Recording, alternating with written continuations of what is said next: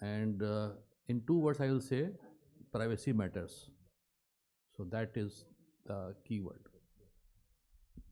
That's lovely. Let's have a round of applause, please. And now, sir, a brief introduction about yourself and some feedback for each one of us.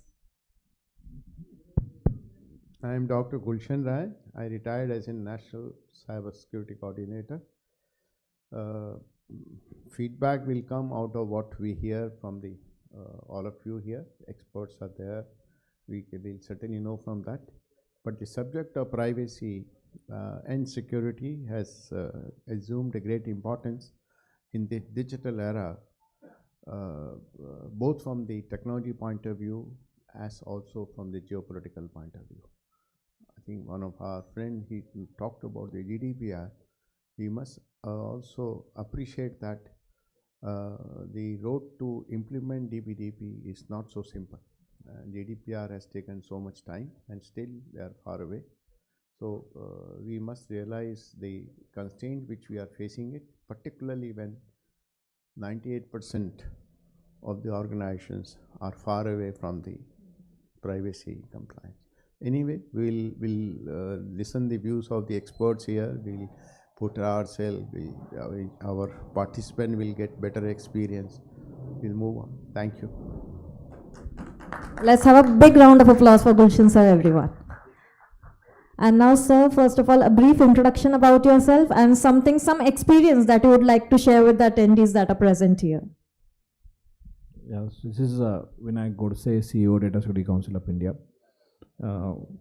After last 5-6 years of time, privacy has become very significant area, and Data Safeguard is one of the significant privacy technology company that we engage with. They are our members as well. Glad to be part of this interaction. Let's have a big round of applause, everyone. And with this, we are starting off with our event in 2 more minutes. So requesting your humble patience with us. Thank you so much.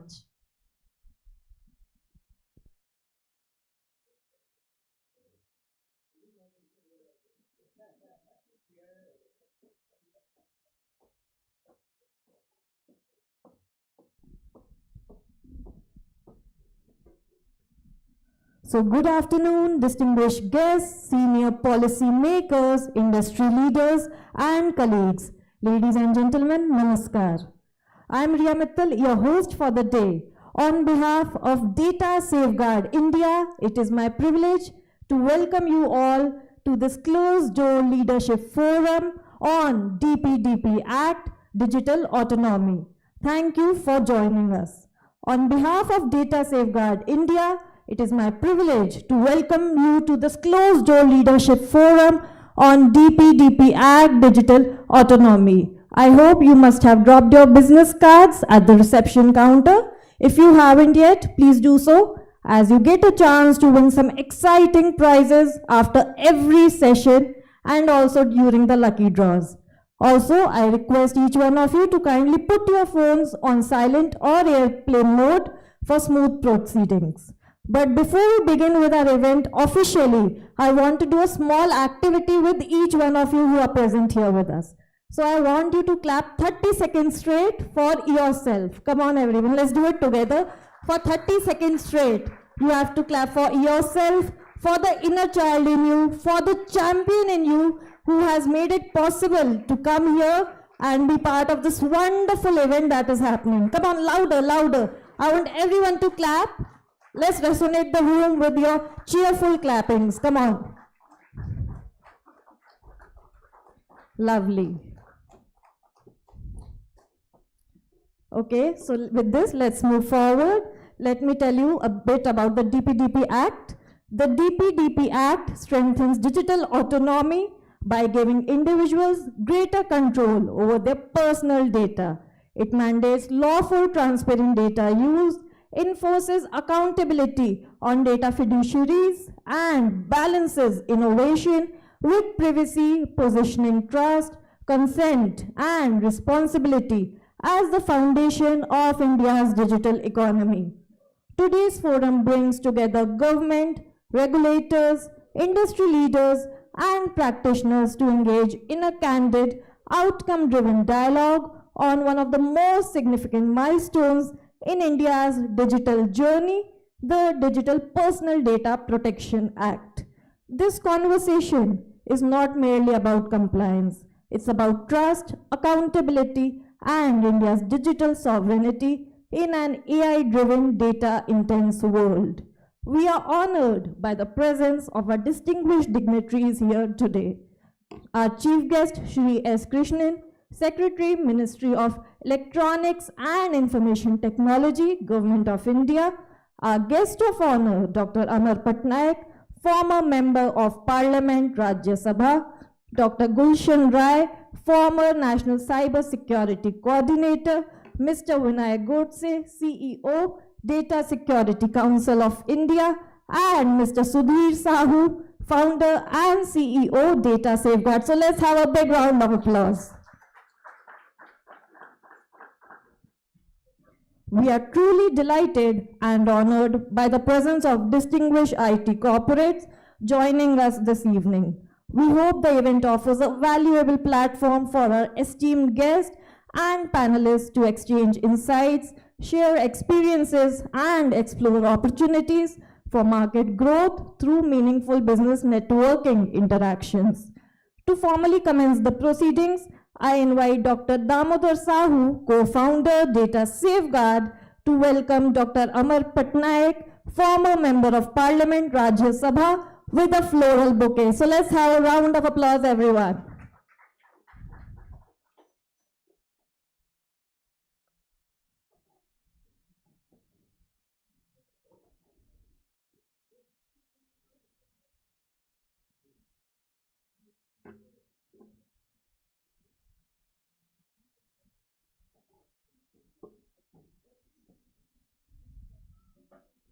I would request sir to please come on the stage. And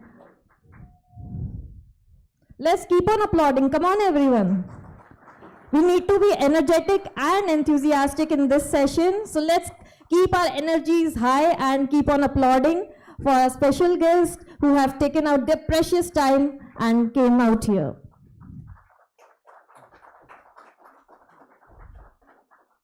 Thank you so much, sir, for your humble presence.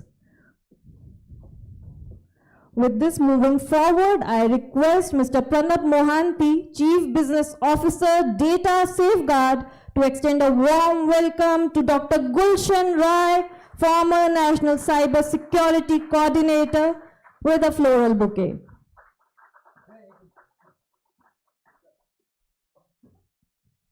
Can we please keep on applauding for sir?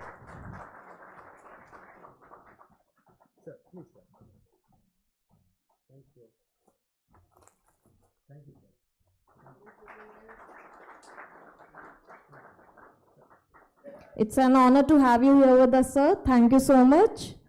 Following this, I invite Mr. Tirthankar Mitra, Chief Revenue Officer, Data Safeguard, to welcome Mr. Vinay Godse, CEO, Data Security Council of India, with a floral bouquet.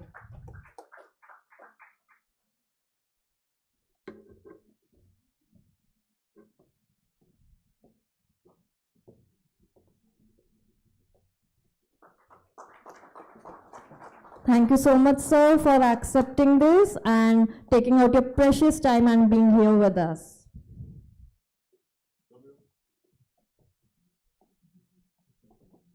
And now with this, let us mark the auspicious beginning of this evening in the true spirit of Indian tradition.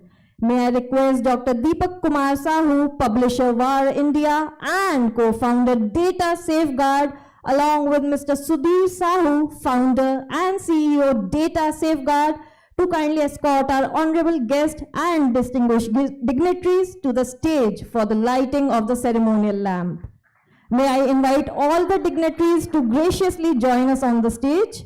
To formally inaugurate today's proceedings, I now invite Dr. Amar Patnaik, Dr. Gulshan Rai, Shri Vinay Godse, Mr. Sudhir Sahu, Dr. Deepak Kumar Sahu, Dr. Pawan Duggal, Padma Jaiswal, IAS, Professor Major General Dr. Dilawar Singh, Rahul Bhardwaj, Atul Gupta, Manish Sehgal, Himshika Jain, Dhananjay Khanna, Lalit Kalra and Mahi Gupta to kindly join us for the traditional lighting of the lamp, symbolizing knowledge, responsibility and collective leadership in safeguarding India's digital future.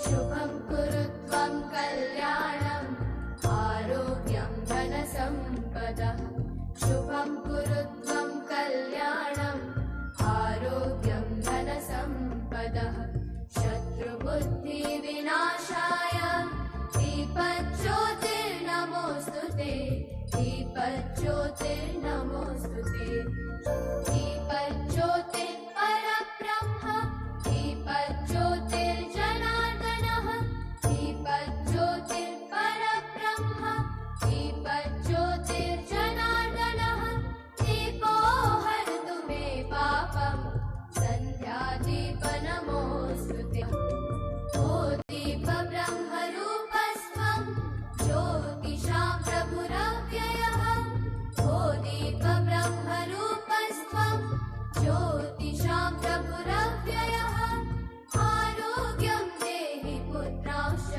मतिं स्वच्छां हि मे सदा रवेरस्तं समारभ्य यावत् सूर्योदयो भवेत् रवेरस्तं समारभ्य यावत् सूर्योदयो भवेत् यस्य तिष्ठेत् गृहे दीपः तस्य नास्ति दरिद्रता I would request everyone to please stay back for a group photograph.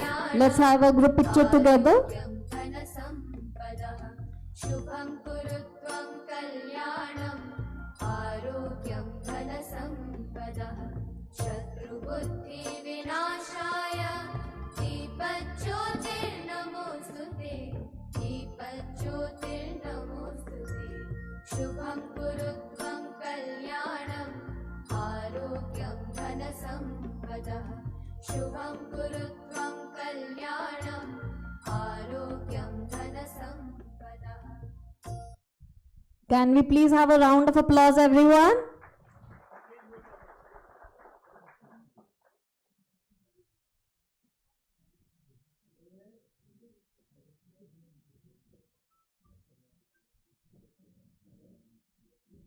Let's keep a cheerful smile and our energy is high while clicking the picture.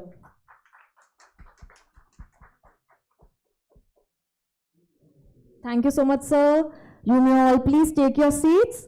Also, I would request Mr. Ramesh Kalasan, Mr. J. Sodi, and Sudhir Sahu, sir, to please join us here on the stage.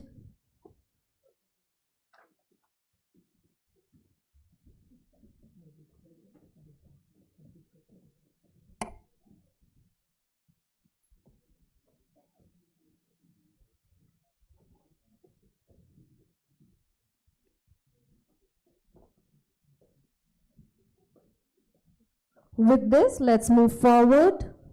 We have speakers with diverse experience who will uncover key insights and perspectives in this event. It is a profound honor to acknowledge our chief guest, Shri S. Krishnan, Secretary, Ministry of Electronics and Information Technology, METI, Government of India. Shri S. Krishnan is a senior IAS officer with wide-ranging experience across public governance, technology policy, and digital public infrastructure. In his current role as a Secretary, METI, he plays a pivotal role in shaping India's digital policy landscape, including the implementation of the Digital Personal Data Protection Act and in advancing the vision of a secure, trusted, and inclusive digital economy. While Shri Krishnan is unable to join us in person today, our leadership team had the privilege of meeting him last Thursday evening at the METI office along with Dr. Amar Patnaik, during which he graciously shared a message for this forum. We are deeply grateful for his guidance, leadership, and continued support to India's digital transformation journey.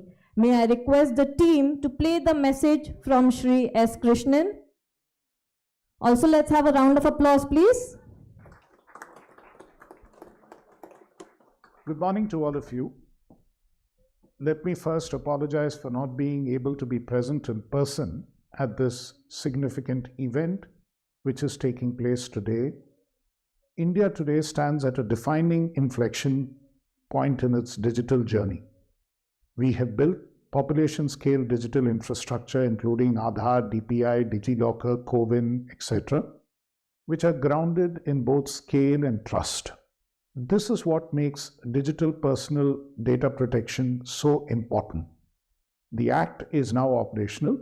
We are entering the next phase of this journey, one that places the citizen firmly at the center of the digital economy.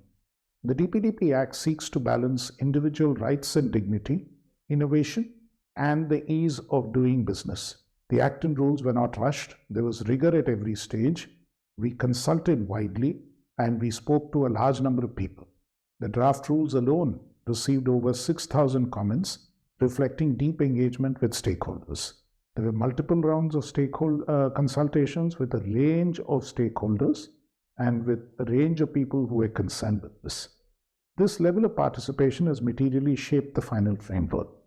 At its core, the DPDP Act is anchored in the principle that trust is the most critical element. Importantly, the DPDP Act reflects an Indian approach to data protection. It is distinct from other places. I'm glad that today the technology-based tools which have been created are in fitting with what the Act requires. The Act itself is simple, principle-based, and technology-agnostic. It is tailored to India's socio-economic and institutional realities. It is aligned with the global best practices while remaining made for India. The Act is what we call Saral, that is simple, accessible, rational, and actionable law. It uses plain language, contains illustrations that make the meanings clear, contains no provisos, and has minimal cross-referencing. By using the word she instead of he for the first time, it acknowledges women in parliamentary lawmaking. The Act provides for certain rights to individuals, and these include, amongst others, the right to access information about personal data processed, and the right to correction and erasure of data, the right to forget, the right to be forgotten as it's called, the right to grievance redressal, and the right to nominate a person to exercise their rights in case of death or incapacity. This is uniquely Indian in scope and the way that it has been done. The key point here, I think, which we need to remember, is the Act is also very timely given the requirements of data for artificial intelligence. And I think what it does create is the fact that we have today a system whereby most of the regulation is techno-legal, and at the same time it gives rights to the data principle as to how their data should be used. And becoming a completely digital law, it is possible for us to actually enforce it in a technology-driven work. Compliance under the DPDP Act should be viewed as a one-time or box-ticking exercise. It requires a shift in organizational mindset. We expect organizations, both public and private, to move towards privacy by design and privacy by default. Institutionalizing grievance redressal and accountability mechanisms, embedding privacy into business processes and not treating it as an afterthought, these are crucial points. Likewise, technology will be a crucial enabler here, as I already pointed out, particularly automation. AI-assisted governance and interoperable compliance platforms that reduce cost and complexity are crucial. Implementation readiness is also extremely important. The implementation of the Act is a shared responsibility between the government, industry, and ecosystem partners. From the government side, focus areas include operationalization of the Digital Data Protection Board of India, clear consultative rulemaking, capacity building across ministries, PSUs, and state governments. For industry and enterprises, especially large organizations and PSUs, board-level ownership of data protection, investment in people, processes, and technology, and sector-specific adoption models reflecting operational realities are very important. We also recognize the need to support MSMEs and startups with scalable, affordable compliance solutions, ensuring that the regulation does not become a barrier to innovation. Indigenous technology is again very key. A key pillar of India's digital strategy is the development of sovereign, trusted, indigenous technology capabilities. This is the way we build strategic autonomy. Homegrown privacy technologies, including automation and AI-driven governance tools, can lower compliance costs, improve consistency and auditability, and strengthen national digital resilience. This aligns with our broader vision of building a globally respected digital product from India, and not just for India, but for the whole world. In the next steps that I would like to outline, the effective implementation of the DPDP Act will enhance citizen confidence in digital services, enable responsible data-driven innovation, strengthen India's position as a trusted digital economy.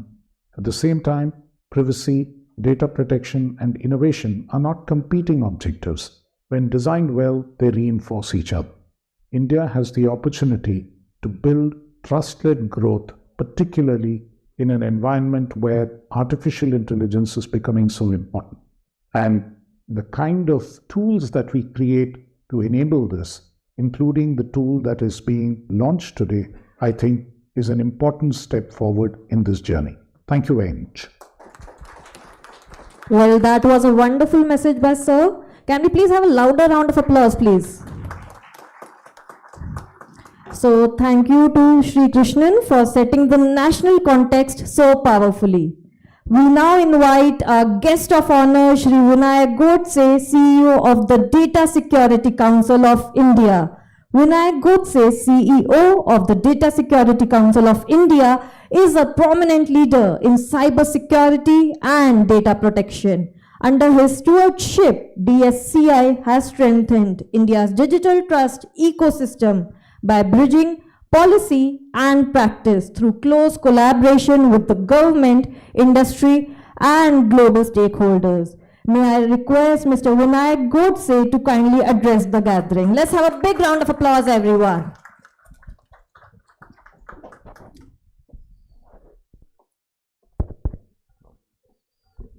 Dr. Patnaik, Dr. Rai, both Sahu brothers, founder of the Data Safeguard, with whom I had been engaging for last so many years because of the capability they build, and capability also one is building here and selling to the globe, and I meet him when I go to Silicon Valley always, and the kind of effort he's putting there, but the kind of effort he's putting in terms of building those capabilities in small cities of India, that we say taking the entire ecosystem to the non-metro cities is also very important contributions they have been making. And all other dignitaries on the dais and all the people gathered here in this Saturday morning to discuss, deliberate on the time which has come for DPDP Act for implementation, right? And the implementation enforcement time is now getting closer and closer for us. Government is even thinking of accelerating that timeline for some sector of industry. And you know, when we talk about privacy, and we spend almost 5 years of time to deliberate, discuss about what it means, this law, what it means, the rules. And now, last, I think 6-7 months of time, a lot of momentum has got created to implement this, getting this into different industry environment. And we know there are some set of industry, tech industry especially, digital first industry, they are much better prepared because most of the things that they are digital in nature, right? And the connect with the end consumer is also digitally. It's very easy for them to implement some of the expectations of the law. And when we talk about privacy, there are largely two types of the expectations that we talk about, right? So one is the procedural expectations of privacy. So when these procedural expectations are very important, because sometimes legitimacy of the collecting and processing information comes out of it. And the act way it has been defined and the rules they came, they define the procedural expectation and obligation for that matter. For example, consent is important, and that's very critical to make sure that your even act of collection processing itself is legitimate and legal in nature, right? So the consent is an important instrument, and our act is focusing significant part of the consent. But under the consent, there are a lot of things that has been talked in the act. It has to be clear, unambiguous, affirmative action driven. So procedural standards are being written for each of the transaction that basically do which involves personal information. So the consent, the way it has to be taken, the notice, the way notice needs to be given. So there are a lot significant part of this act is a procedural obligations basically, and your procedural liabilities also comes from it. In fact, procedural matters also defines whether your act of collection and processing is legal or not legal basically, right? It's also great opportunity for businesses basically. So until now there was a lot of this kind of a doubt in most of the organizations mind ki the way I'm collecting information, is it legitimate or legal? So it also gives you a kind of instrument and tool to make entire collection processing legal in nature basically. So that's a very important critical part of implementation of Privacy Act, right? But Privacy Act also has a outcome liabilities as well, right? If something that you do leads to breach of the personal rights of the individual, there's a significant liability, right? And we had been seeing this act talks about 50 crore plus significant liability, and there could be some situation where it could go also higher, right? So this any act across group we look at Privacy Act, we always talked about these two categories basically, right? One is the procedural matters which comes out of the content principle of Privacy Act. Another is the enforcement, that it looks like this has been impacted or imposed in such a way that if there is some kind of breach, there is a significant liability which has been established on the organization which are in business of collecting, processing information basically. So when I talk about this, I'm talking about India as a country which has 1 billion plus population, and we also heard now we are able to do this digitization planetary in nature, or to certain extent population scale kind of digitization we are talking about, right? So the things that we have been doing in digitization, largely we do three things basically. So we try to improve the experience of the consumer, and we try to in a way improve our own productivity and create new possibility basically, right? So experience, productivity and possibility is something that digitization can be talked about. But when we start doing that, the kind of effort that we are putting together to make sure every product and services is a digital and data centric in nature, we are connecting the ecosystem a lot. So there are a lot of third party interfaces and vendors that do come into picture. We are relying on cloud a lot. We are increasingly using different architecture. Now event driven architecture is becoming very important because of AI, and entire this effort in terms of the things that happens or involves and get engaged in terms of processing the transaction which involves the data is very interdependent, complex, heterogeneous and diverse in nature basically, right? And if it is that, then management of these expectations of the privacy, the procedural expected privacy is not easy, right? And that's why you need to have those capability, and you have to make sure that in privacy, that's one of the important part of privacy, is you have to do not only for one user, you have to do it for millions and billions of users and for billions and billions of transactions as well. So managing those expectations better, matching to the kind of volume, complexity and diversity that we look at, you need capabilities basically. It can't happen by just getting some people to work on it basically, right? And here I had seen the way and effort that data safeguard team has put together to create this capability to help you manage the privacy much better, much effective, so that entire governance of managing this privacy, because we know in privacy there is one important part, right?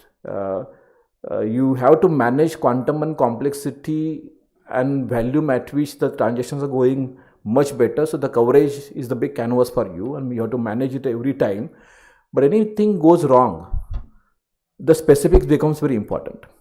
The diligence will ask all of those questions basically. So that those effort, you can't do it for the billions and millions of transactions basically. You need those capability. And I had seen this capability that data safeguard is building, and that's why a lot of technology companies, especially the companies which are in banking sector, insurance sector, transaction processing industry, are believing in really trusting the capability the data safeguard is building. And I believe such kind of capabilities are very important and critical to actually implementing, taking the privacy in the enterprise environment in this countries, the scale that we look at in Indian ecosystem. So we believe that next 1 year will be crucial for all of us, and this is a year for enforcement and implementations and learning all of those kind of experiences, sharing those basically, and that's why we believe this kind of interaction and this kind of deliberations are very important, because no matter how much you understand privacy, when it comes to the enterprise environment, it's not easy. Every enterprise is different. The way they do the transaction is different. Way they engage in kind of products and services and solution they have is different. So this requires not only technology capability and some skill and capability, but we also need this kind of deliberations. And I'm really thankful for inviting me for such a critical deliberations on DPDP Act and this implementation. And these nuances of implementation needs to be discussed very actively. Every sector now is trying to grappling it with to understand what it means to us and what it means for us to enforcement and implementation of this basically. I believe today's interactions will be very important critical interactions towards understanding those nuances and making better at understanding from the implementation information side. With this, I would like to really thank you, all of you, for getting me here in this interaction. Thank you.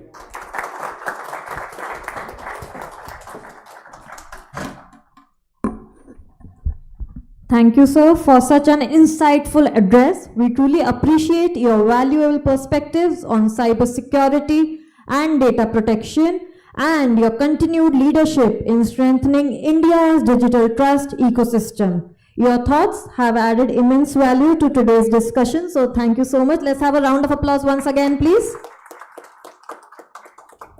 And moving forward, we now invite Dr. Gulshan Rai, former National Cyber Security Coordinator, whose contributions have been foundational to India's national cyber security and data governance frameworks.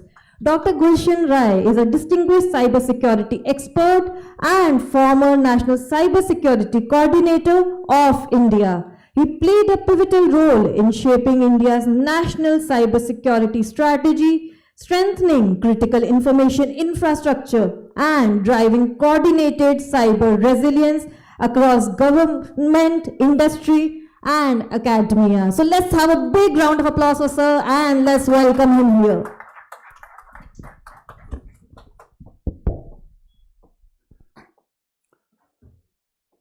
Respected Dr. Amar Patnaik, former Member of Parliament.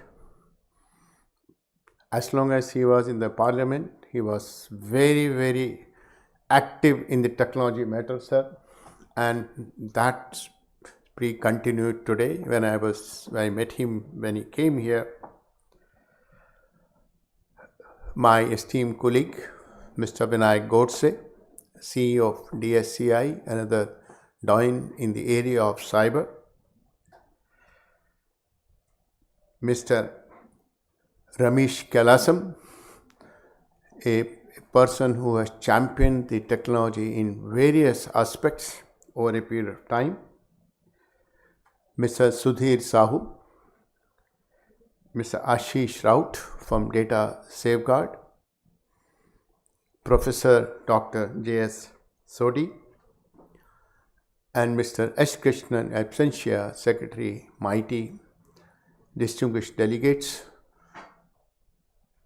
Ladies and gentlemen, good afternoon to all of you. First of all, I would like to express my gratitude. I am truly delighted to come over here, and my gratitude are to the Data Safeguard, particularly Sahu brothers as well as Deepak Sahu, for inviting me to this important conference there. Friends, privacy has not been Indian culture, and we know from our mythology, it was never a privacy in our culture. But then why privacy has assumed an important subject in today's era? It's because of the digital, different kind of a technology now we are entering into. I don't know how much time, they will give me 5 minutes or 7 minutes time, obviously, because we have to listen to our chief guest. But I'll give a very simple example to you, practical example. You do the UPI transactions. Normally, there are billions of transactions today, every day. We use from our phone, tap to any app, payment fintech app, and open the account, enter the detail, whosoever has to make the payment, amount and other details there, and commit it.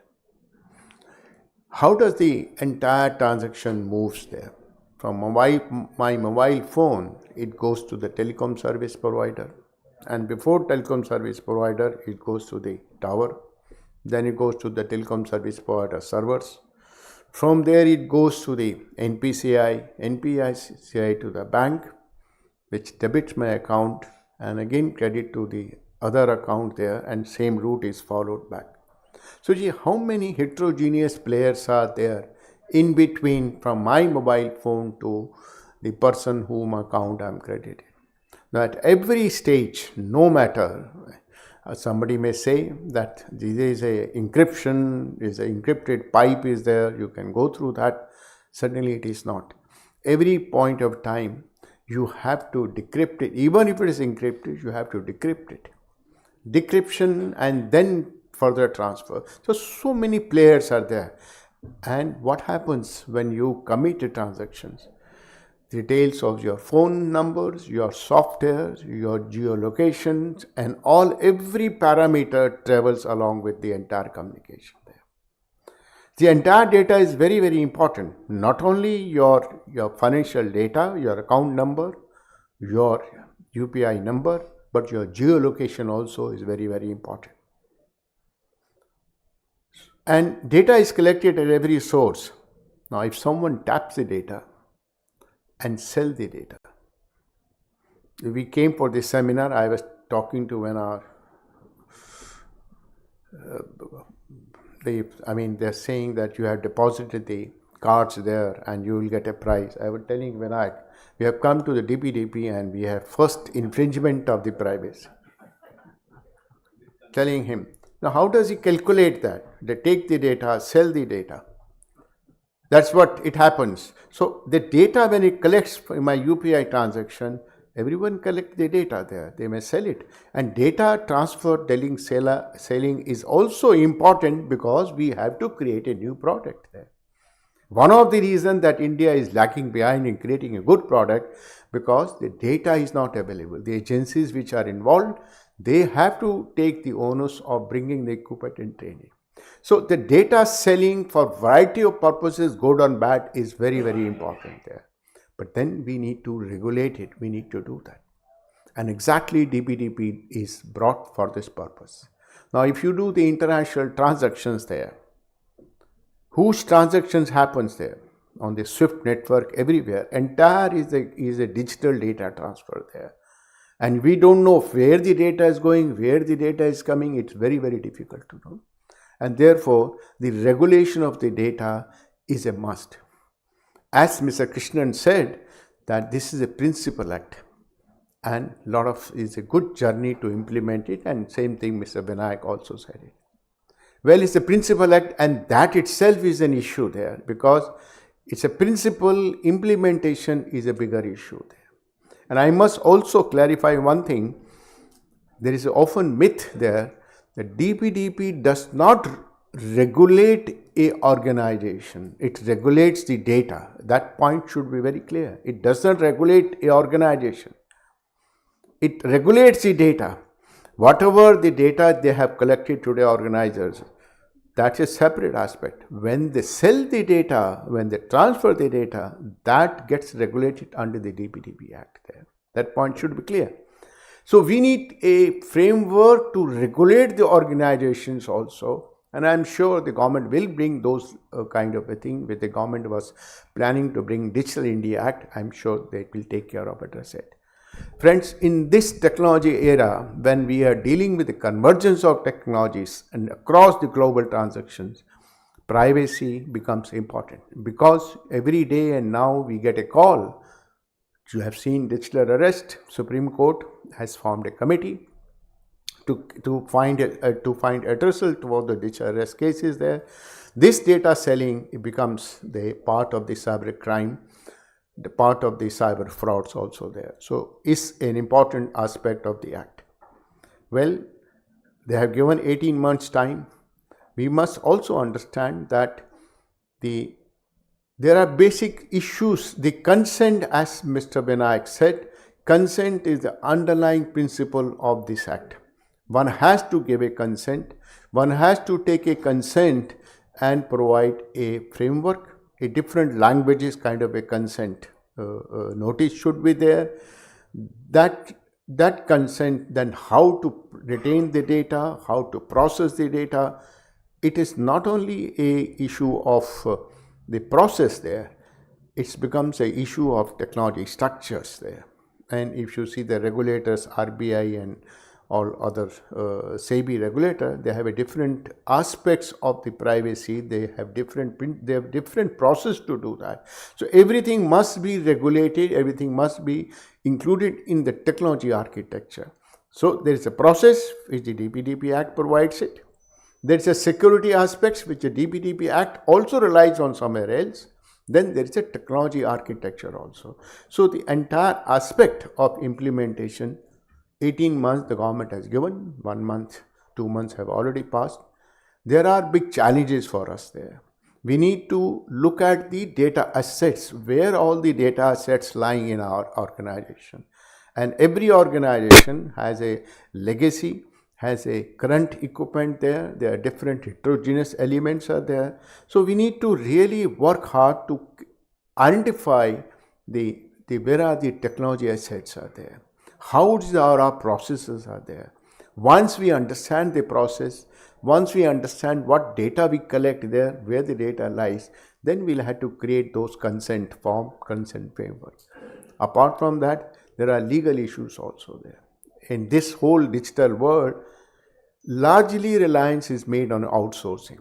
And I don't think any organization can function without outsourcing the activity. Look at the bank, But one feature of the DPDP Act, I must highlight it.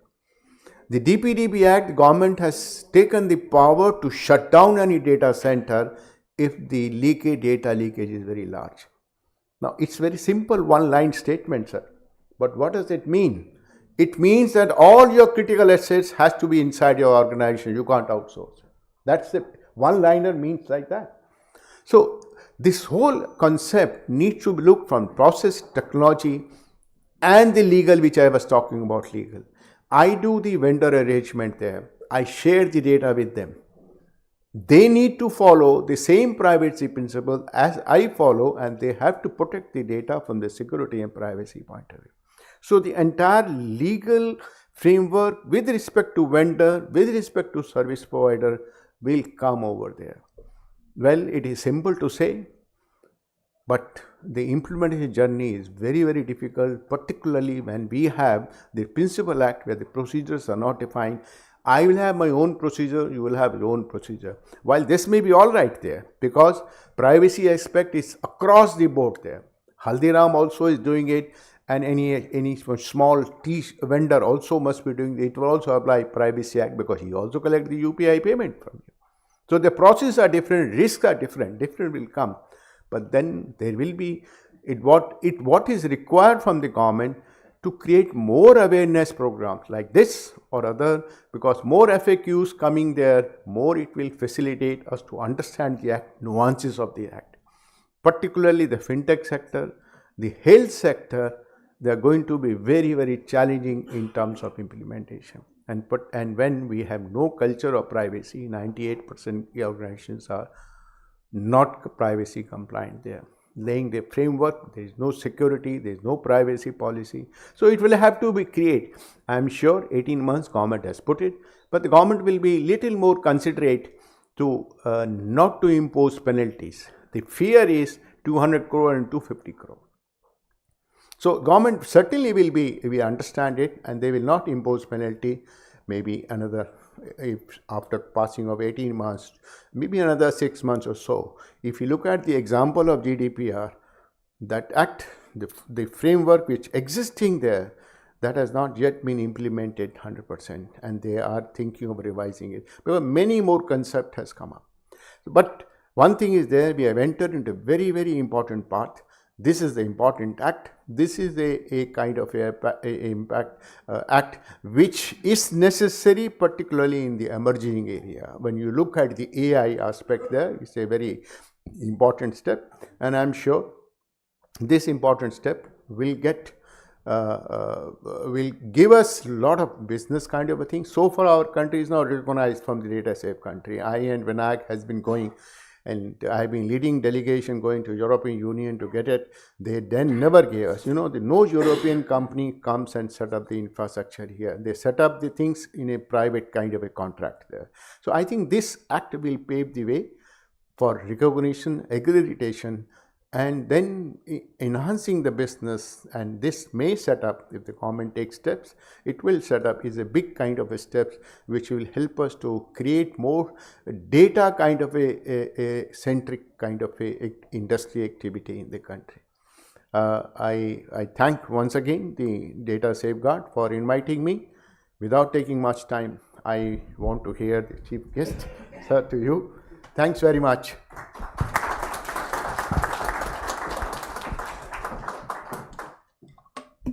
Thank you so much, sir, for that insightful and thought-provoking address. Your deep expertise and experience in shaping India's cybersecurity framework have given us invaluable perspectives on building a resilient and secure digital ecosystem.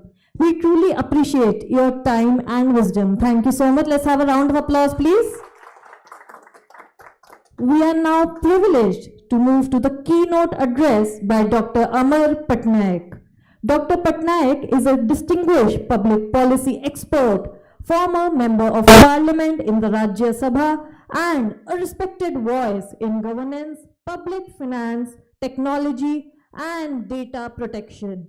His experience with parliamentary processes related to data protection offers invaluable perspective to today's discussion. So let's have a big round of applause for sir, and let's welcome him with us. Dr. Patnaik's keynote will focus on digital autonomy, from compliance burden to competitive catalyst, addressing trust, accountability, and India's sovereign digital future. So over to sir now. Let's have a big round of applause, everyone. Come on.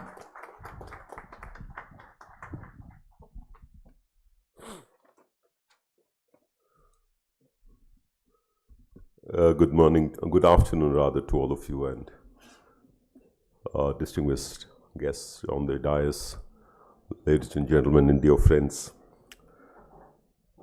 After hearing my batchmate from college, Mr. Krishnan, we also entered the service together at the same time. I think there is nothing more actually I can say in terms of the basic structure of the Digital Data Protection Act and the way the implementation path has been configured by the Government of India. In fact, when we met him day before yesterday, we did some kind of conversation relating to implementation. I can tell you that the government of the day is extremely serious about implementation of this act. I have a prepared speech. Much of it has already been spoken about by Krishnan and Dr. Gulshan Roy, who has no storage limitation as far as information, data about data protection and other things are concerned in his mind. Mr. Kailasam, of course, I have interacted both online and offline several times. I thought I would, given my experience of being in the Joint Parliamentary Committee on the Digital Data. At that time, it was only Personal Data Protection Act, which was set up in 2019, subsequent to the Model Act, which was given to the government by Justice Sri Krishna, and which followed from the Puttaswamy judgment of the Supreme Court.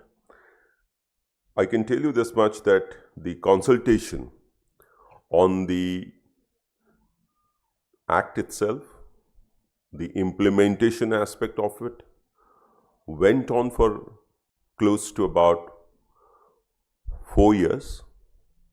2 years very intensely despite the pandemic. I know that I used to travel from Bhubaneswar almost every week, and Meenakshi Lekhi used to be the chairman, she used to be doing it, and after that Mr. P.P. Chaudhary came. So as far as the consultation across the stakeholders are concerned, I think there are 2,000 pages of submissions made by colleges, universities, fintech players, regulators, ministries, Minister of Home Affairs, all. The consultation has, the point that I'm trying to make here is that this is an act which has been well thought of. Even though privacy has never been our virtue, the data has never been treated very sacrosanctly by citizens in this country. And that is also reflected in the fact that if you look at the Puttaswamy judgment and go 50 years back, public interest was more important, so everything has to be disclosed. And it came a full circle in 2015. 2 judgments of Puttaswamy came in which the right to privacy was established as a fundamental right, read into Article 19 and Article 21. So there are 2 aspects into this implementation of the Act. First, if there is a legal problem in implementation by either the data fiduciaries or any of the data principles, what will it be tested against? It will be tested against the Puttaswamy judgment.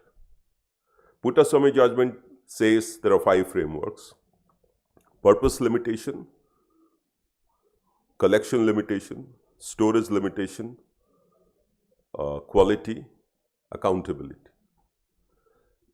Now, this being the framework which has been taken from the EU GDPR rather, the 2019 Act which was introduced much in the lines of the EU GDPR. One advantage of that was that EU GDPR had already seen by that time 2 years of implementation. Second, there is a provision of adequacy in cross-border data transfer.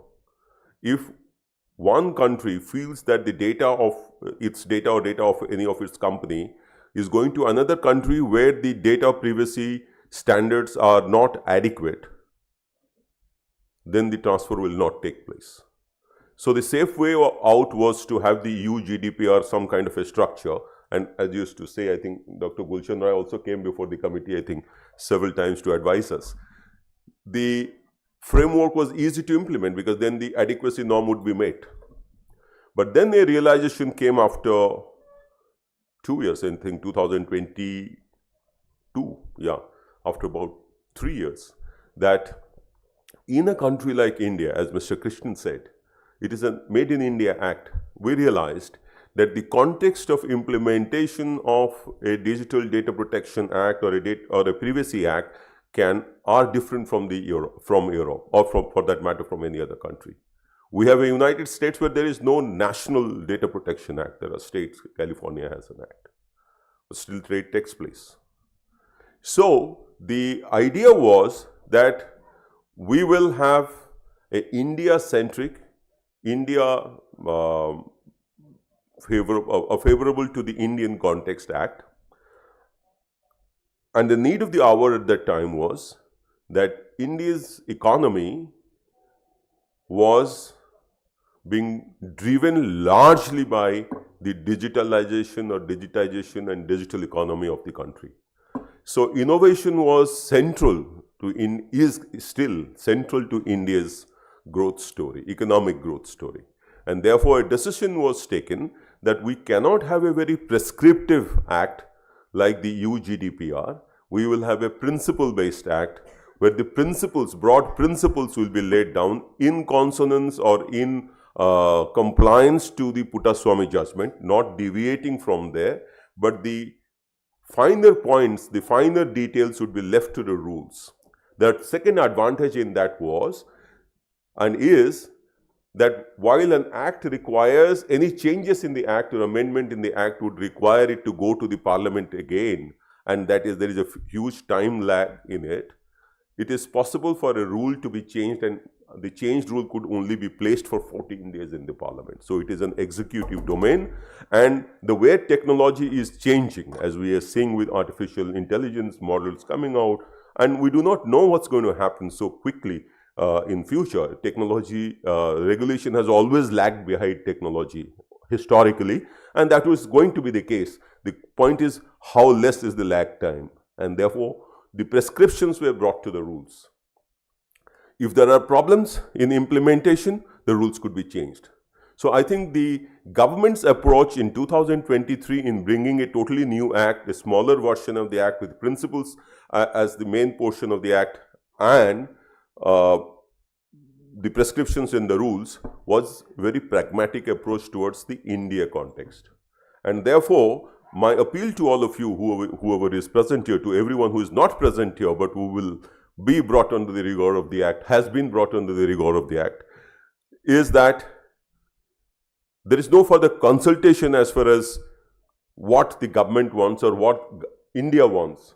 Because when I say government wants, as I said, there were 2,000 pages of depositions from across stakeholders, all kinds. So all points of view have been taken in, and a conscious view has been taken that we will not follow a very strict regime of giving too much importance to privacy at the cost of innovation. But at the same time, we cannot deviate from the Puttaswamy judgment where it is a fundamental right.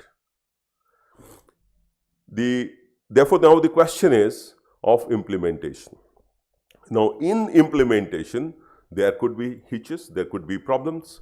Dr. Rai talked about several such problems that could come up in the definition of digital data, data per se, in the definition of loss which has been defined there. You hear my speech in Parliament when this act was being passed. I still maintain the loss has clearly been written in financial terms over there, whereas a vast more or a far more important loss is reputational loss, which probably cannot be quantified. Some kind of a tort will come, law of torts will come into there for compensation. It is not a part of the act now. I am confident that this will have to come in at some stage of some stage later by intervention of the Supreme Court, if nothing else, because some data principal will go and say that this has been misused by me and this is the reputational loss that has happened to me or to my company. And then even in terms of penalty, it's one big penalty of 250 crores. I think I spoke in Parliament requesting it to be made, graded and linked to the severity of the breach or severity of the harm caused to the data principal. So some of those things will come later on. But the point that we are discussing today, and I'm so happy Data Safeguards is doing this today, starting with Delhi, and I had requested them to do it across India, starting with the bigger cities, is because, trust me, I don't really think that you can expect an extension of the time. In fact, I think he didn't say, but this was mentioned someone here, but the idea is that to truncate this time, to make it smaller, the window of implementation smaller. There are two reasons for it, which is not being mentioned, which I'll guess. I was a member of the Finance Committee for 5 years and Joint Parliamentary Committee on Data Protection for about 3 years, till the Act was passed. In the Finance Committee, 5 years, where most of the financial institutions, DSI, everyone is to come. And in the Act provision, if you look at the 2019 Act, the Data Protection Authority was supposed to be signing separate agreements with separate regulators, and it was very complicated. We have now simplified in this particular Act by saying that each of the separate regulators, that is sectoral regulators, may have a much more stringent data privacy norm beyond what has already been given in this Act, if you read it clearly. And that has been made possible because the principle has remained the same. And it can come through regulations, it can come through courts. When the Data Protection Board comes, it can also come through a mutual agreement. So as far as RBI is concerned, that is the financial sector is concerned, data localization is there, though it is not there in the Act. And the definition of critical data and all that, which was there in the 2019 Act, which is there in EU GDPR, has been removed. But the understanding is that during implementation of this Act, some of those some of these classification would be required. In technological terms, in IT implementation, we used to use a term called data dictionary, which basically used to pick up each data and categorize it and talk about the data, and it's a kind of a catalog. I believe the data safeguards product which they have launched really takes care of this, because that would be very essential at some point of time, because different sectors would require different level of privacy. Health data was talked about. Health data would definitely require a much stricter privacy norm than what has been prescribed, principle remaining the same. So a very well thought out product in terms of regulation has come to you, and as has been mentioned, it is not really a question of coercive regulation that the government is pushing. Mr. Krishnan made it very clear, all of them made it very clear. You have to think about privacy by design for neo products.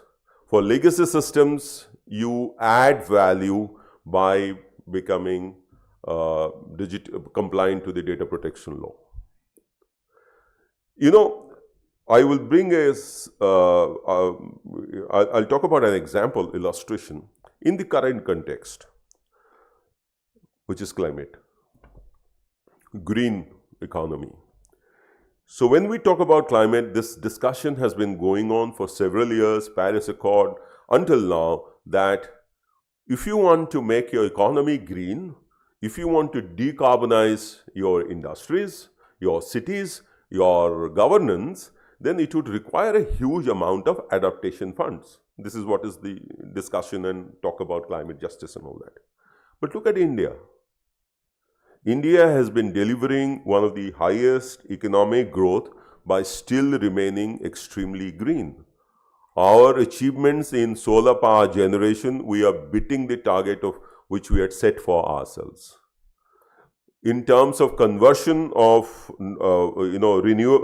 shifting to renewable energy, in terms of conversion to electrification, transition to electrification, everywhere the pathway is becoming green, and still we are able to manage economic growth excess of 6% or 7%. So green growth has happened despite remaining green.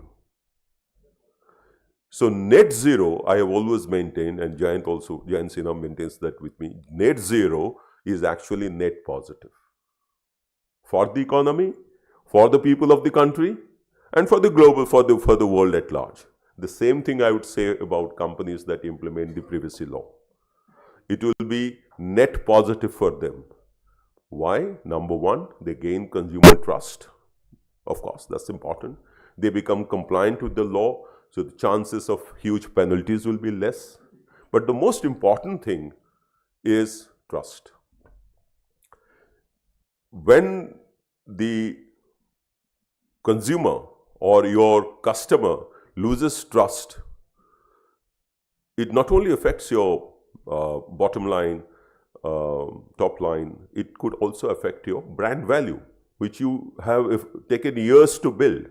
Now, this was not probably being discussed earlier, but now this will be discussed everywhere. And as I said, the benchmark it will be tested against is the Puttaswamy judgment. So if I am not happy with a particular data fiduciary being supported by the Data Protection Board, as far as a breach letter is concerned, as a data principle, since it is a fundamental right, I could go to a constitutional court and enforce my right. And in that case, if the court gives a judgment against the board or against the company where the data breach has taken place, imagine the tremendous amount of brand loss that would happen to the company.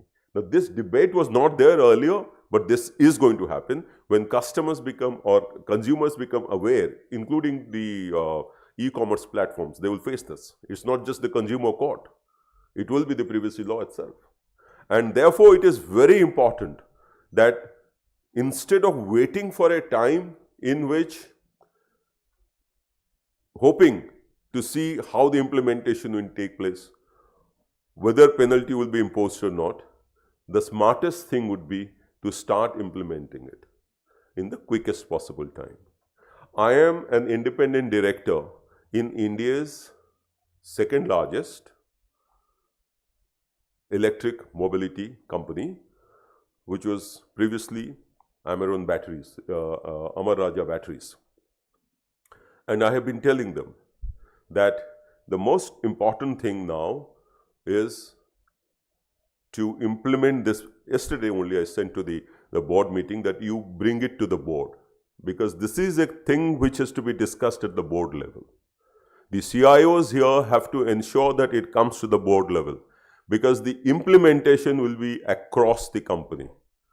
It cannot be that the staff of the CIO sit down and start marking data manually and seeing which one is coming from where, whether it is personal data or not, whether it is digital or not. By the way, everything is now digital, because the definition is that even if you take a photocopy machine and use a photocopied document and use that, that's the digital data. Still, there will be some manual data. That is something which I'll discuss later. That was also discussed by me in the parliament, because I still feel there are some manual data which will be left out, which will still be personal and can be collected, and possibility of creating harm to the individual. Now, the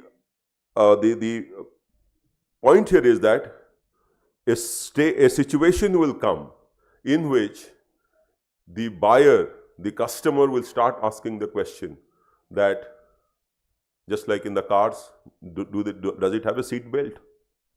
Initially, what happened?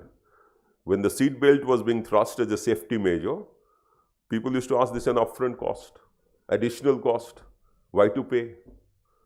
But now, what is the culture? The culture is whether there is all the safety requirements, not just the belt, but whether the balloon is there or not. The safety balloon is there or not. Similar will be the questions that will be asked by your customers. Whether privacy or whether my data is safe if I'm sharing something. The another point which is very important, which has indirectly been talked about, is data minimization. My personal belief is that implementation of the digital data protection law, adherence to the privacy norms becomes easier when you collect the least amount of data. Least doesn't mean to affect your business, but only optimal amount of data, or let's say not least, but optimal amount of data that is only required, and not data which is not required. It doesn't only violate the privacy law, because you have to also protect that. You have to put in structures to protect a data which is not useful for your business. It will also take your storage cost. It will increase your storage cost. And storage limitation, which has been which is not explicitly mentioned in the Act, but it is a Puttaswamy judgment thing. What flows out of it is the right to be forgotten and right to erasure.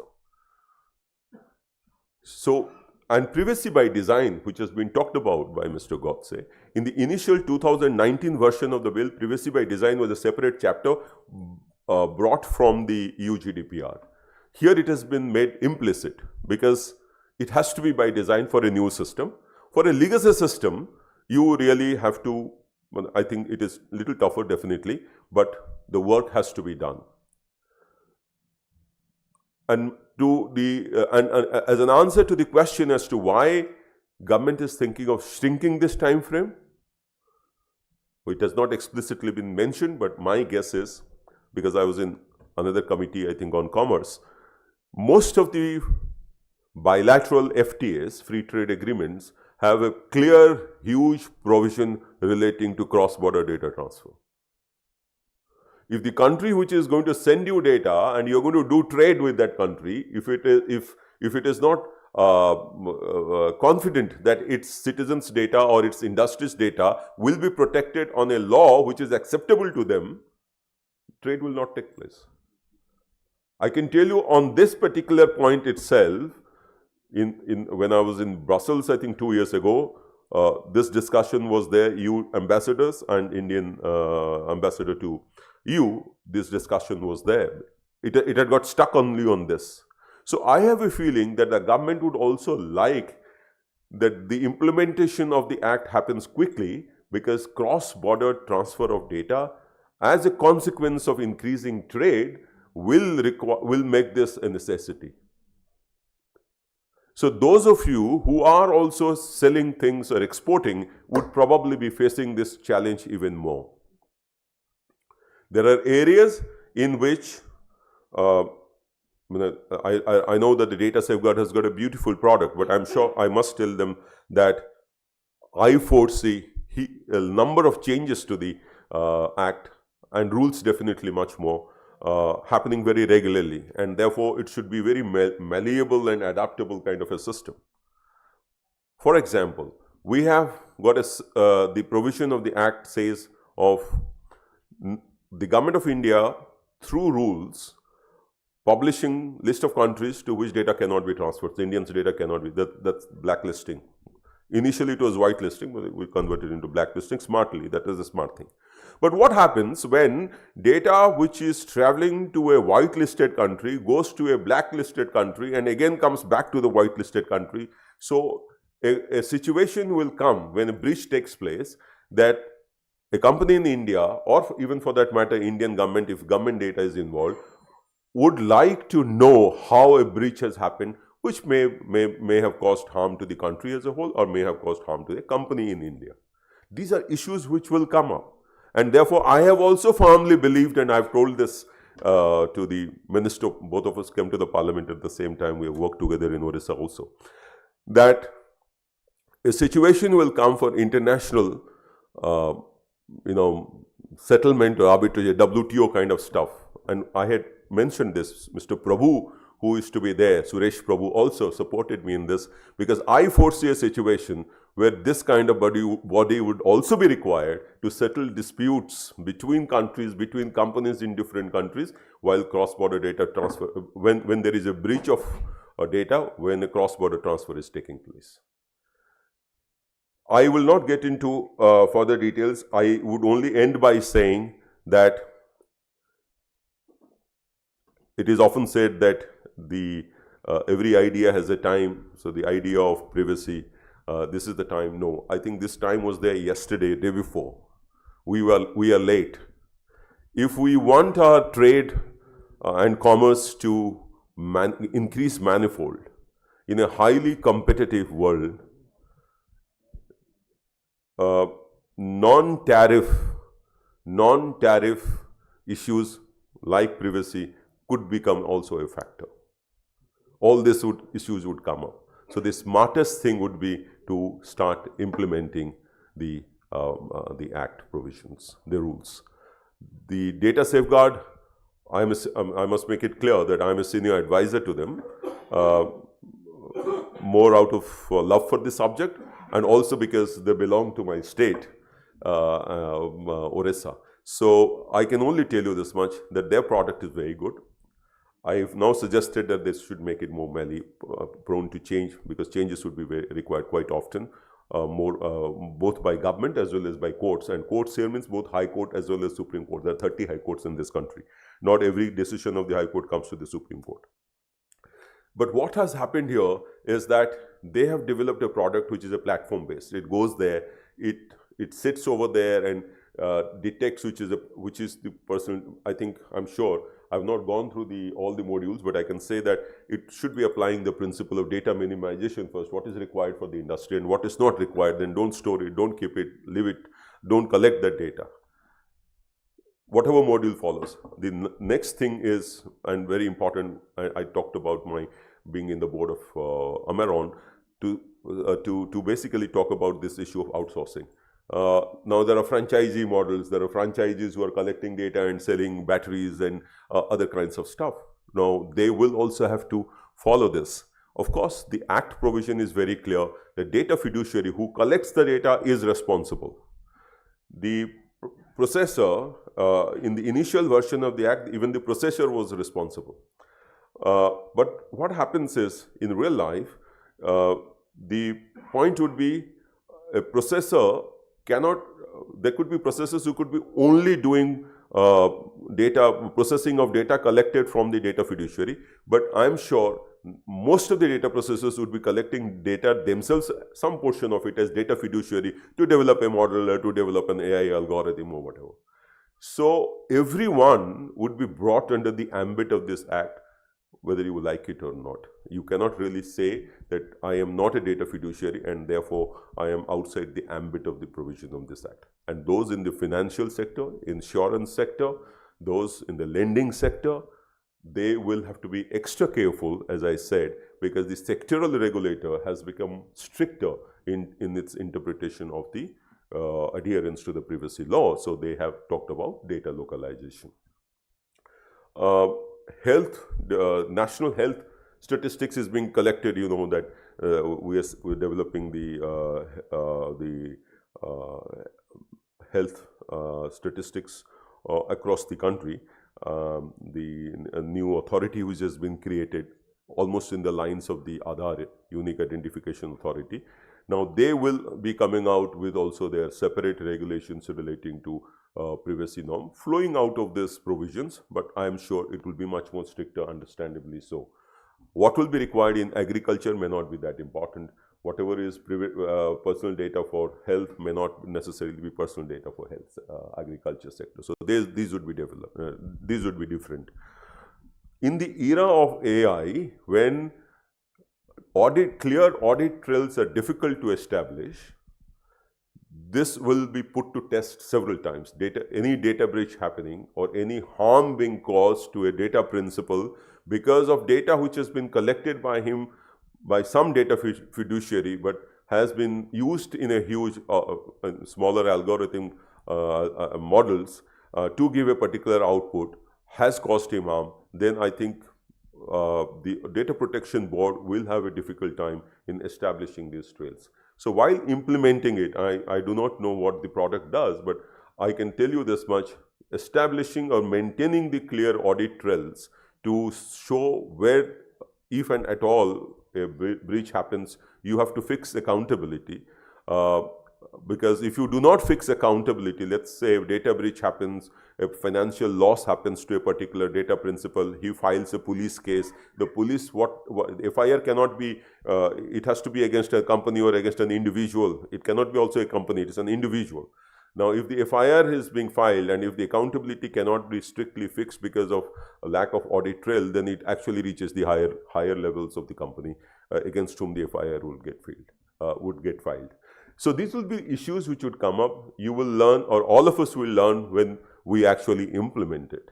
But the time is now. We have lost, I think, time in implementation of the Act. We have to actually be doubly quick. And as I said, the government could actually be under pressure to hasten this time because of the need to sign the FTAs as quickly as possible with more countries.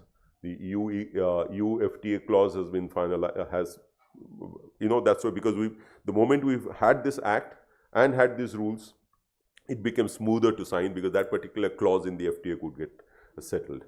USA, it should be easier because USA itself doesn't have a national level regulation.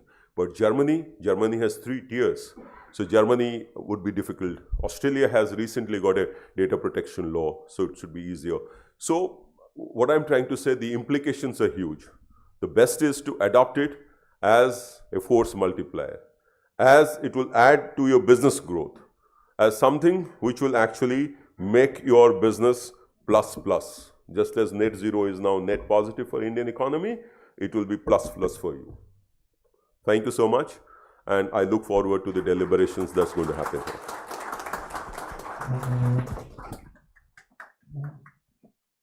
Thank you, Dr. Patnaik, for a truly compelling and insightful keynote. Your perspectives on digital autonomy, positioning compliance not as a burden but as a competitive catalysts have powerfully highlighted the importance of trust, accountability, and sovereignty in shaping India's digital future. We are grateful for your time and wisdom. Let's have a big round of applause, please. So now, moving forward, coming up next is the much awaited presentation from the founder of Data Safeguard, who will share the vision and thought process behind the development of the product. May I invite Mr. Sudhir Sahu, founder and CEO, Data Safeguard, for a brief address to set the context for the sessions ahead. Mr. Sudhir Sahu is the founder and CEO of Data Safeguard, a leading data protection and privacy technology company. With deep expertise in cybersecurity, data governance, and regulatory compliance, he is committed to building trusted, secure, and future-ready digital ecosystems aligned with the global and Indian data protection framework. Mr. Sahu will speak on the DPDP Act as a pillar of digital autonomy and on how organizations can move beyond compliance to embed trust, accountability, and privacy by design into operational practice. So let's have a big round of applause and welcome Mr. Sudhir Sahu, everyone. Good afternoon. Thank you for being here. I consider this to be my fraternity because all of you or most of you are from the privacy community. So what is our responsibility now? DPDP Act is here in India and we all have to be responsible because we are the leaders. So we must do something for Indian economy to bring this digital autonomy. What does that mean? It means that a car driver who you might be sitting in the back of the car and he receives a call that somebody stole money from his bank account and he doesn't know how. So how does it happen? It happens because companies who are collecting data, they are not protecting that data. Data gets lost, data breach happens. When the data gets lost and our data and the economy, the citizens' data, somebody steals that data and figures out how to recreate that identity. It's called synthetic fraud. From that synthetic fraud, then they are able to steal money from somebody's account. Now imagine a car driver who is driving because he is worried that money is stolen. He is starting to think and you are in the back of the car. There is also risk being created for you. Imagine the pressure of a car driver who is living daily and their money being taken from their bank account. Now change that to healthcare. Dr. Patnaik spoke about the importance of healthcare data. A patient who is admitted in the hospital, their data gets stolen, their money gets stolen, they don't know how to make that payment. So these are severe cases and that's why data privacy matters, and privacy by design should be a concept and a culture that people need to adopt.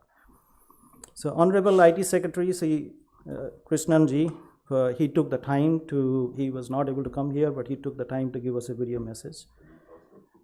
Honorable Sri Gulshan Rai ji, Sri Vinayak Godse ji, Dr. Amar Patnaik ji for gracing this occasion. This is a historic occasion. Now, November 13th is when the rules got announced. And since then, we being a privacy company that has really created a platform to help companies become compliant, we have seen increased activity in the industry where the industry leaders are starting to realize that the time is now. And then how are we going to help? We all have to come together to, privacy is a smaller community, security is a much bigger community. 20 years back, when security and privacy came together, everybody focused on security. And now privacy is becoming more and more important all around the globe. EU, European Union, adopted GDPR. GDPR created a subset of privacy acts around 120 countries around the world.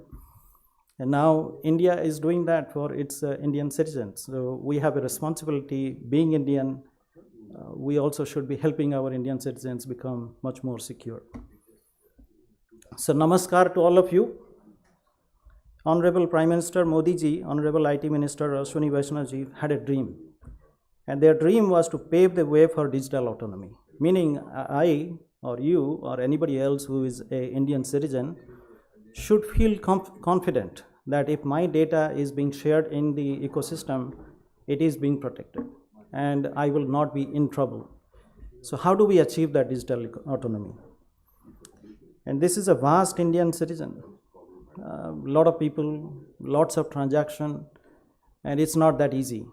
But we coming together can help achieve that dream for our beloved Prime Minister as well as our IT Minister who have taken the pains, including the IT Secretary Krishnanji, and Dr. Patnaik also, who played a significant role as part of the Joint Parliamentary Committee in forming the framework of DPDP Act. So we've been very fortunate to have him in a very early stage of formation of the company as Data Safeguard India. We were in the global market, but when we decided to come here to India, he has been guiding us in terms of what is the law and what should be the solutioning also. He's a non-technology person, but he is much more technical than me. And the advice that we get from him all the time is that you must keep in mind that your product should be customizable.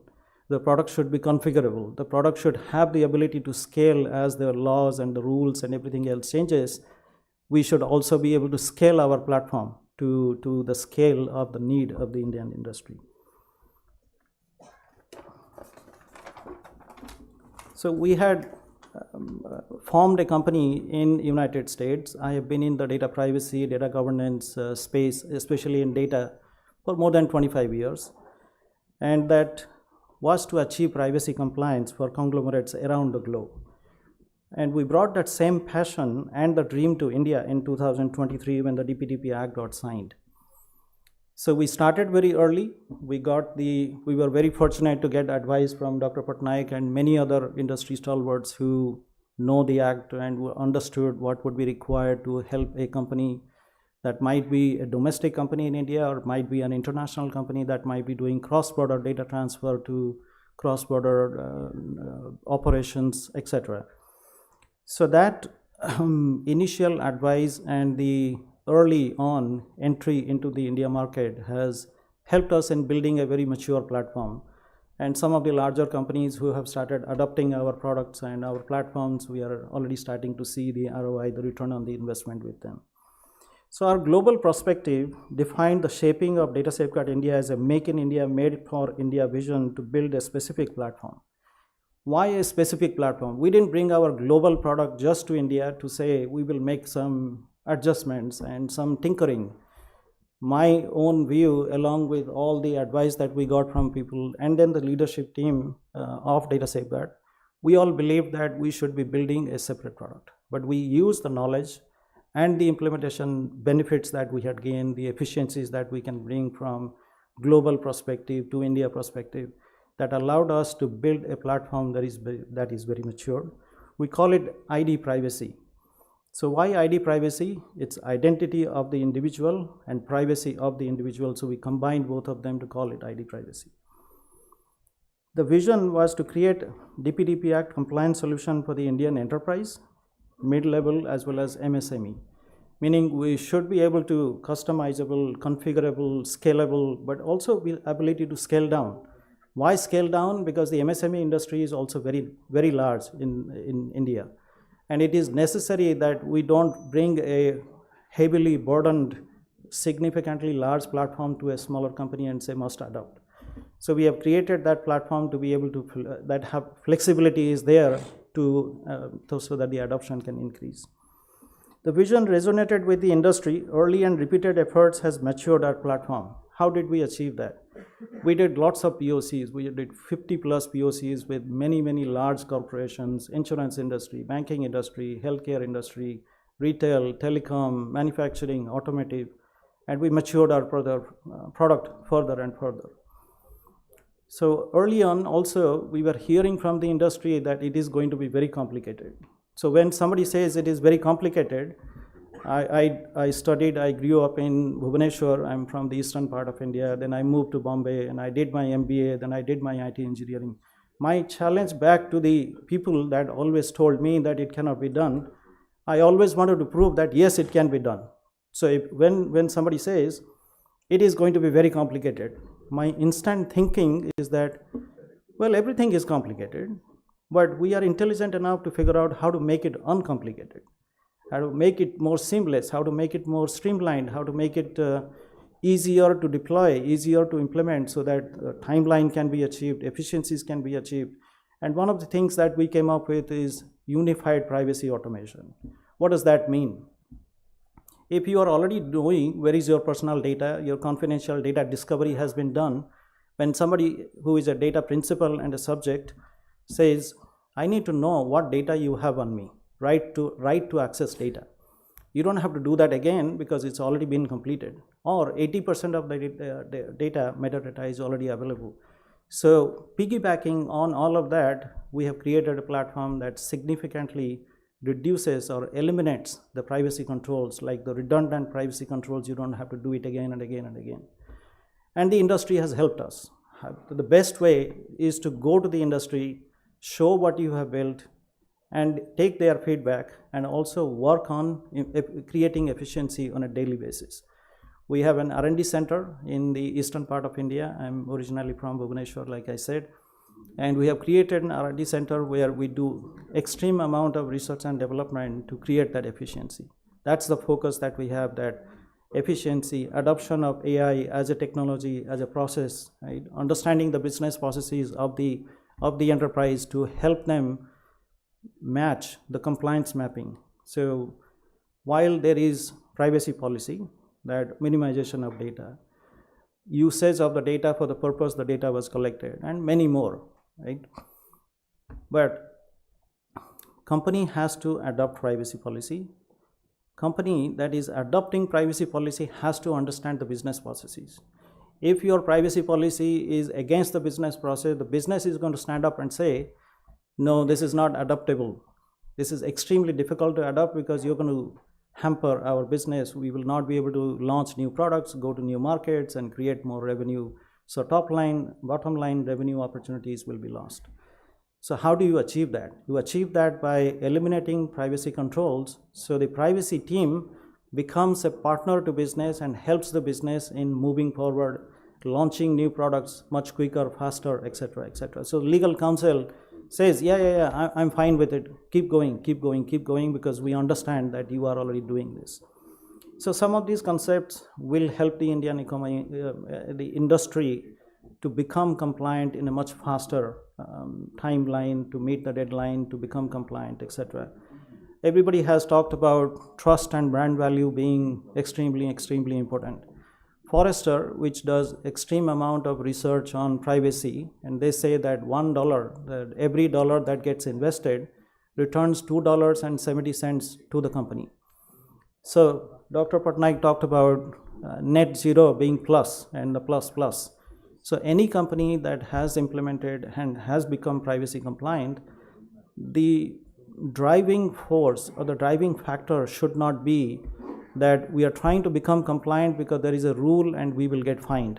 If you do become compliant, there are multiple different ways of using that compliance to increase the trust value, the brand value, and create top line revenue. So you can grow your business also because of that achievement.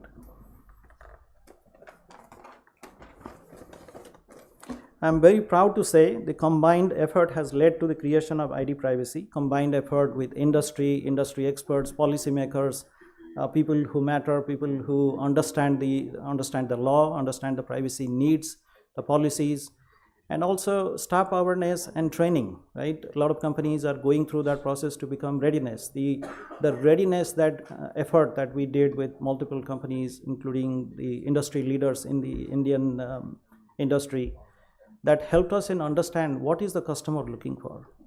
One is a law, right? The government comes out with a law, but the industry actually then defines the understanding of it, summarizes the understanding of it, and says, this is how our business will also accept.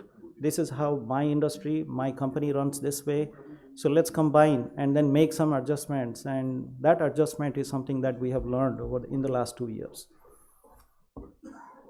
The scale that we face today in India today has over 900 million internet users, the second largest connected population on earth. By 2030, our digital economy is projected to contribute 1/5 of our national income. UPI transactions crossed 24 lakh crore in a single month this year. And this NPCI is at the core of it. And we have done extensive work with NPCI to mature our platform in their environment. These are not just statistics, they represent the dreams, the transactions, and the digital lives of nearly 1 billion plus Indians. But here is the sobering reality. In 2024 alone, cyber incidents reported to CERT in, Dr. Gulshan Rai has been involved with CERT in, exceeded 2.2 million. The average cost of a data breach in India touched 19.5 crore per breach, an all-time high. From telecom companies to healthcare providers, from fintech platforms to government databases, no sector has remained untouched. That means data breaches are happening. So as more and more data breaches happen, the need for privacy is supposed to increase with it.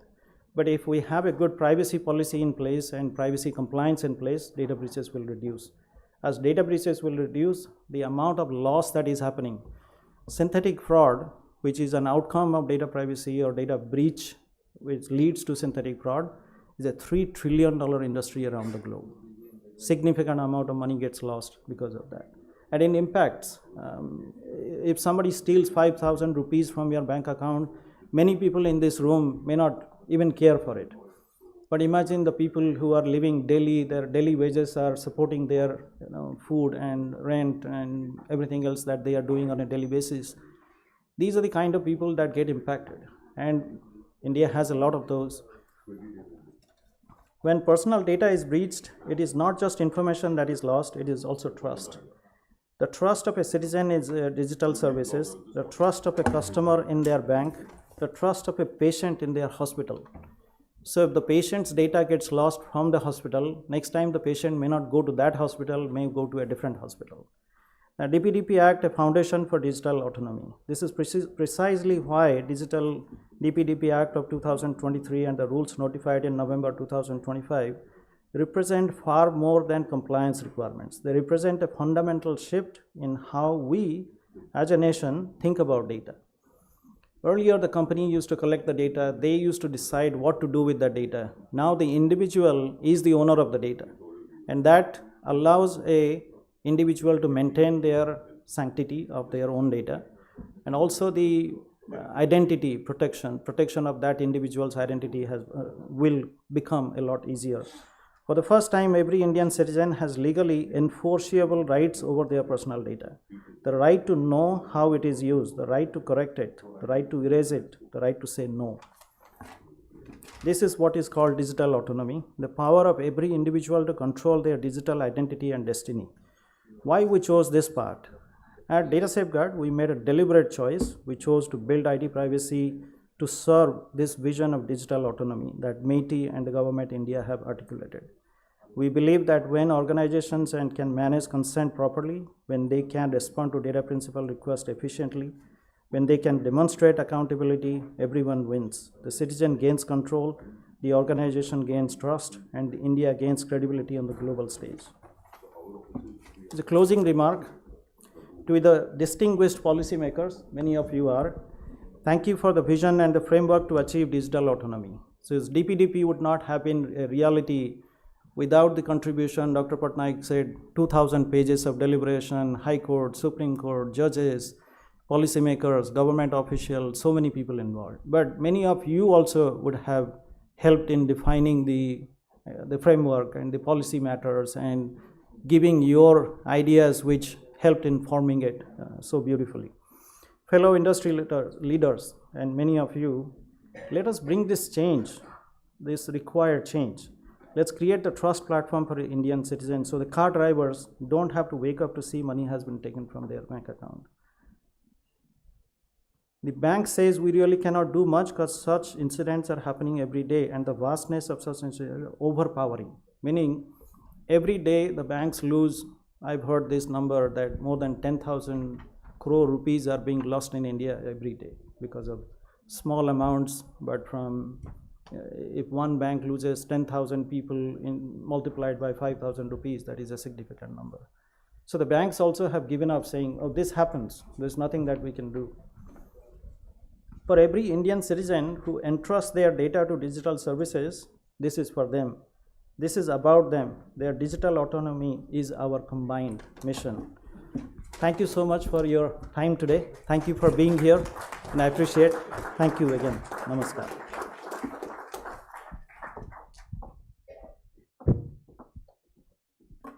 Thank you, Mr. Sudhir Sahu, for that insightful and inspiring address.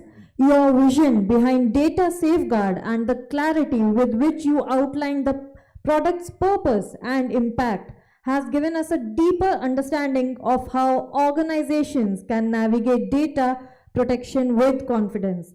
We truly appreciate your valuable insights and leadership. So let's have a big round of applause for Mr. Sudhir Sahu, everyone. And with this, I would request Mr. Sudhir Sahu to please come here once again and felicitate our esteemed guests. Can we please have a round of applause for sir once again, please? Now, I would like to invite Dr. Amar Patnaik, Dr. Gulshan Rai, and Shri Vinayak Godse over here. Please join us, sir, for the felicitation. Let's have a round of applause. Everyone, please, people at the back also. Can we please have a louder and a cheerful round of applause?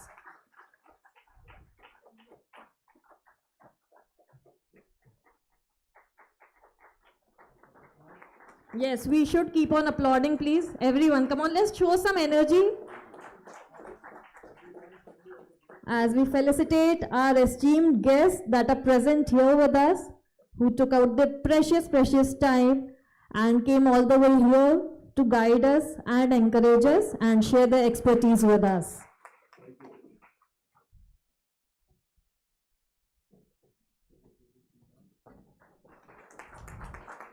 Thank you so much, sir, for your precious time. Please accept this token of appreciation.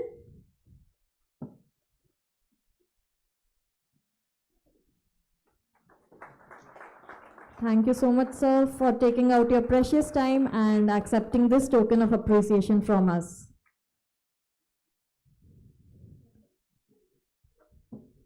So let's have a group picture, please, all together.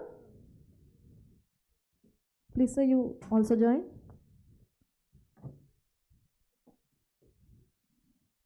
Let's have a round of applause, everyone, please.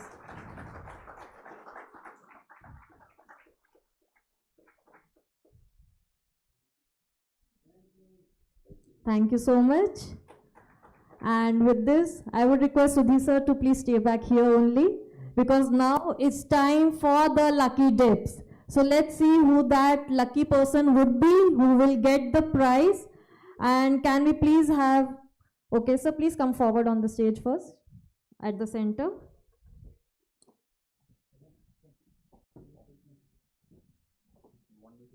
Of course. But please don't look first, you have to look on the side and then shuffle it and pick one card. Yes, of course. No biases from our side.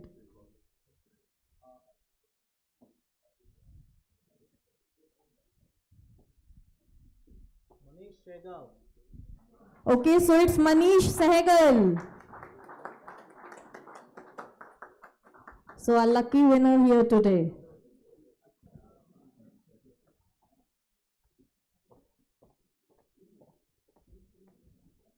Can we have a round of applause for our lucky winner? Come on, everyone.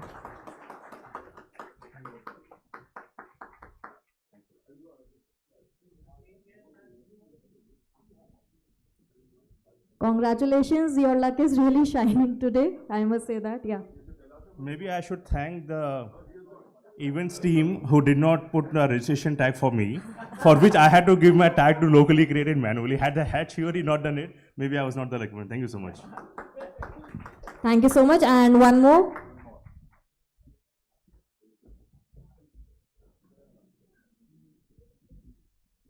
Let's see who the lucky winner would be. So it's Abhishek Kumar Ecomail. Okay, here he is. Let's have a big round of applause for our second lucky winner of the lucky dips.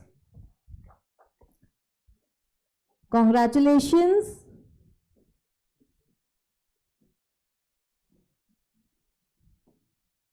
Your luck really shined today. Yeah. My 7-year-old daughter told me that you're ditching me today for a ride, so make sure you bring back a goodie, and this is for her. Thank you very much. Yeah, she got a gift. So once again, let's have a big round of applause for our esteemed guests, our dignitaries that were present here with us. And now we will take a break for a networking lunch. And let's come back as quickly as possible. Let's network with each other, get to know each other better, and return with higher energy in the room. Thank you so much.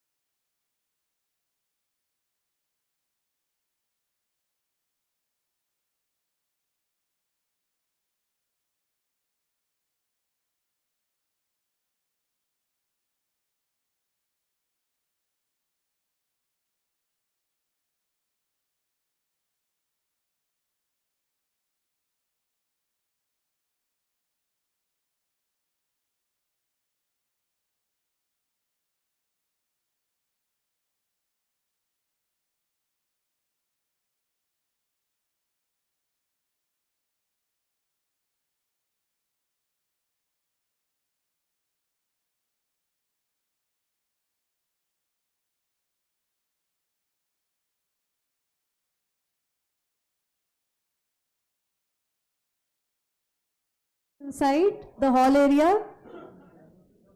Once again, a humble request, if any of the guests are outside, please join us inside the hall area as we are about to begin with our afternoon session.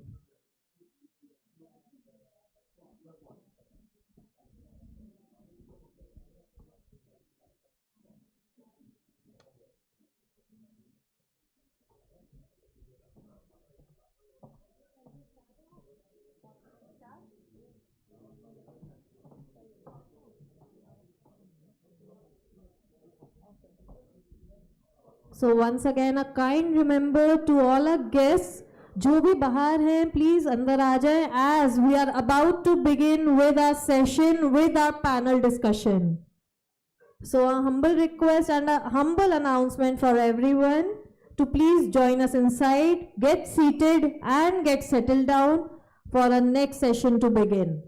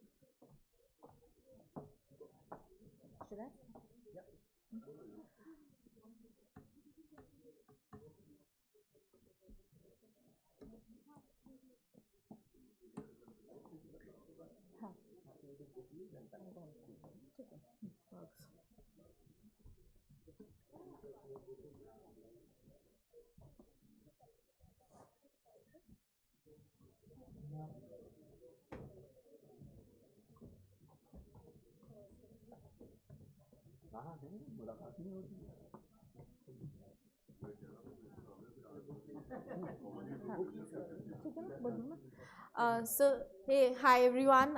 It gives us great pleasure to unveil our Data Privacy Officer Handbook that is from Data Safeguard, and it'll be given to everybody as a part of our participation kit. But we'll have Amar Patnaik ji unveil it first.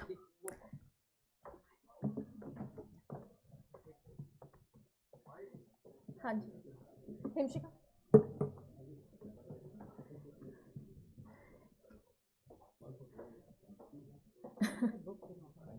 Yes.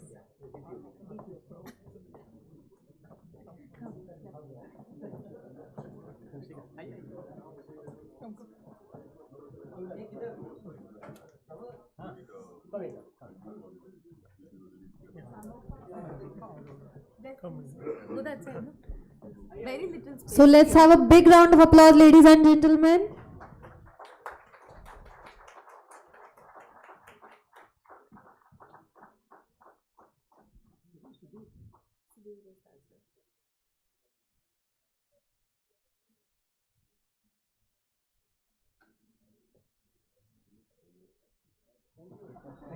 Thank you so much, everyone.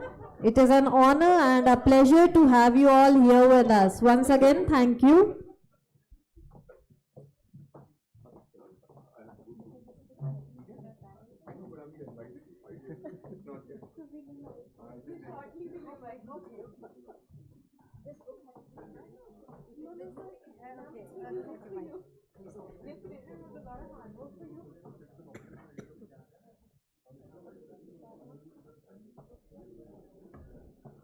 So are we all ready for the panel discussion for our next session?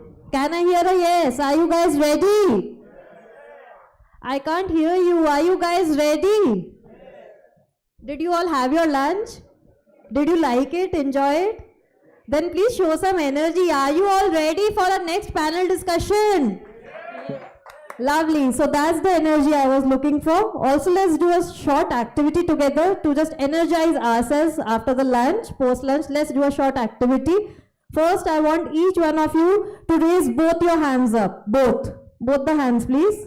As highest as possible. As if you are about to touch the ceiling. As highest as possible. Yes. And when I say 1 and 2, you have to snap it like this. When I say 3 and 4, you have to clap. Do it, please. Let's do a small demo. 1, 2, 3, 4. 1, 2, 3, 4. When I say 1, 2, then you have to snap it. With 3 and 4, you have to clap. 1, 2, 3, 4. 1, 2, 3, 4. 1, 2, 3, 4. Once again, 1, 2, 3, 4. 1, 2, 3, 4. Lovely. So let's have a big round of applause for each one of you that are present here with us. So now, to start the first panel discussion, I would request the moderator, Ms. Mahi Gupta, Data Safeguard, VP of Privacy Strategy, to please join us on the stage. Let's have a big round of applause. Yeah, but still we can applaud for you. That's not an issue. Also, I would request the panelists to join the dais as I call them by their names. Dr. Pavan Duggal, Chief Executive, AI Law Hub. Padma Jaiswal, IAS, Secretary to Government of States, UT Government of National Capital of Region Delhi. Professor Major General Dr. Dilawar Singh, Policy Evangelist. Deepak Maheshwari, Center for Social and Economic Progress, Senior Policy Advisor. So let's have a round of applause for our panelists, everyone.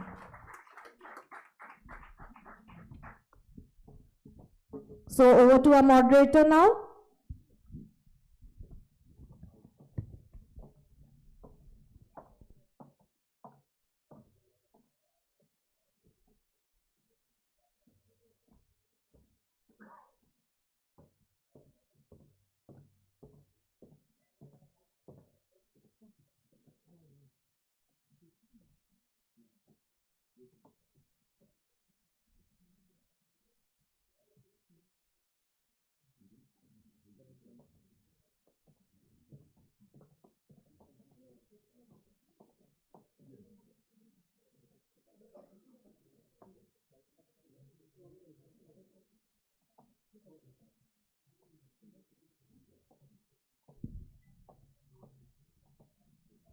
Hello.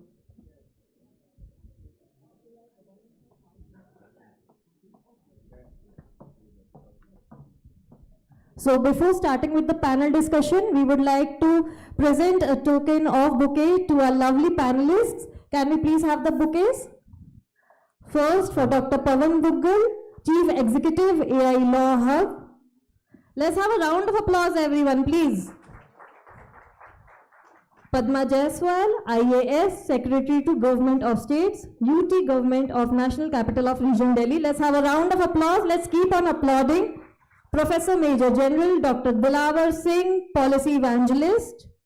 Let's have a round of applause, please, everyone. Let's show some energy. We have just returned from our lunch. Let's be energetic. And Dr. Deepak Maheshwari, Center for Social and Economic Progress, Senior Policy Advisor. Thank you so much to our lovely panelists for taking out their precious time and being present here with us. Now let's start with our panel discussion.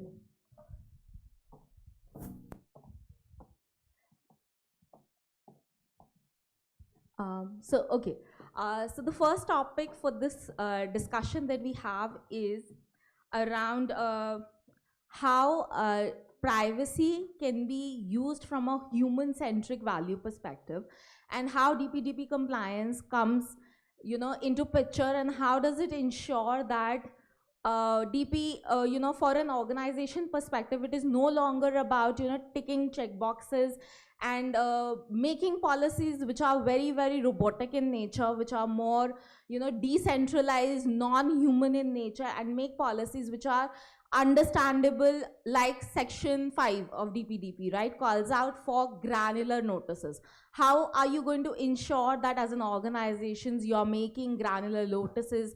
Those notices are understood by the people in general. So here we have all our policy makers, all the big shots within the policy realm to talk about these specific things.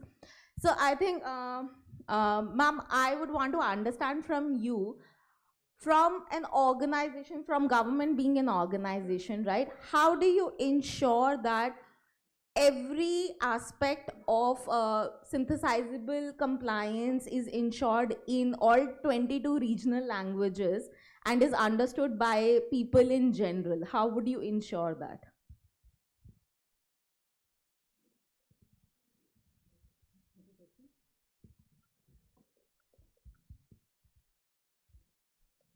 Yeah, good afternoon to everyone. And this is a DPDP week also, that we are Data Privacy Week and Data Privacy Month that we are celebrating and observing. And after 18 months from this January onwards, the rules and subordinate legislation of our DPDP newly passed Act of 2023 will be operational. So already we are gone past 1 month, and I think 16 months are still left for us to implement the DPDP Act. And so this is a very relevant and this is a very important seminar and a conference which has been organized by the Data Safeguard. So I congratulate them and also the esteemed panelists and the audience. DPDP Act is being implemented as the in India, and India is also one of the front runners in artificial intelligence, and also one of the very few countries who has taken the initiative and also the kind of activity so that to implement the Data Protection and Data Privacy Act in our country. And since we have to implement the Viksit Bharat goals of 2047 with the help of artificial intelligence, so therefore data protection becomes very important. Now in the past 10 years in the government, what has happened, that government has shifted towards the platform based governance, and mainly in the form of UPI and all these kind of digital lockers, and the Aadhaar identity verifications of the individual. So therefore what we have learned is, what we have seen is that when the government has shifted and switched over the platform based governance through directly transferring the money through the mechanism of UPI in the targeted and beneficiaries account, what we have found is that there have been lot of instances in these kind of digital frauds and the stealing activities which have been taken place in the digital domain. Now the government infrastructure and the critical assets are not only lying there in the physical domain, but they are also now lying in the digital space and digital domain. So which is very important as for us to safeguard these assets. Now what we have found is that government is transferring the money to the beneficiaries, to the individual households through the direct transfer benefits, but because we have not been able to apply the safeguard so much, so there have been so many instances of the cyber security. And moreover now, since we are seeing the LLM models and generative AI coming into picture, these kind of attacks and threats to the individual common person has become very, very sophisticated. Now we can see the social engineering techniques, we can also see the voice cloning, the localized attacks and threats. So therefore government has really felt the need for this particular kind of awareness generation, where the awareness should be given to the citizen, to the common person, about the privacy of its data, how the data is so important. Now India is a very populated country and the digital literacy is very patchy. In some parts of the country, the people are very much aware, but when we see in the last mile connectivity, we see that the digital literacy of the common citizen is not that much, that much evolved. And there is a tendency in our country that the people tend to overshare.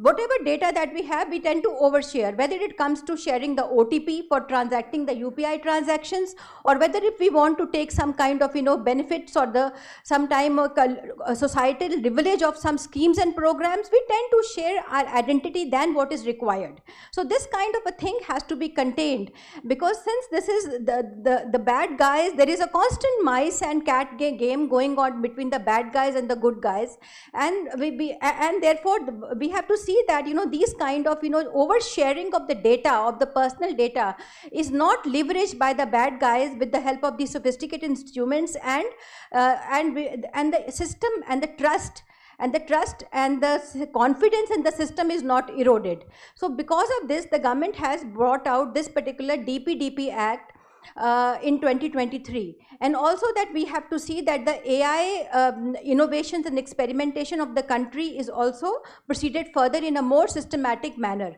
Now, since government is the only functionary in India, which is the very largest functionary and large department in India, which is functioning on a very, very large scale.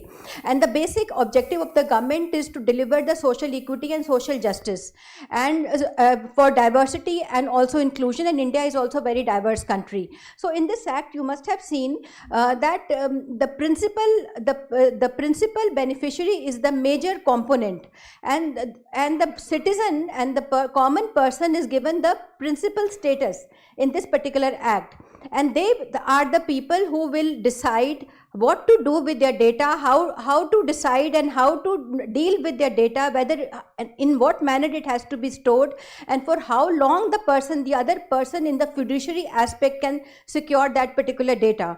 So this lot of responsibility and lot of like individuality and ownership is being given to such principal beneficiary, which is the common man and citizen. Now how the government will do it, that government has already been doing that particular thing. It is already incorporated the trust in its systems, and it is already creating so much awareness programs. But since I have already told you that there is a constant cat and mice game going on between the adversary and the beneficiary, so therefore we have to always keep ourselves ahead of the curve of the adversary. So last point which I want to mention here is that the social engineering techniques. Now government has made their system very much robust. The government has really put a lot of checks and balances in their systems in the form of various safeguards in the cybersecurity data and cybersecurity system, multi-authentication, and all so on and so forth. But still, like using this social engineering techniques, what these bad guys are doing, they are psyching the people, and they are using the voice cloning and other kind of very sophisticated methods, and that they are using threat, they are using urgency, they are using greed, and then also they are using trust, so that I am pushing and authorizing myself, them only, and pushing the payments which is kept in my account towards them. So this is the kind of level of sophistication which we have to deal with today. And the government is really government has put in all the safeguards, but I think the discussion is still going on, and it is a very vast topic. I can keep on going on speaking about this particular topic, but then it is an interactive, and the session is very we have to listen to the perspectives and viewpoints of the other panelists also, and I think the discussion is still going on. That was really helpful, and the point that you made, right? Thank you. So the point that you made, right? The way DPDP has been structured is to make data subjects come at the center of all the decisions and not be passive in the decision making process, right? And that brings me to an interesting question. Dilawar sir, I would want to understand from you is, how do you measure privacy, privacy-centric approach in an organization? How would you quantify it?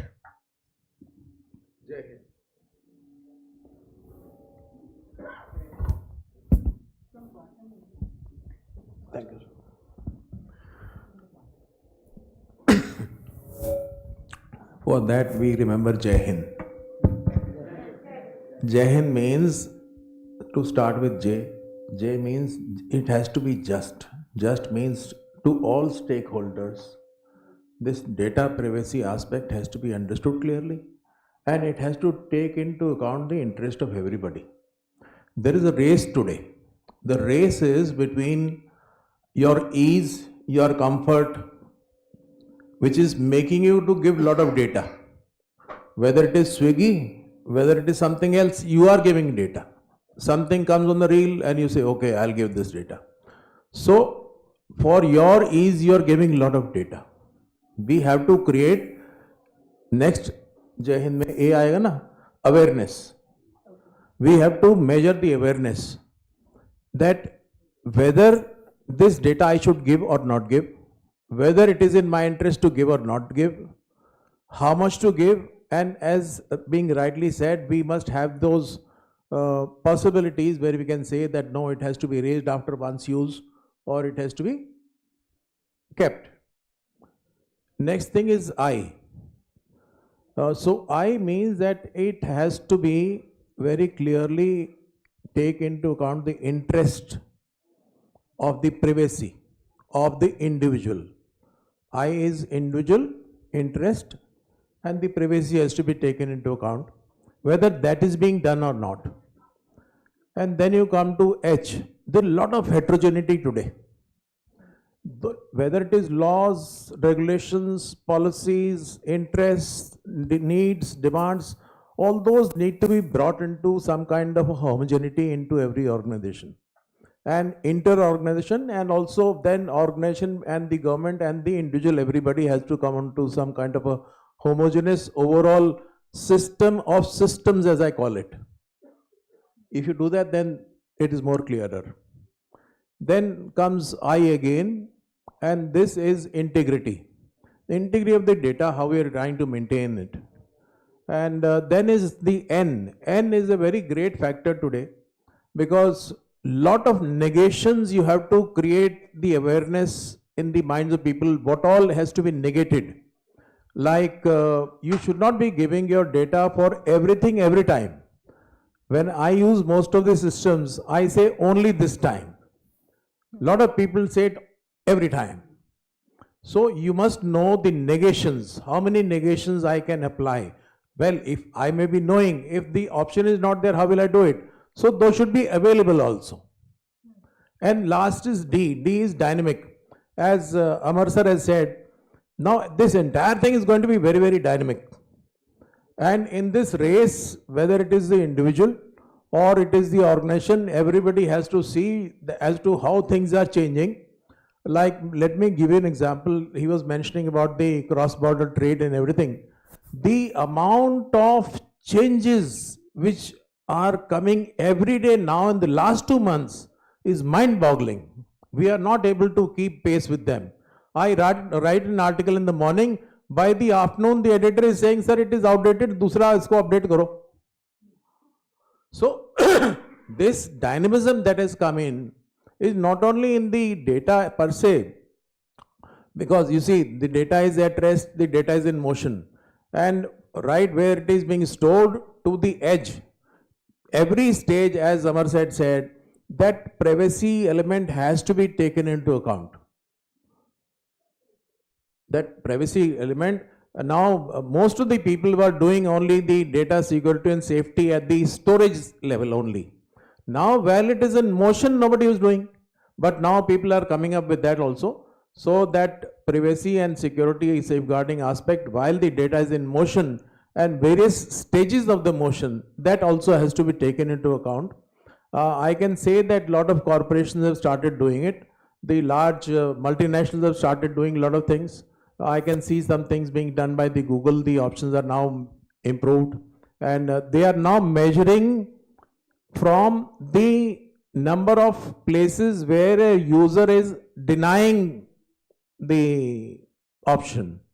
So every time a thing is being denied, they study whether it is being denied because of lack of understanding or not. How do they do it? Then they improve the thing. Then they again see that a person who had earlier denied, after it was made easy, if it is being now opted in by the person, that means that making it easy has been useful, and it is now being measured on that. The resolution of the concerns, lot of corporations are now measuring whether it is being done in a way that it has become easier for a person. So awareness is one, making it simpler is another. The trust factor and the confidence and the ease, all these things are being now measured. HDFC Bank is doing it, Covin in the government sector is doing it, so Spotify is doing it also. So a lot of these companies are doing, and there is another aspect that I want to say is that amongst the private companies in India, this understanding is still to set in. People are feeling it, theek hai, dekhenge. When it comes, we'll see. They're not yet serious about it, and especially those who feel that they are not in the fiduciary capacity. They certainly feel that it need not be done, somebody else is going to do it. But as has been explained in the first inaugural session itself very well, now every stage everybody will have some role or the other, and the faster we do it, the earlier we do it, it is in the interest of everybody. And measuring will have to be done by pragmatic, practical steps being made easy for both the source as well as the fiduciary holders of the data. Sure. So that was very insightful. So we've been talking about, how development in AI is, the future, right? And we've been also talking about how human-centric approach to privacy needs to be taken, right? While maintaining all the other aspects that we have. So I think, Deepak, so my question would be to you. What I would want to understand from you.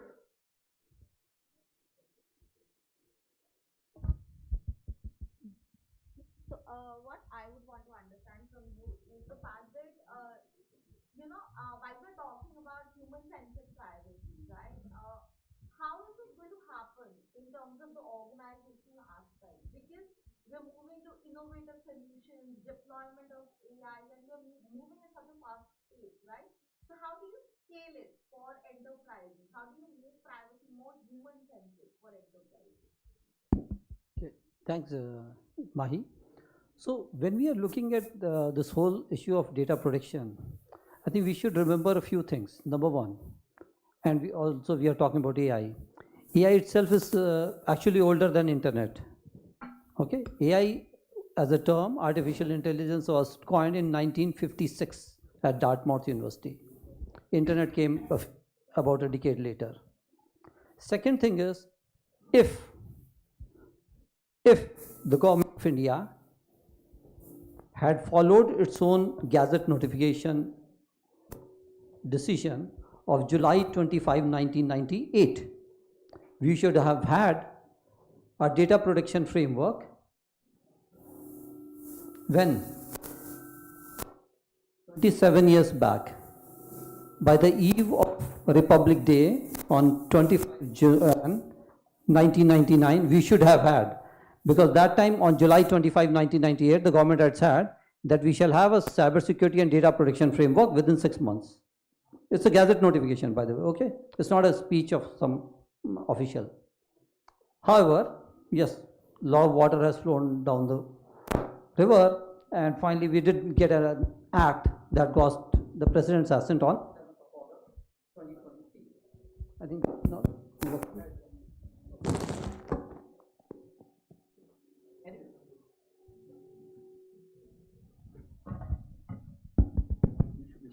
No, it's working now. Okay. So finally, of course, in November, we had the first set of rules from the government which have been notified, but the Data Protection Board itself is yet to be constituted.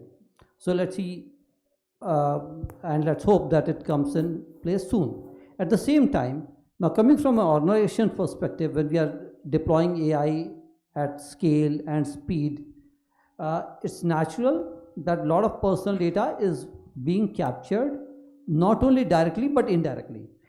The direct thing is a little easier to control, as General Singh had just mentioned. For example, there could be things that, okay, these are the type of information that you are giving, and one could look at, okay, what type of information, for what purpose, etc. And yes, it would be desirable if there are provisions where you can actually choose that, yes, use this information only once or only for so much of time, rather than having to remember and asking it again to go back and asking for deletion subsequently. So can it be, let's say, just like OTP, could it be, let's say, one-time use authorization type of thing. But what is happening is, because of AI, a lot of personal data is also going to be captured, which is unstructured data. So if you have sent an email, if you had a document somewhere where you may have some personal data, even that data may get captured. And for those type of data, it would be very difficult to apply and expect the data principals to be in a position to apply their own decisions ab initio. And here is something where we should actually have a reverse, I'll say, responsibility. So for example, if you go for any FT transaction, you go to any government website, etc. After so many times, I mean, there's no other option for you to file an income tax return. But no, you still have to, every time you have to say, no, I accept terms and conditions. ये क्या बात है भाई? आपने terms and conditions बनाए हैं. You should say that you comply with the law, okay, rather than asking me that I understand the terms and conditions. Okay, so I think what we need to do is we need to flip the whole responsibility and have a liability shift, in the sense that the data fiduciary should say that, okay, I am complying with the law and these are the things that I am taking care of, rather than seeking something like a tick box, as was mentioned earlier, where you have no choice. Okay, so I think that's one major change that we need to do. And second thing that we need to do is, when we are deploying AI at scale and speed, we also need to have these things ab initio principles based rather than rules based so much, that okay, these are the things that we shall do and these are the things we shall not do. So looking at it from a philosophical perspective, I would say that there should be 3 questions one should pose. Number 1, can I do this? Whatever the activity, whatever type of data processing, etc., that you want to do, you just say, can I do this? Which is basically in terms of your technical capabilities. Second is, if I can, should I do it? And then it becomes an issue that, okay, even if I have a technical capability, should I actually go ahead and do it? And third, if I can and if I should, what are the safeguards that I have taken? So are there things, have I looked at better alternatives of achieving the same results? Have I bothered about what are the unintended consequences? And also, lastly, is there something that I should not do at this point of time? Maybe I can defer it for future. So let me stop here. Thank you. Alright, that was very helpful. So now that we are talking about human-centric privacy, right, and a core part of that is the data principles themselves, right? So, Pawan, so my question would be to you. I would want to understand from you, how do you ensure that the vulnerable groups, and I'm especially talking about children, women, and people who are having certain kinds of disability, how do you ensure that privacy is being met for them? One. And the second thing is also, how do you do it in a sustainable and a human-centric approach without having to, actually degrade them down further and say that, because you're the vulnerable group, so we are taking extra steps for you, right? So how do you ensure that? I think the law already has the wherewithal to ensure that. Why? Because when the law got passed, everybody just took it as a light stuff.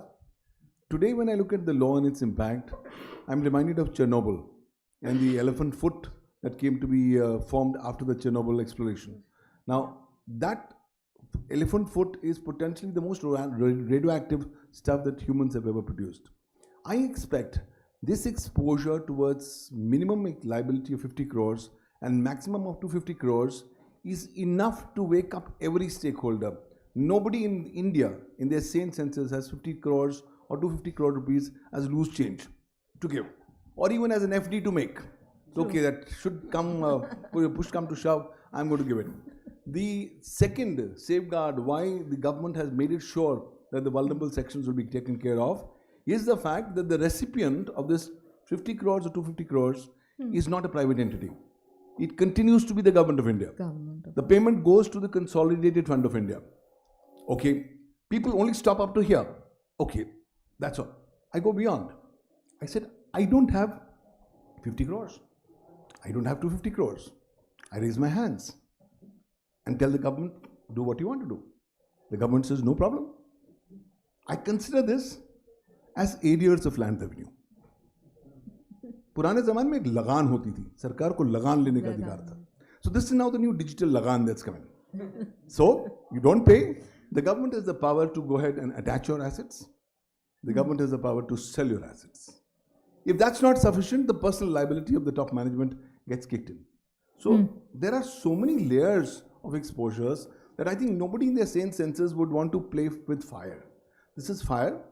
Yes, for children, for vulnerable sections, there are added compliances and they will have to be done. To a large extent, we are still waiting to understand on which side of the road the camel is going to sit.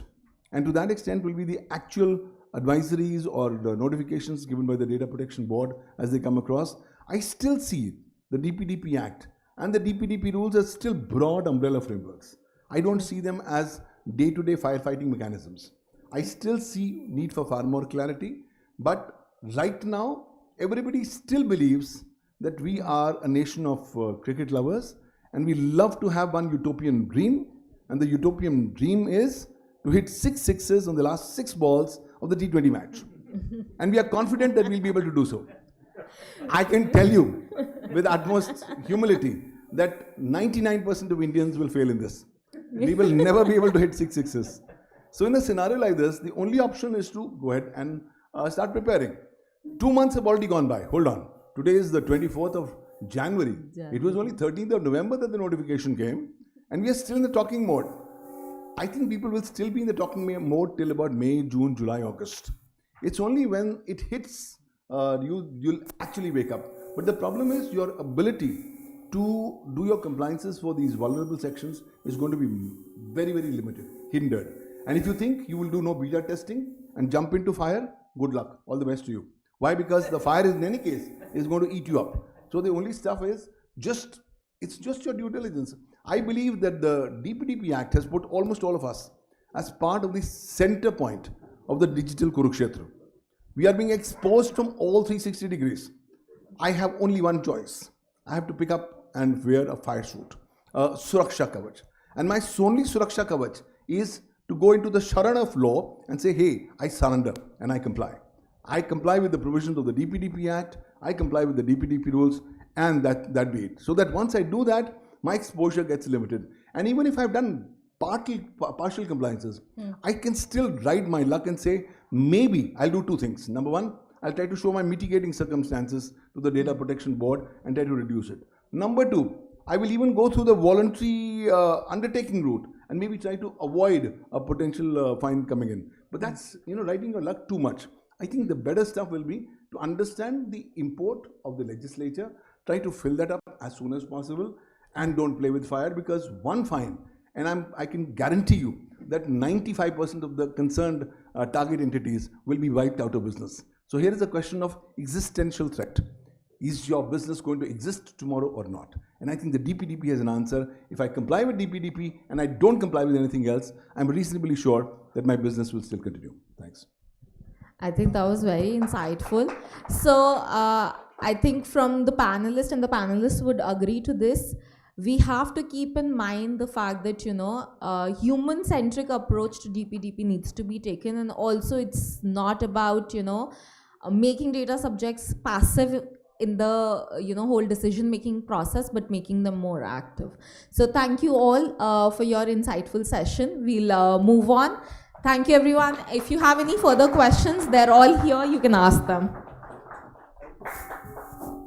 So thank you to our moderator and our panelists for an insightful and impactful discussion on privacy policy leadership. Let's have a big round of applause, everyone, for them.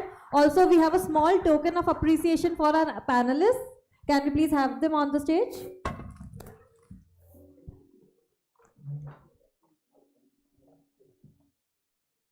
Please accept this token of appreciation on our behalf.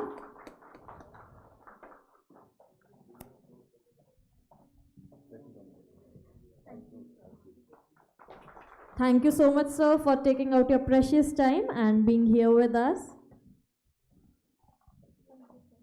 Thank you so much, sir, for such a delightful and a wonderful session.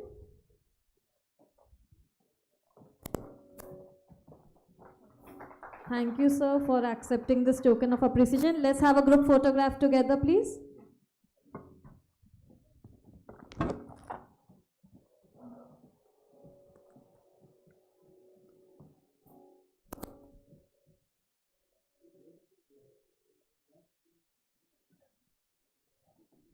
Thank you so much. Let's have a big round of applause once again for our panelists and of course our moderator.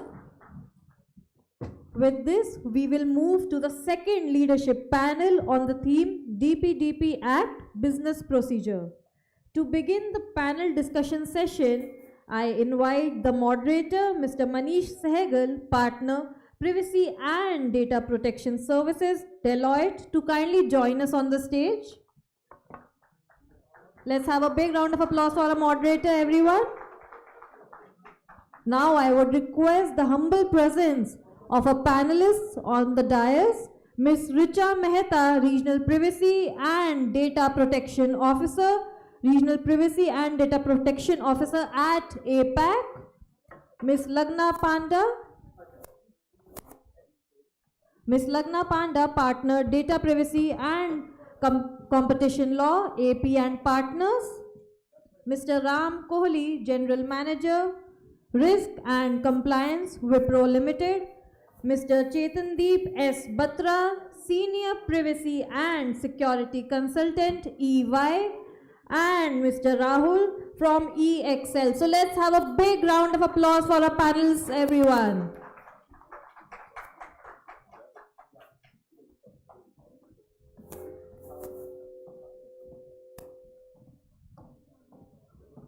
Also, I would request our moderator to please present our panelists with a flower bouquet. Can we please have the bouquet?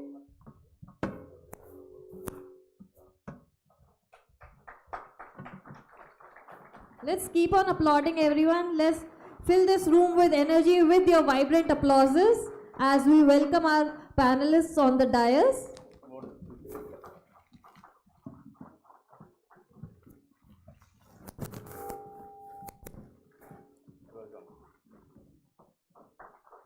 It's indeed wonderful to have you all here with us.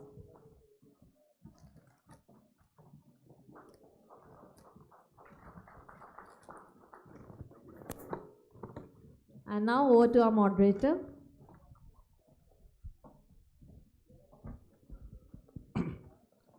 Thank you, the Data Safeguard team, for keeping us active on Saturday afternoon. And what else to say on a topic of privacy, which I'm sure is close to all of us. Since morning, I think there has been a lot of knowledge sharing on what is the government's expectation when it comes to the Act, its implementation. And I think we are going to take it ahead, and a tough job has been given to me to challenge the panelists and get the best out of them to understand that what lies ahead in this journey of DPDP implementation. And of course, there are few topics that I have curated, and I will request, I speak with what? Okay. I have requested, there are a few topics we're not going to talk about, and I'm sure somebody will keep us honest with the time. And Rahul, since you have stepped in at the last moment, maybe let me make it tougher for you by starting the very first point, even before it gets going for anybody else. Rahul, we heard about that start now, don't wait later, don't make it a, taking from Dr. Pawan's point, don't make it a last over 6 matches and all. And the way I have seen this industry evolving, of course, there are MNCs who are relatively mature when it comes to the topic of privacy or maybe the processing technology.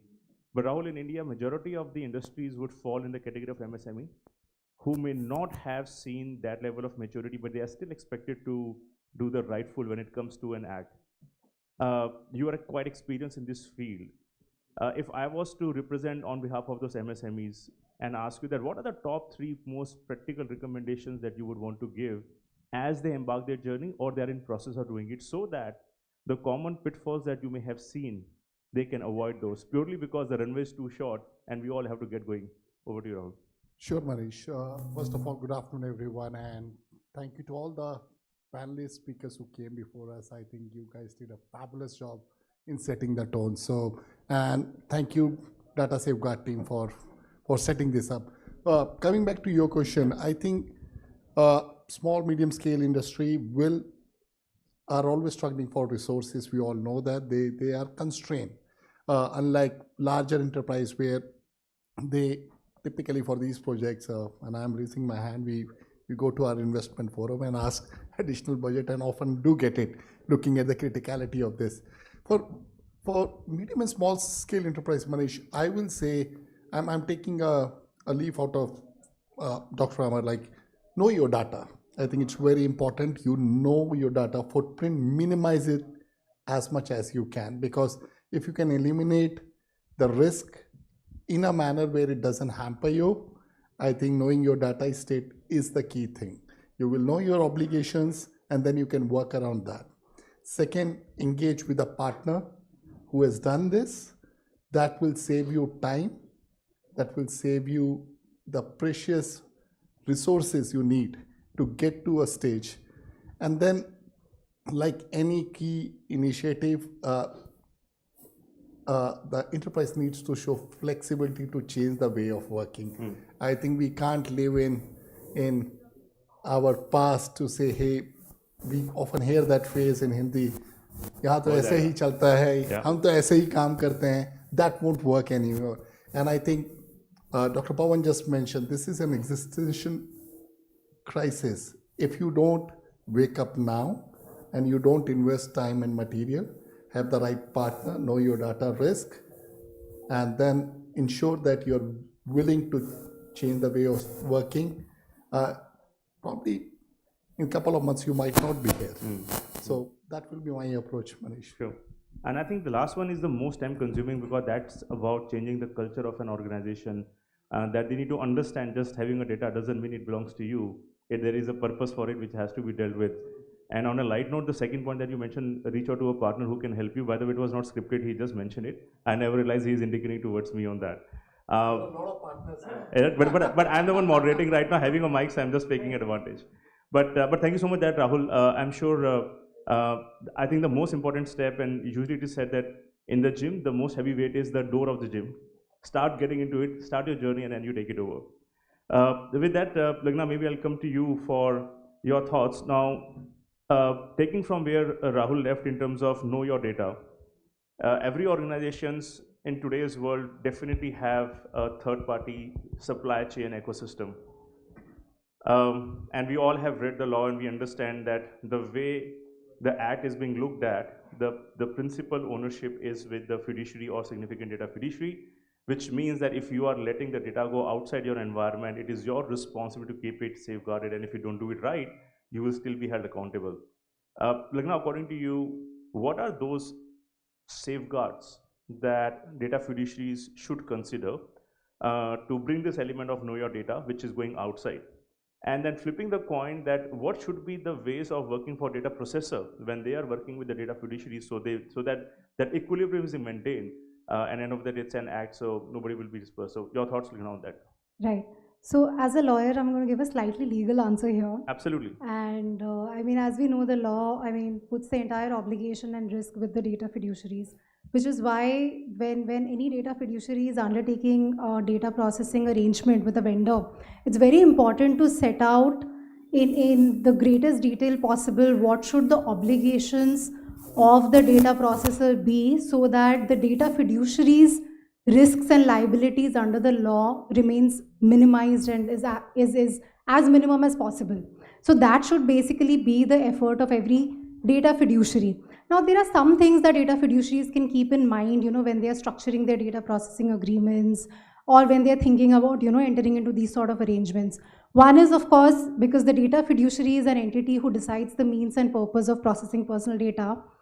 All of those means and purposes must be set out in detail, and all of the information, be it what kind of processing activity a data processor should undertake, what sort of personal data should be processed with respect to each of those processing activities, for what purposes should the processing happen, all of that must be set out in writing in the agreement, or if not in the agreement, then in subsequent instructions that a data fiduciary can give to a processor.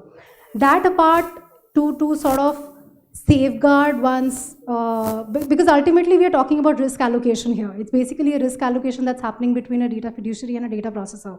So to ensure that there is adequate risk mitigation, data fiduciaries need to incorporate certain obligations and ensure that data processors are following certain measures, they're implementing, adequate safeguards when they are processing personal data. So all of the statutory obligations in terms of implementing reasonable security safeguards must trickle down, must be made contractually binding on data processors, and that can include, various kinds of security and technical measures, including, how systems are located, what sort of physical measures are being implemented to safeguard systems, what sort of access controls are there, what is the encryption threshold. All of those aspects should get incorporated in the agreements. Apart from that, data fiduciaries can, of course, include audit rights, include right to inspection, include provisions on breach reporting, that, as soon as data processors find out that there has been a breach, they should immediately inform the data fiduciary. And this becomes very relevant in situations where data processors utilize sub-processors to undertake some of the processing activities. So there should be obligation, contractual obligation at least on the data processors to make sure that, whatever data fiduciary is telling them that, you need to do A, B, C, D, E, they need to convey that to the sub-processor saying that you also need to do A, B, C, D, E. And this is something data fiduciaries must ensure in their agreements, that while data processors are interacting with sub-processors, they need to ensure that all of the obligations again trickle down to the next level. So these are some of the things that data fiduciaries need to keep in mind. Also, just to very quickly mention maybe how indemnity is structured, because ultimately we are looking at a financial loss under this law. So how indemnity is structured, what should be the scope of indemnity, what are the different processing activities that the indemnity should cover. That is also something that data fiduciaries can keep in mind when they're structuring their agreement. And very quickly, from data processors' perspective, what they need to do, I agree that under the statute, under law, there is no accountability or there's no liability as such, but that doesn't take away the fact that there will be contractual liability in case there's a breach. So data processors can still be held liable if they are in breach of the obligations that the data fiduciary set out, and that is something they need to keep in mind when they're undertaking processing, and especially when they're entering into any arrangement with data fiduciaries. Now, just to give you an example, for example, if a data processor is agreeing to certain terms and conditions or agreeing to certain technical measures and safeguards that need to be implemented, but its actual processes may not be able to implement those safeguards. Now, I can give you one example, which is a lot of agreements typically require data processors to ensure that data is localized in India, data should not be transferred outside India. Now, if data processors are giving remote access to certain employees who are maybe located in the US or maybe located in Australia, that may amount to a breach, because remote access can become transfer under personal data protection laws. So maybe your systems are structured in a way where you're not compliant with what you're agreeing to in the agreement. So that gap has to be assessed by data processors when they are agreeing to certain terms and conditions. So it's not enough to just sign an agreement. You have to ensure that your systems are actually in compliance with the terms and conditions, the obligations that a data fiduciary is sort of imposing on you. Thank you so much. And sharing my flavor, and I'll welcome other panelists if they have something to add. This is also, Lagna, leading to a way of transforming the supply chain. So fiduciaries are revisiting if the third party is even capable for it to be my right partner. In case something goes wrong, and if they are not really able to handle the storm, you really can't go back to the board saying that, I chose the wrong partner because onus is on you. So this entire, though the topic is privacy, but the supply chain dynamics are also changing, and the same is on the other side. The data processors are pushing it back, saying that if you want me to do all these obligations, my cost of delivery will go high. Yeah. So I think there's a bit of a trade-off, but thank you so much for sharing that point. At least the legal contractual obligation is the bare minimum to start with, and then of course you take it ahead. Ram, coming to you, so far with Rahul, we have been able to know what our data is. With Lagna, we have been able to at least set the contours with the third party. Now let's come in-house and figure out that, and fast forwarding that, let's say the journey of compliance has gone ahead. And now is a real challenge where the data principals are now reaching out to you, exercising their rights. In your role, in your capacity, I am sure you have already experienced the way an organization operates under the regime of privacy. Do you want to enlighten the audience to understand what are those hurdles when it comes to addressing the requirements of data subject outside India and maybe data principal India, especially when they're asking for information which may not be very handy for us to turn around? Your experiences around it will be great to hear. Yeah, sure. Thank you so much for your question. I'll be straightforward and I think this, yeah. So I'll be straightforward and blunt, and please do not mind about my question and answers on your question. See, the challenges across the organization, as you said. The first thing is politics. There's a lot of politics that keeps happening. When an issue happens, people start putting the arrow on the other side of the leader, right? And then all leaders will probably, maybe ABC, they'll scratch his back, he'll scratch their back, and all that happen. And, the actual victim of the whole course is actually left unattended. because the large organizations or even the organizations, MSMEs for that matter, they have a lot of ways to probably navigate the whole issue. The victim is gone. Nobody's actually looking at the real victim, who is the data,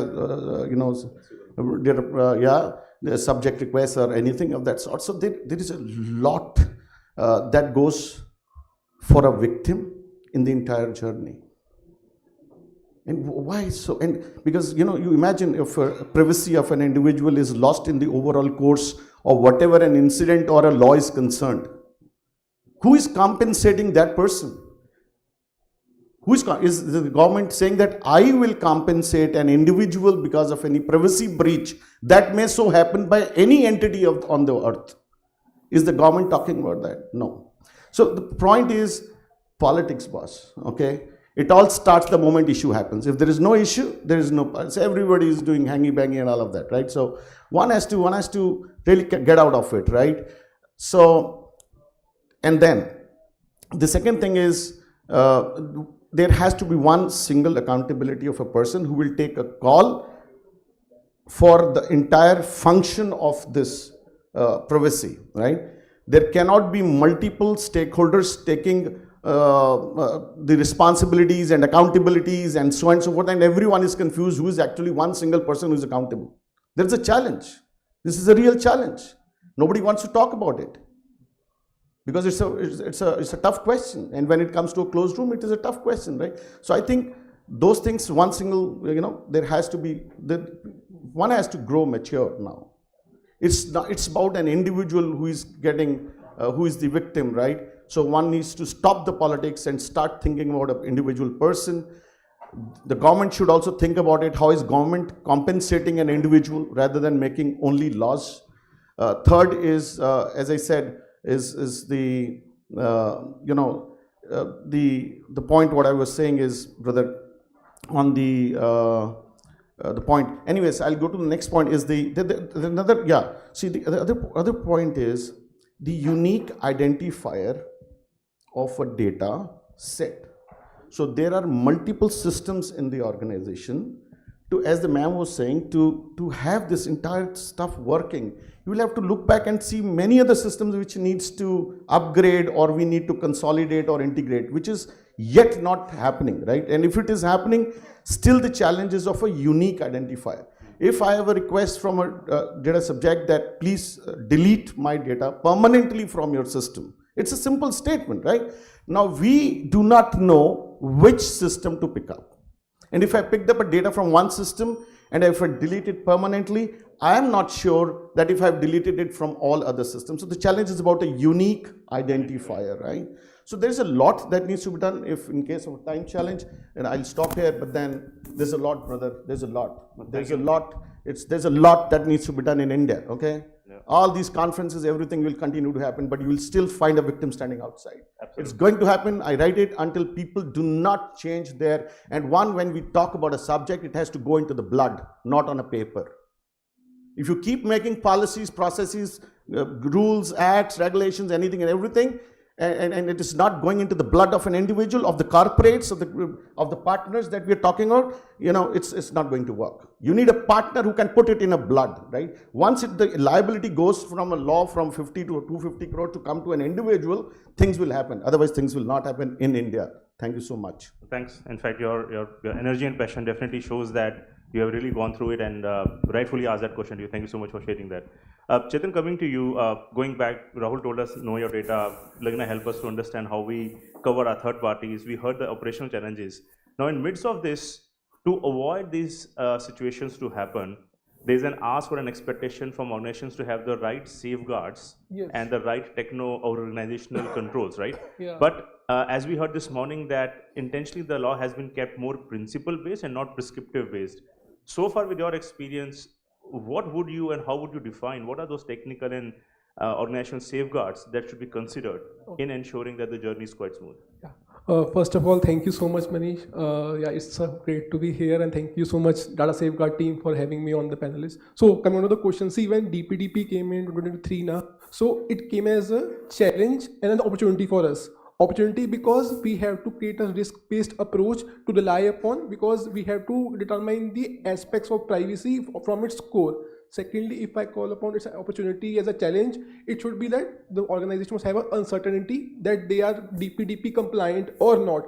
Based upon those angles, the safeguards I've been telling it to you is, first is the technological based, implementing privacy by design. So here, when we come upon to the principles management, data minimization, purpose, necessity, I would say all the principles has to be aligned and go into the blood, as such Ram said here. So we have to enable the design protocol on its core so that to understand the privacy requirements, because organizations don't know what data they are keeping, how they are storing, how it is being transferred outside of the India, or how they are keeping it, how they are destroying it. So understand the requirements, we'll be enabling privacy by design. Secondly, when we come upon the DP aspects of the consent management part, it is based upon the consent, how it is being taken, how it is being withdrawn, and enabling the purpose necessity principles, because once the consent is being taken, it has to be withdrawn as well.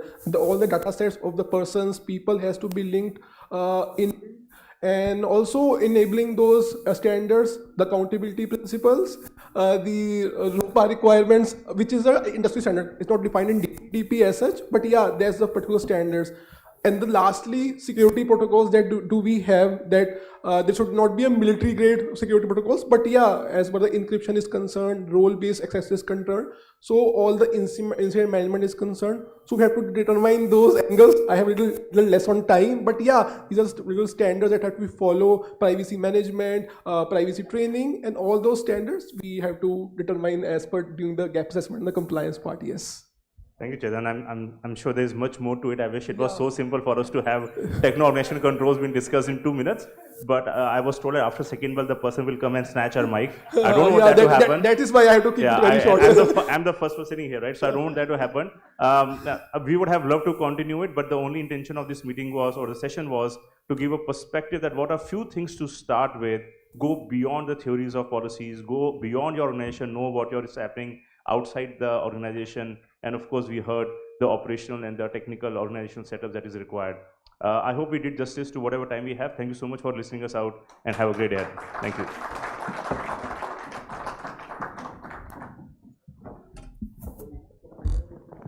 So thank you to our distinguished panelists and of course our moderator for their valuable insights and thought-provoking perspectives. Your expertise made this panel discussion engaging, relevant, and truly impactful for all the attendees. So let's have a big round of applause, everyone. Also, we have a small token of appreciation from us for you. So I would request our moderator to please present it to the panelists. Can we please keep on applauding? Let's have a bigger and a louder round of applause for this interesting and indeed an insightful session.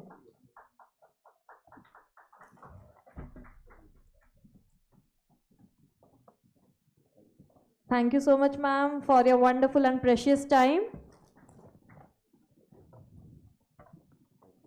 Thank you, sir, for an enthralling session. So once again, let's please have a group photograph.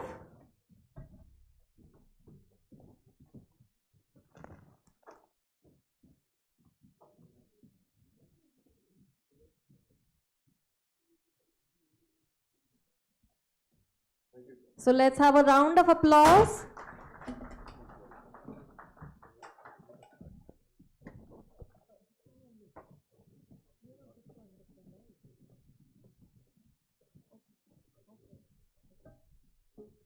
So with this, we now move to the third panel discussion session, focusing on the theme DPDP Act, Technology Solutions.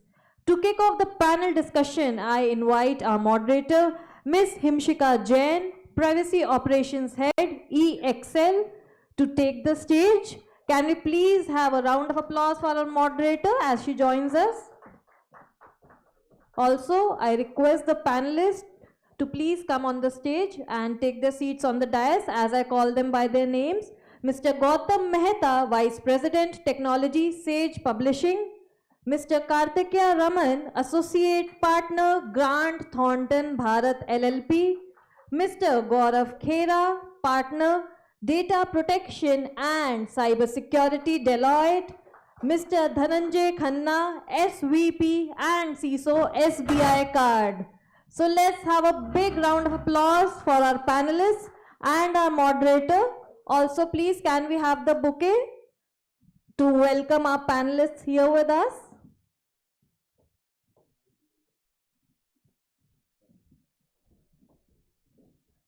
Welcome, sir.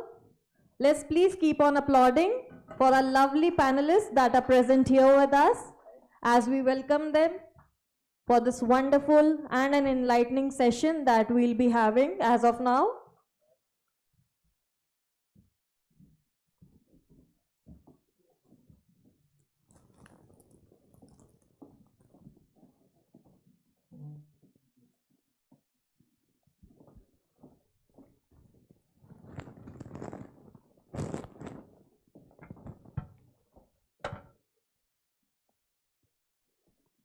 Now over to our moderator.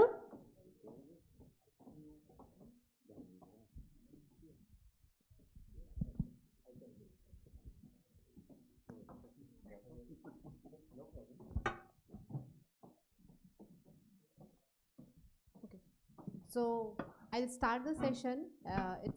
The topic is technology for DPDP implementation. Before we start, I would like to thank Data Safeguard to organize this at the proper perfect time when the DPDP rules are out, and we all are working to get the rules comprehend and then implement with the best practices, and to create this panel with the great insights coming from both the partners as well as from the industry insights. So I would like to invite all of our esteemed panelists.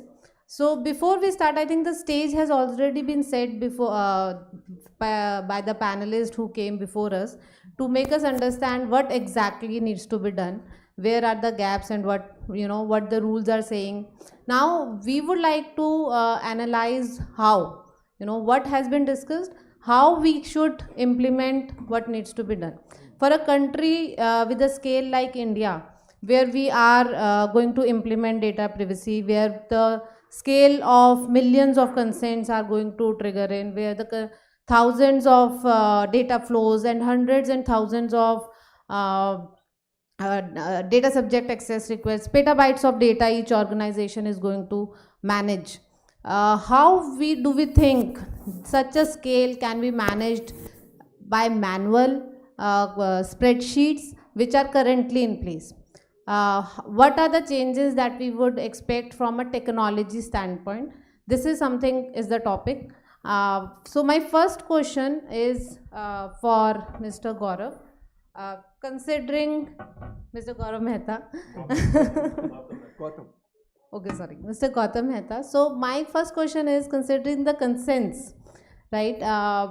The most important topic data privacy law brings in, that how can we millions of consents that are going to come in and each organization is capturing, how are we thinking that we will be able to capture, manage and respect that?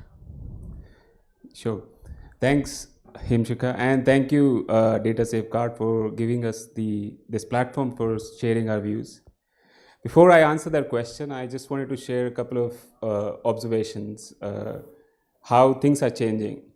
Some time back, people were saying, what's the law? That discussion has now shifted to, how do we sort of comply with this? And earlier also one of the speakers said that as Indians, we have a problem which is where we overshare. We share our information freely to everybody and everything. I think the another problem that we have is of hoarding also. So we hoard, something is not usable even at our home, we try and keep it for kabhi use mein aa jayegi.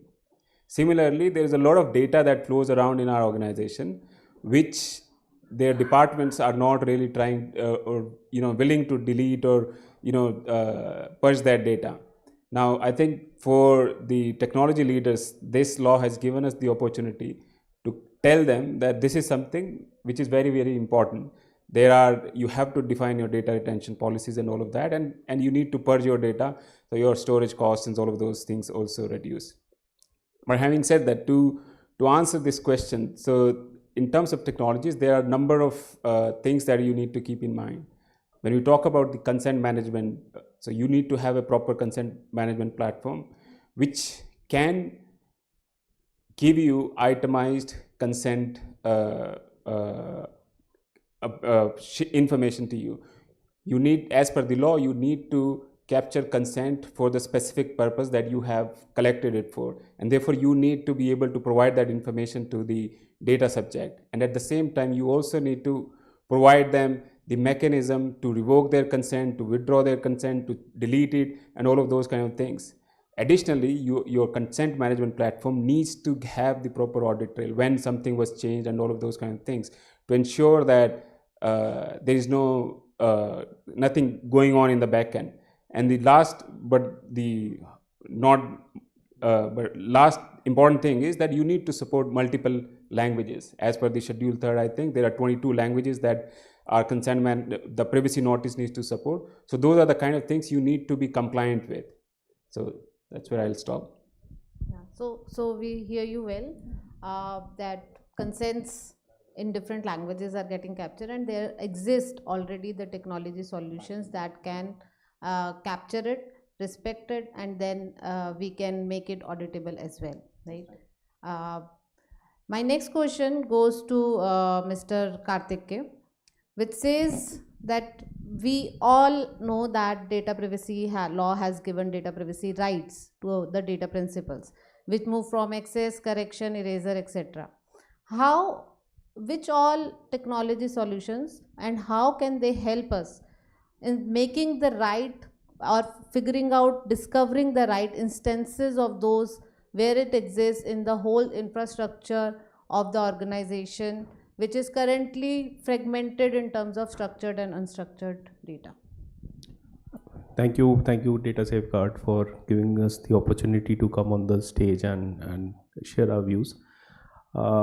From a data principal rights, I think this is for the first time that we will be experiencing as Indians, apart from what we experienced during Consumer Protection Act, that we were able to go and take the company to maybe a consumer court and ask for our rights, right? The Jago Grahak Jago. So I think this has happened for us now as Digital Nagrik Jago. And we will be now challenging a lot of these organizations where freely our personal data is being monetized or being used and overused. So the challenge is there. I think it is, as you mentioned, it's fragmented, both structured, unstructured. Structured to some extent is easier because you at least know the field of play. You know how much of that data, if there are any protections, then you can easily go in and see, okay, for your data access, what is it that I need to show? For erasure also, similarly, I can actually go for rectification. So these data principal rights can be accessed. When it comes to unstructured, I think in Indian companies, or I would say most of the companies which I have even worked with, global ones, the unstructured data is more driven by policies. I have seen companies with very policies where they are not letting anything go on their SharePoint or not on their laptops. There you have very less instances of this free-flowing data which is being copied, pasted in folders, downloaded in Excels. Some of the companies have gone into OneDrive kind of a thing where they have actually put everything on OneDrive. Then it's easier to maintain, manage it. And when I say manage it from the data principal rights aspect, because if you bring any tool, the first thing the tool and technology will ask you is what has been your policy procedures, how that data is being generated, collected, stored, and that's where the principal rights will also be governed by that data flow. So I think there are a lot of tools which are available in the market, definitely, but what we need to start our journey is to understand A, data discovery, B, understand if there is somebody says erase my data, where is that data lying, where is my data lying, in which all department it is, how will I erase it in case it comes to that, and do I need to go back and see if I have to certify. For example, in GDPR there was a requirement of even certifying and some of the companies like Blanco actually gave certificate saying that we have searched and destroyed all personal data. So do we have to go to that extent, and what is the law saying? So how can we quickly comply with it? Very well said, Karthik, and I think very elaborated the issue that you spoke about, the unstructured data and the data that lies there where is very difficult to discover, right? And that's where my next question to Gaurav, to you, that how do you think these tools help us discover and classify the data, and maybe some AI and autonomous that can help us discover and classify and then solve the problems of all the obligations that we have as per the DPDP now? Right. Thanks, Rishika, and also thank you to the organizers, Data Safeguard, for this insightful session. So, when I used to go to college, someone said that, you know, if you know that you know, then it is good. If you know that you don't know, it's okay. But if you don't know that you don't know, then it's a problem, right? And I think that's the challenge that all of us as privacy professionals have to kind of look at in today's scenario, that we need to know where the data is within the organization, right? As my esteemed panelist Gautam mentioned some time back, that in today's scenario, everyone wants every data, right? They want to collect everything. We were working with one life insurance company.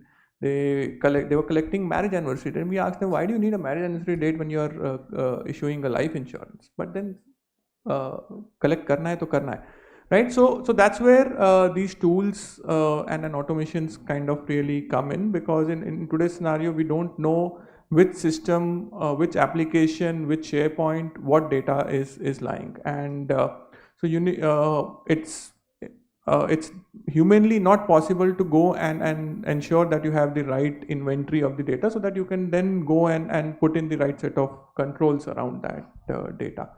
With the help of AI and an automation, obviously we have preset libraries which are available, so work becomes that much more easier, and then these tools automatically also then over a period of time learn and kind of ensure that the data is collected is accurate and what is it that we are looking for.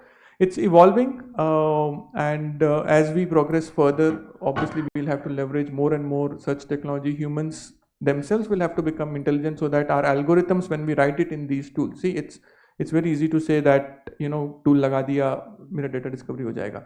The tool has to be told what needs to be done, right? So we as privacy professionals also need to fine tune our skills to be able to give the right set of instructions, so that we are able to get the right data and leverage it. Back to you, Rishika. Thanks Gaurav, and very well said that it's not only tool implementation, it is also how you configured and you use it further, right? It's not only that you brought in, it's also how you actually use it for the best of its practices, right? So now I think we have all discussed that how and with these technology solutions can help us meet the obligations.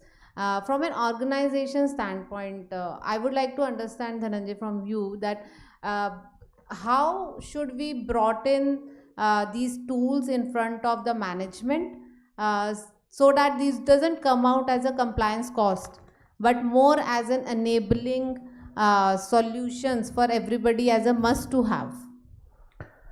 So I think this is a very good question that we all in all our careers or in all our journey, we have kind of considered compliance as a cost. Most of the organization consider compliance as a cost basically to do business, and I come from a regulated industry, a heavily regulated industry, so certainly the compliance, there is a cost, but how to convert that cost into a kind of a give something back to the business. So our take is that if we look compliance as an afterthought, so if we look at compliance, consider that, hey, compliance is not like we got something from a regulator or from an auditor and we want to close that observation or that finding. If we take compliance as a pre-thought, actually, before even starting a new process or a new application or a new product bringing back to the market, if we look at compliance as a building block or first time right kind of a thing, become compliance, then certainly we are able to bring cost. The compliance cost will no more remain a cost. It gives back to the product or to the organization. Like we all, as we are subject to lot of I would say compliance requirements or audits. So if we put a tool which can help us automate evidence collection and collect the evidence once and repurpose it for various audits or assessments, certainly it optimizes the effort. It also optimizes the human effort actually. Same way, if we are able to leverage the compliance for doing like TPRM audits, the third party risk assessments basically. So instead of doing multiple, like we do infosec assessment, compliance assessment, and now our data privacy assessment to all our third parties. If we club all of them using technology, have one questionnaire, one assessment to a TPR to a third party, we will be able to reduce lot of effort and lot of third party, I would say, friction, because not all third parties will allow 3 assessments in a year basically, or in 6 months for critical third parties. So if we club all of them, then certainly we are able to reduce cost and make this more like we are giving back to the organization. Completely makes sense that we should have one common framework, one common solutions which can help us reduce the overall efforts, while we partially got the answer, but I still have one question, Gautam, for you. Sure. That we already heard about multiple requirements and obligations that come from data privacy, touching upon access requests, consents, incident management, and so on. We all agreed that we would need, with this scale, the technology solutions. And I think we heard from Dhananjay as well that we will get the budget as well, considering the framework that we talk about. But which ones do you think needs to be prioritized?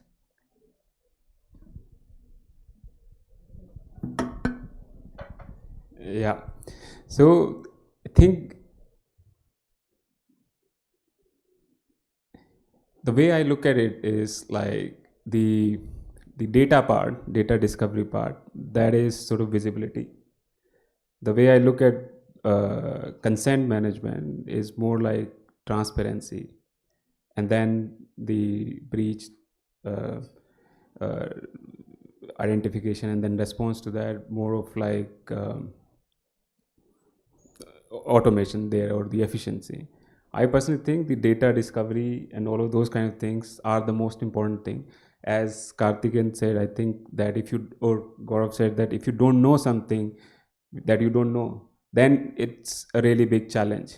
Yeah. So I think that is the priority, that first you need to identify the data, and then you need to understand where that data lies, and only then you can go ahead and protect it. If you don't know what to protect, then there is nothing else that you can do. So that's something which I feel is the most important thing to be compliant. That's the first step that one should take. Perfect. I think with this, this has been an insightful discussion. We started with how and technology enables us to implement all the requirements of the Data Privacy Act, and this is the time, because Data Privacy Act doesn't give us overarching requirements, but these are much more measurable outcomes that everybody is looking for. So we need to have right implementations, and framework should be developed. Thank you everyone.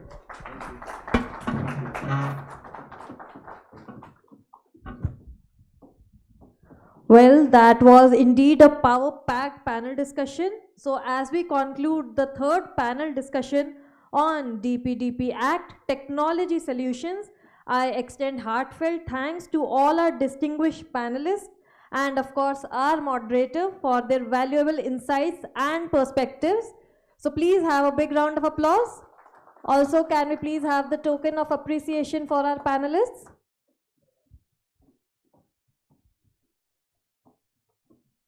Thank you so much, sir, for your precious time.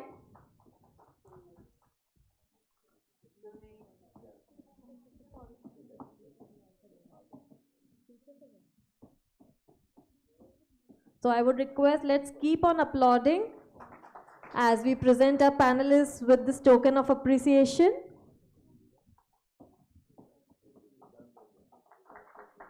Thank you so much, sir, for your valuable insights.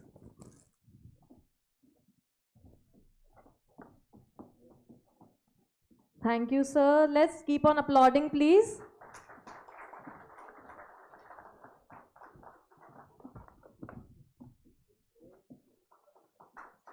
And with this, now let's have a group picture together.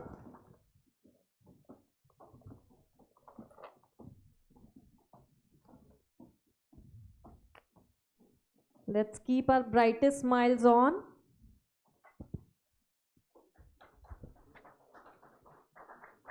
Thank you so much.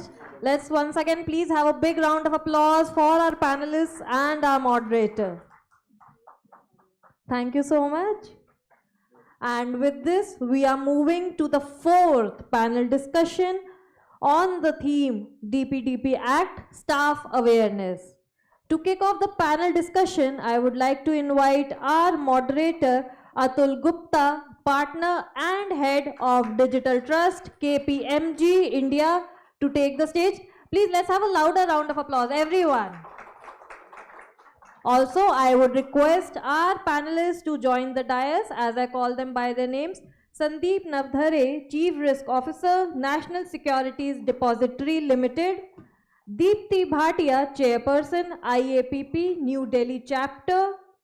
Vishal R. Soni, HID Global and Entrust. Rahul Bhardwaj, VP of Cyber Security, Americas and Global Head Privacy, EXL. So I would request to please present the bouquet to our panelists here.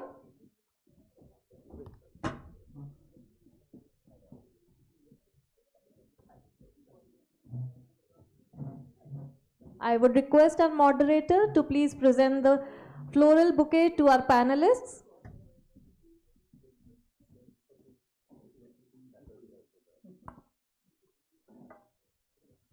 Welcome, sir, to this panel discussion.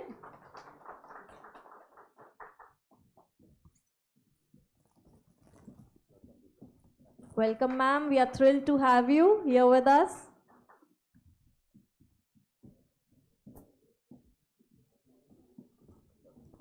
Welcome, sir.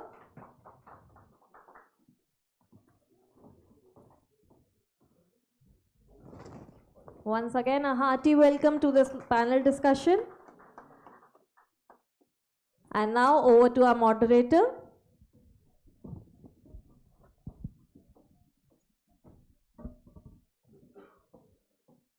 Good afternoon, everyone. Thank you for being there for this session. Very important topic, and I'm privileged to have the panel members with me who will bring in a lot of insights on how awareness plays a very significant role in driving data privacy. If you really see today, the word data privacy and data protection brings in multiple context to everyone. But I think fundamentally, if you try getting a sense, it's a cultural shift which we have to bring upon at this point of time. So is it a compliance obligation? Maybe yes, that's how the country is looking at this point of time, and everyone in the country is looking at this point of time.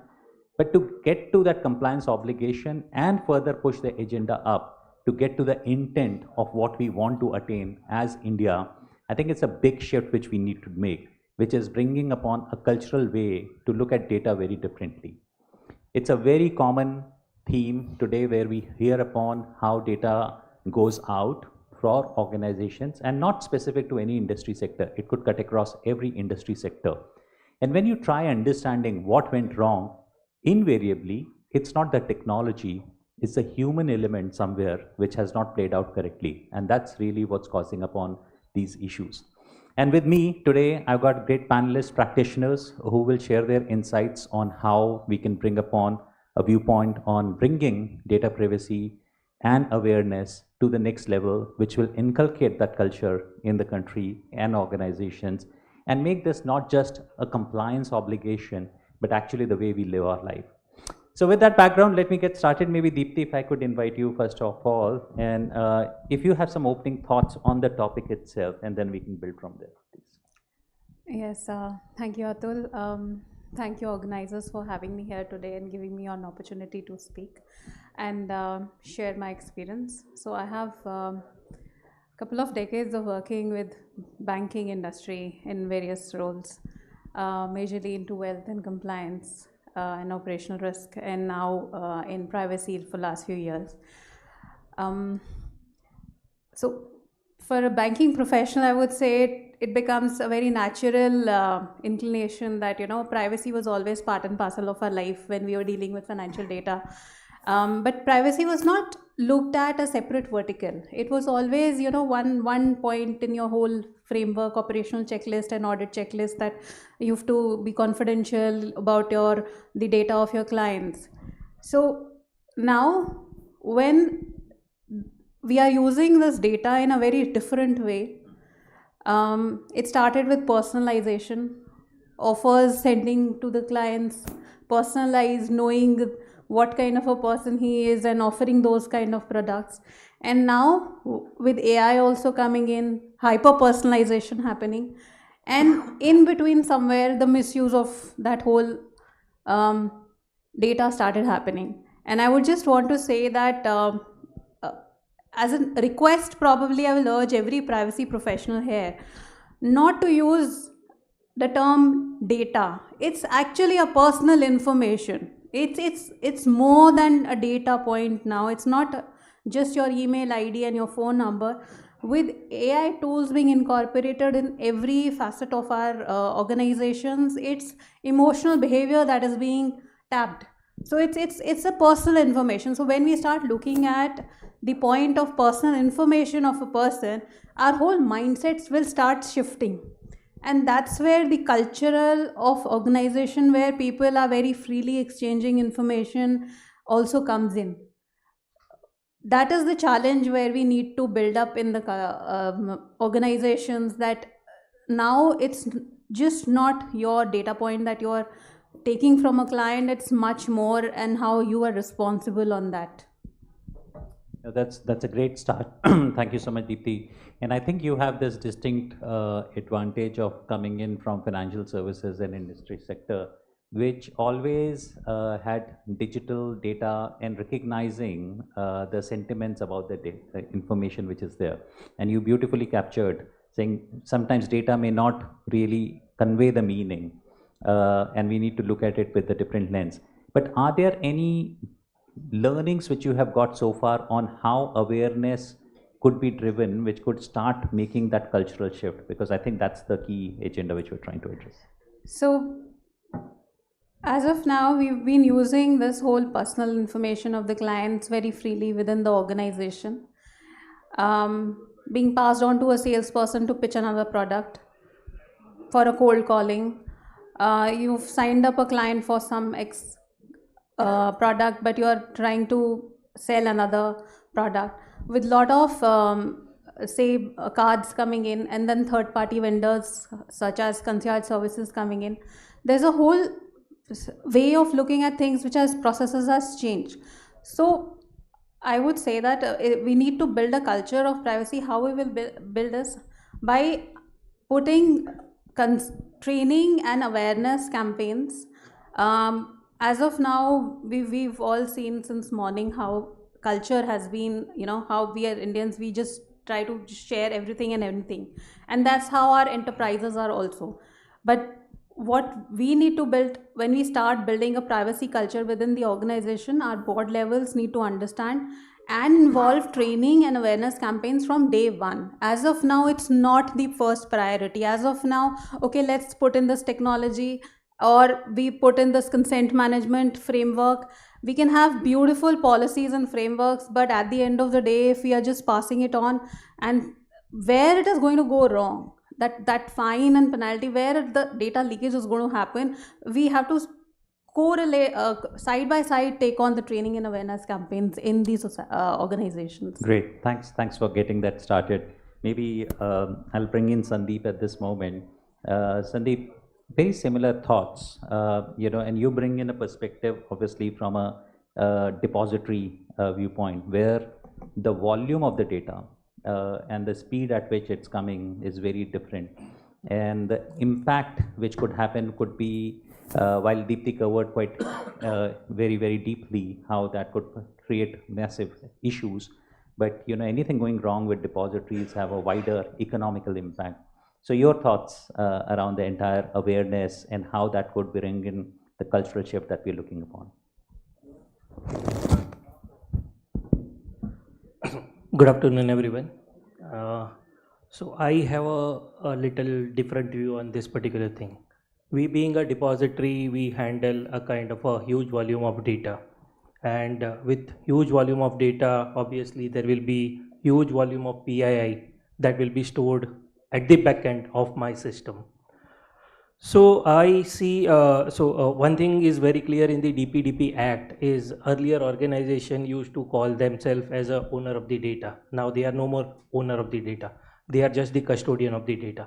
So I being depository, it is my responsibility to save that particular data, protect that particular data in a manner that it is not getting leaked, it is getting used for the right purpose, it is getting used for the purpose that is being taken from the customer. So over here, we have taken a kind of an approach, which is a kind of a thing. We have divided DPDP Act into two parts. One is technology, second is governance. Technology is very easy to deal with. You take any particular tool, implement it, customize it and implement it. Governance is where exactly the focus of the rule or DPDP Act is. In governance also, traditional method of governance is basically you define the policies, SOPs, you also define the addendums, the privacy notices. That is the way most of the people, I think, will be approaching to the Act. But the second piece is most important, that is the awareness. Awareness of your staff, who deals with the data. All your employees, your marketing, your operations department, your HR department, they are the vulnerable links. They are the vulnerable people actually. You need to train them. They should be knowing what kind of data they are handling, what they should be doing, what they should be sharing, what they should not be sharing. Then actually your compliance will be fulfilled in toto with respect to DPDP Act. Many of the organization, what they will do, 18-month path is given. After 18 months, they will come out and say, look, I am complying with the Act. But that is just the compliance with the DPDP requirements. Actual test will happen after that, whether you are complying with that or not. And in that, your employees will help you to fulfill that particular requirement. If your employees are trained properly, they are aware, then you will be able to avoid that fines and penalties that is written in the Act. So it should be driven in a way like it should be in the DNA of the organization. It should be driven from the top. It should be into your all business decisions. It should be into all your business operations. So you need to do some kind of a focus training of the employees. You devise a kind of a training program in-house, outside, online programs. I will not be surprised if DPIB board also will come out with some kind of a dedicated program on DPDP Act, which one need to mandatorily really go through. You can also approach this in a way like you can call, so I come from risk management, so we define 3 lines of defense. First line being all the staff. So first line we treat as a risk manager. We can call it as a privacy manager. Second line we call it as a compliance officer or the risk department team. Over here also we can say all the HODs are risk champions. Then you have a privacy steering committee. So this is how, if you will approach this particular act, then it will be like privacy will flow like the blood flow in your body. Like you need not do anything. It flows like invisibly. So this is how I think should be the awareness created in the organization. And if you will create this way, I think then you should not be worried about the kind of penalties, because it is a kind of a autopilot mode that you have already incorporated in your organization, which will take care of the compliance. Thank you. Thanks so much, Sandeep, for those opening remarks. I think you brought in very beautifully analogy of saying how do we shift that culture and brought in a perspective saying it's like blood flowing in the body. And if that continues, we know the body is going to do the right things. So that's the analogy which you brought upon. I think you touched also a very important topic saying that, hey, there are punitive measures now coming in, penalties which are coming in. And there are multiple anecdotal incidents which are available and factual incidents which are available where we get to see that some of these incidents actually were not triggered, as you called, because of technology challenges, neither because of governance, it's because of human elements, and those continue to happen upon, and that's where we're looking at almost 80% of the incident. There If you you go. see, the last incident was with respect to the aviation company, Yeah. wherein the data leakage happened. It was due to the third-party outsource vendor, absolutely, who was not aware about, and he has leaked the passport data and the names and mobile numbers of the customer. Yeah. No, wonderful. Thanks for that. I think let me bring in Rahul at this moment. Rahul, we just heard two parts of data privacy to be looked. One is tech, one is governance, and obviously overlaying with the risk management and the 3 lines of defense model. But given just being centered on the topic, do you see a role of tech going beyond protecting or bringing in the obligations of Privacy Act compliance to also going into increasing and enhancing awareness across large organizations? Absolutely. Absolutely, Atul. I believe your program is only as strong as the human who are running the program. And technology, like every other facet of this implementation, will be the cornerstone for your awareness, especially if you're looking at scale. Today, the check in the box awareness once in a year, rolling out a PPT will not work. The punitive penalties, as you were telling, is a good indicator that it's a wake-up call for the industry who is dealing with sensitive data. We all talked about know your data state, where it's flowing. We also need to be very, very careful what are the end users doing with that data, what their role is that. And that can only be established with the help of a technology between the two users, who has the more privilege, who is actually looking at the sensitive data. Because as Sandeep and you just mentioned, technology will do it part. We will use privacy enhancement technology to normalize the data where it's not required. But the individual who is actually working, I might want to do a bit more role-based specific training for that individual rather than having that one generic training across the board. We also talked about our supply chain. You now want to know what my suppliers are doing with my data. Do I want to rely on their training, or I need to let them know what obligation they have to me towards me and my framework? And then technology brings you all kind of behavior analytics data on your employees, on your partner resource, which should give you a pretty good indicator, hey, which of my employees are constantly hitting the phishing email I'm sending. Will that, if any of that group is also handling my DSARs? Because if he or she is not reading their email, they can be phished and end up sharing data of a data principal to somebody else, which will eventually cause an issue for the enterprise. So technology will be a cornerstone in your awareness program and will actually drive awareness at scale.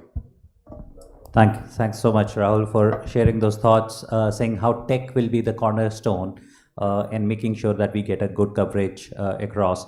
And I think you beautifully brought in, it's not the annual exercise. To me, it's actually 3 layers, and that's generally what industry also follows upon. One is a baseline, which is maybe potentially 6 monthly, quarterly, annually, depending on organization, but then going more to role based, which is what you highlighted, and then doing some spot checks or doing some scenario building around it. Let me go across right to the end of the panel and get your perspectives as well on the thought, saying how are you seeing, and specifically where Rahul ended, saying at scale, dealing this is at scale and it's across the supply chain today. So how are you looking at it? Yeah.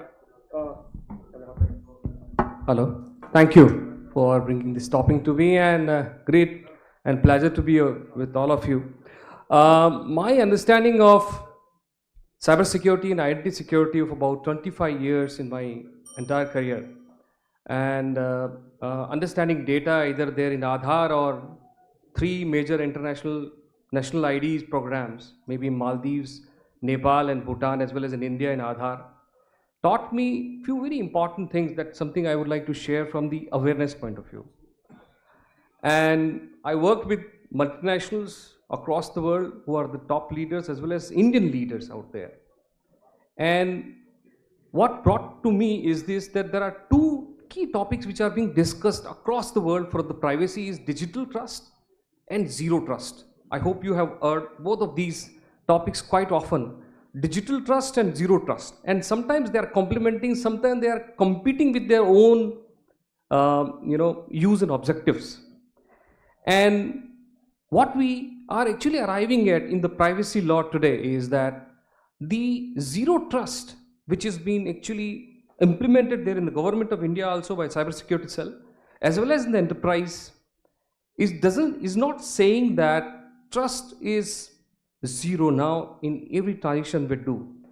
It actually saying that trust is no more blind.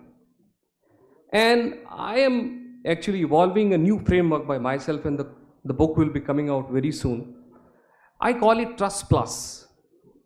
A Trust Plus framework that works in enterprise as well as in the personal setting of the world, and how it works in the privacy as a context.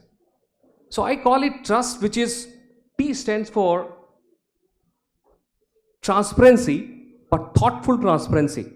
In an organization, when you are sharing a data from an awareness point of view, if you learn trust as a principle, that thoughtful transparency, not a complete transparency, you don't need to share everything that you have with you, or you don't need to get data from outside world inside unless until it is required. So thoughtful transparency is something which is required, not just the blind open transparency. Then comes to R. The R stands for review continuously, and that aligns with zero trust as well. You need to review all the data that you are keeping within the ecosystem of your organization, and whether it's, many of the panelists have said that whether that data is actually useful or not useful, that needs to be decided by reviewing it consistently over a period of time, every month, every week, there should be a system and AI working towards it. So reviewing it continuously is a very important factor for trust to be established, and this is something to be accepted now. The review happens for every quarterly for the review revenue as well. So it happens because we want to make sure that we are keeping the checks and measures in line. The same way review needs to be done for the data that is going outside and coming inside the organization. And checks and measures are important. And then third is U, which is understanding the context. The understanding the context comes into picture, understanding that whatever data that has been kept inside within the organization, for what purpose it has been kept. What purpose, I am asking, some of the panelists mentioned that we are asking for a marriage anniversary date for the insurance. I was listening to that. What purpose of a data being asked from a partner or a customer? Because it can lead to him as a fatigue as well. He will feel that a lot of data being asked from me which is not useful, and I am actually sharing a lot of data from my side. Let's say, what is the turnover of your organization 5 years back, whether it is relevant or not in a partner enrollment system. So this can lead to a mistrust rather than trust plus.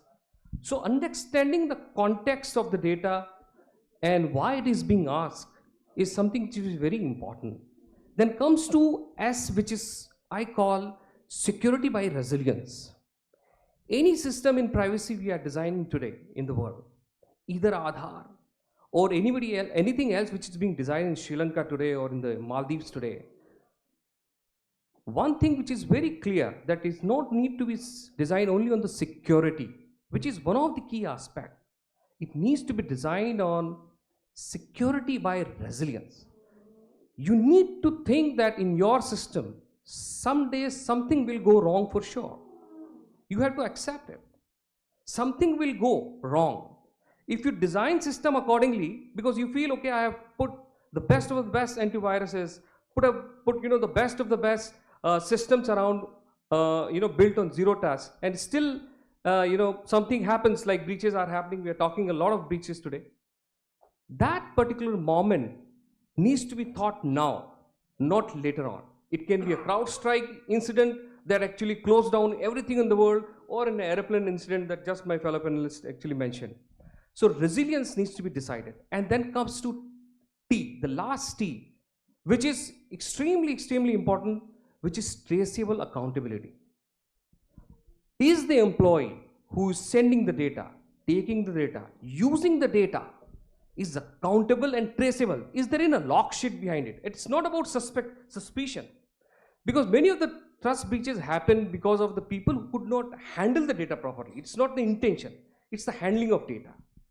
So traceable accountability. And traceable accountability is something that ensure that if I did something wrong 3 months back, which I don't know, it needs to be traced and I can be trained on that. So I would say Trust Plus is the key answer for today's world, where we can manage privacy with DPDP Act and laws very efficiently. Thank you so much. It's a great acronym on trust, which you've given us a different meaning today. Yeah. But I think one can very easily correlate why you're calling Trust Plus, because Absolutely. it goes much, much beyond the word trust itself. Yeah. I know this is a topic where all the practitioners can keep on going, but we are obviously constrained by time. Maybe I'll go across each panelist just saying, what is one top thing which you would like to leave behind on this topic for the audience who is available today? I'll start with Rahul.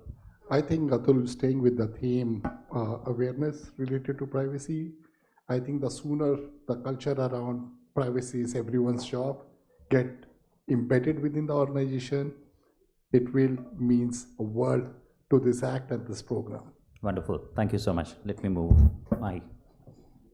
Sorry. Yeah. So I'll say, for humans to work efficiently, we are all programmed to know why behind everything. If you know the why, then you work around the how around everything.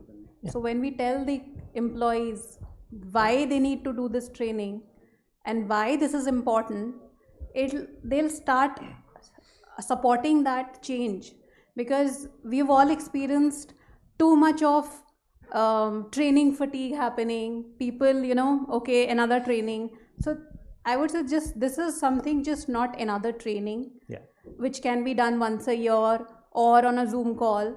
It has to be obviously role-based. Plus the context, if you are able to convey to the employees, they will much more support in a way that it all starts functioning. Thank you, Deepti. Thank you so much. Bringing context is important, otherwise it's a fatigue. Sandeep. I would say to bring a cultural change, first you need to bring the mindset change in the minds of the employee. If you are able to do that, I think you're sorted. So it's a much larger journey, what you are referring. Sorry, Trust Plus. Yeah. And I would say only one thing. Everything that we are discussing today, one line goes very clear and simple, is charity begins at home. Everybody who is sitting here is having a family, and they need to actually establish and implement all the ideas we are discussing here today, because the driver who doesn't work, the driver Mr. Sahu mentioned about in the morning, that he is driving the car and somebody else there in the passenger seat, if he makes a mistake and he loses money, the passenger who is sitting behind can lose his life, because driver can get. The driver doesn't work in a company, He has a family out there. So the driver need to be made aware that all these scenarios can lead to a major trouble in his own accountability, in his own life as well. So I'm saying that the Trust Plus that I'm bringing to the world is not only going to take care of the enterprise tomorrow, it is going to take care of the personal, it's going to take care of the home tomorrow as well. Thank you. You'll hear it about very soon. Thank you so much. Thank you. I think this has been very engaging panel. Thank you everyone for being so patiently listening to all the inputs. And I want to thank each one of the panelists for coming in, sharing their thoughts. Thank you so much. So thank you to our esteemed panelists and of course our moderator for sharing their valuable insights and making this panel discussion truly engaging and impactful. So can we please have the token of appreciation for our panelists? And let's have a louder round of applause, please. Come on, everyone. Thank you so much, sir, for your time.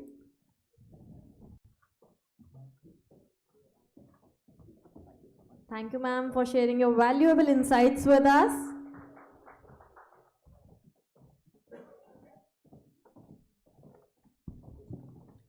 Thank you, sir, for your humble presence.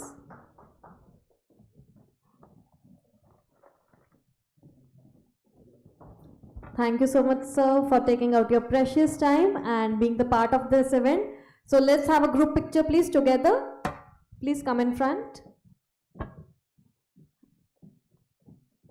And one more time, let's have a big round of applause for this wonderful and insightful panel discussion. Thank you. So now with this, it's time for the last panel discussion of DPDP Act, Digital Autonomy, and the theme is DPDP Act Compliance Mapping.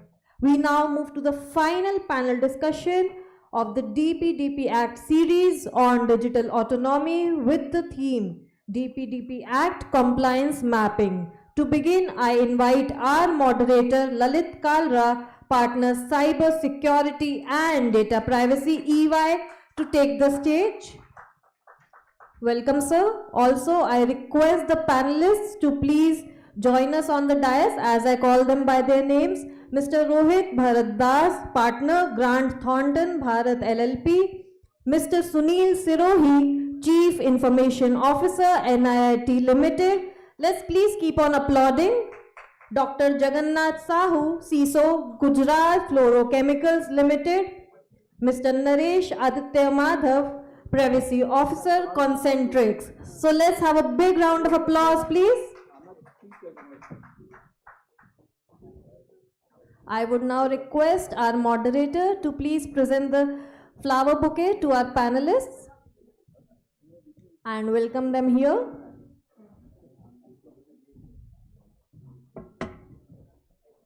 Welcome, sir.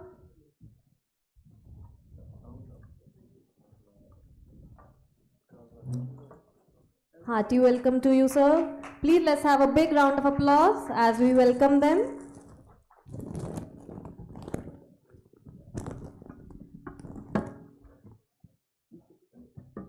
Welcome to the panel discussion, sir.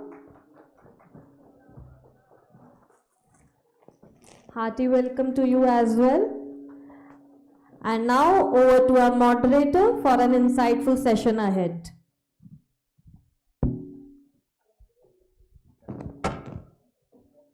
Thank you everyone for who stayed back till now.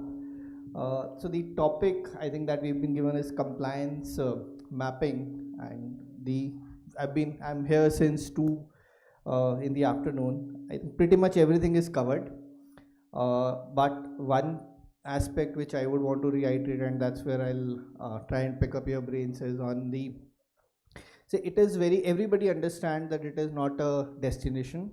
Compliance is a journey, and with the DPDP coming in, every organization today is either trying to understand or have initiated some aspect of the journey that they'll be taking to comply with the DPDP Act. And with the Section 8.4 and the technological safeguards, I personally believe some of the companies have done better. A lot of them in the manufacturing space, in the consumer healthcare and the e-commerce have to still some space to pick up. And that needs creates a need for systematic compliance that organizations need to follow, and so on and so forth. So with that thought process in mind, my first question is to you, Rohit. You are in the on this side of the table when it comes to consulting and client. So how are you seeing and ensuring that the DPDP compliance for your clients across the industry is handled and taken forward? Yeah, no, I think thanks Lalit, and thanks for setting the context. I think this is one thing that you and I, and of course all the consulting fraternity sort of, rally behind, is to sort of ensure that our clients are much ahead in the game in data privacy. I think it's important, depending on the industry sector that you belong to and the business nature of the business that you're sort of fulfilling, you will need to have a framework which sort of looks back to the business imperatives to, sort of, that's the first aspect, to ensure that the business is prime. That's been looked at. But at the same time, it also need to imbibe the various norms of the various jurisdictions, economies, and also the standards that one needs to follow. So what that essentially means is you should have a unified compliance framework which will look at multiple regulations which you need to sort of comply towards. For example, if you are a regulated entity, you probably need to comply to an RBI. Probably you may need to comply to SAB.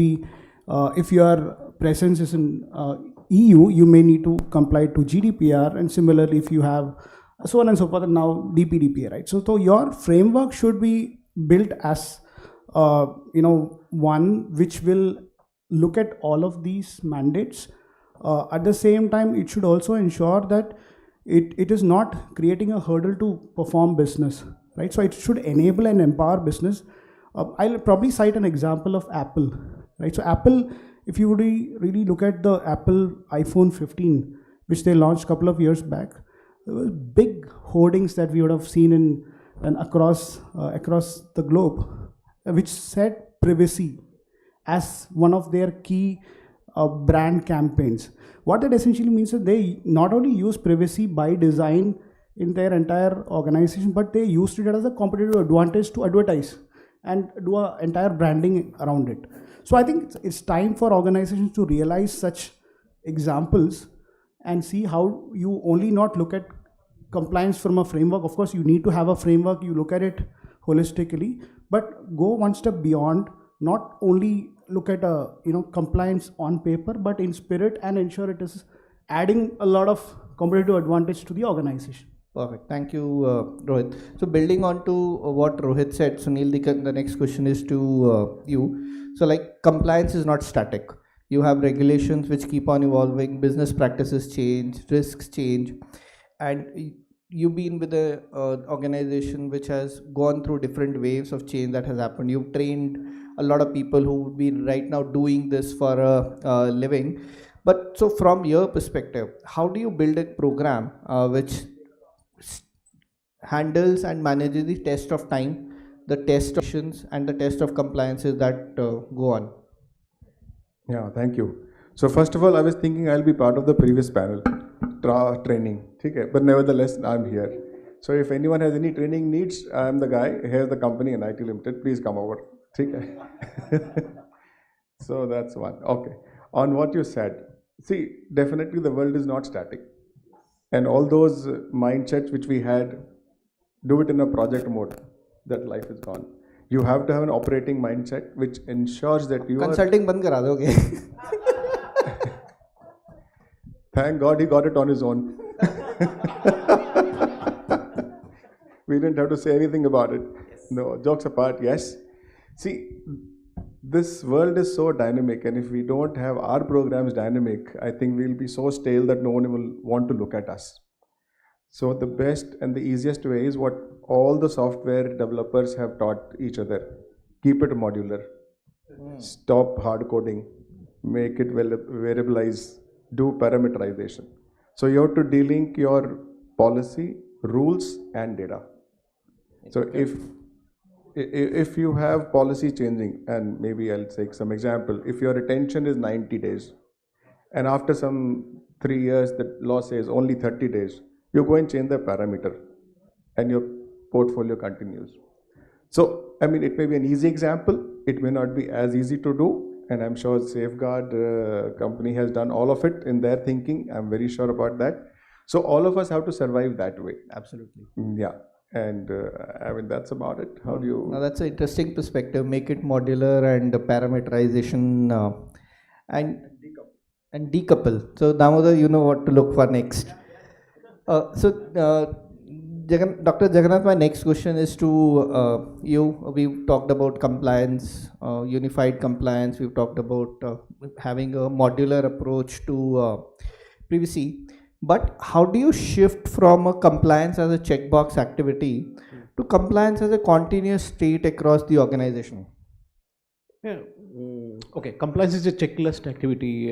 We're not doing checklist activity. We are. I did not say you are.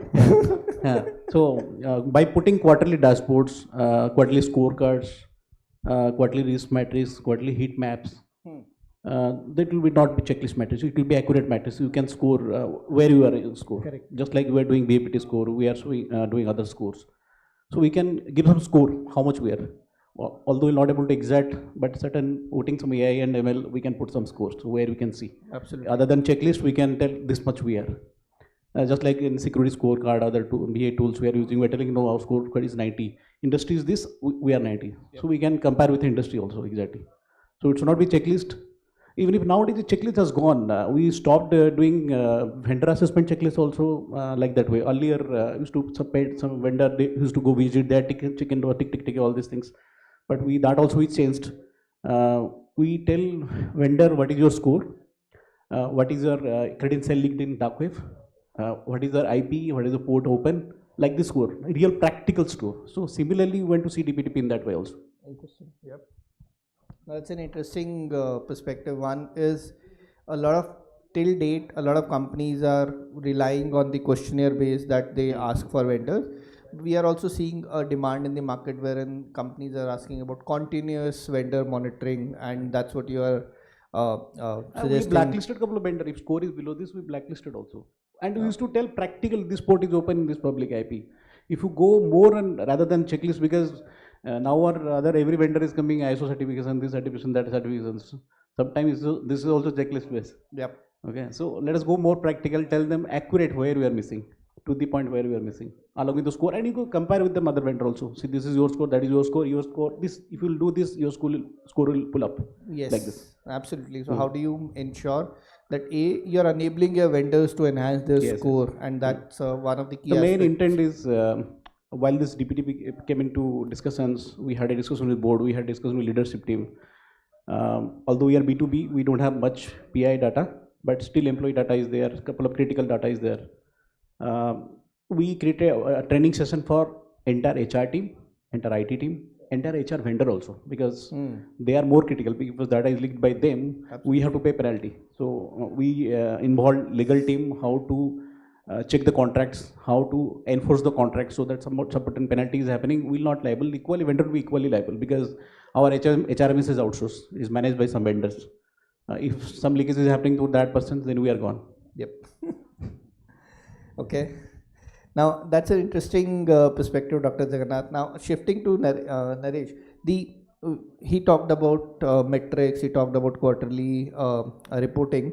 In your case, what do you think is the role of centralized compliance dashboards and automated evidence collection? Do you think that's one of the areas that is being worked upon? Records of it, and moreover, if you see, I mean, it's not a explicit requirement of ROPAs in DPDP Act, but implicitly it is required as per Section 11 also, wherein we have to give information to the person who asks where my data is right now. Also, when it comes to proving that whether the processing was done as per the consent or not, you need to have records that the logs has to be there. So when it comes to having those records, ROPAs and all those implicitly become important for a MNC to have, and that is where we have to make sure that our compliance mapping, which you're mentioning about, is taking care of all the jurisdictions. Now there could be a scenario, so in different processes, we can be a processor wherein we are giving services to suppose a data fiduciary or a data controller in Vietnam. So in such scenarios, there are compliance burdens from both the regions, right? So I mean, in Vietnam there is a DPI requirement. You need to be, phone finning also. The DPIs has to be submitted to the ministry over there in Vietnam. So similarly, the burdens vary in different jurisdictions, and you have to be mindful of that if you are transferring data even as a processor. So don't think of the DPDP Act as just a data fiduciary. think it as a data processor also, because somewhere at certain point of time you are processing data of some other parties also.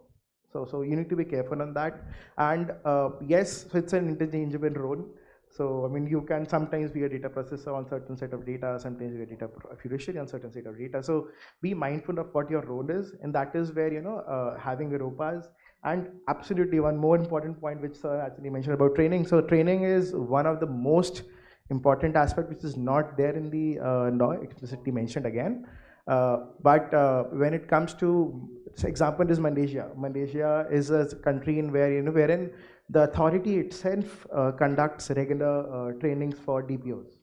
So similar way, maybe Government of India can actually initiate, or Ministry of MeitY can actually initiate some trainings for DPOs. When they are having this role as a statutory role, they can have it a training, specified training for DPOs as well, wherein they tell them how to trickle down those set of information to the end, even minor of a, even your small employee should know that what the importance of personal data is. So that's how compliance mapping is overall really important, and ROPAs, as I said, is one of the major aspects. Thank you, Nish. In fact, you rightly pointed out under DPDP there are only 4 mandatory obligations for a fiduciary. The rest all is a mandatory prerequisite. So he's brought an interesting point on data transfers. So under GDPR, we've seen that there is a transfer impact assessment that companies typically do before they transfer data, and then there are BCRs and standard contractual clauses. We don't have any such thing specifically mentioned under DPDPA. So what advice would you have for companies who are getting on this journey to specifically handle the transfer aspect? Yeah, no, I think first and foremost would be for the organization, for them to be aware of what is the various jurisdictions they are obviously operating out of. And it's not just them, but their extended ecosystems or enterprises which they are associated with, could be their third parties, fourth parties, or suppliers, vendors, or business partners for that matter. So from that perspective, the organization would know what kind of compliance mandates from a jurisdiction perspective one would need to follow. Be it binding corporate rules for GDPR, or in DPDPA we have a mandate of the cross-border data transfer being talked about. But at the same time, there are RBI mandates for regulated entities which talks about data localization. Yep. How do you really, if you're an organization which you are a regulated entity, how do you ensure that your data is sort of meeting your RBI mandates?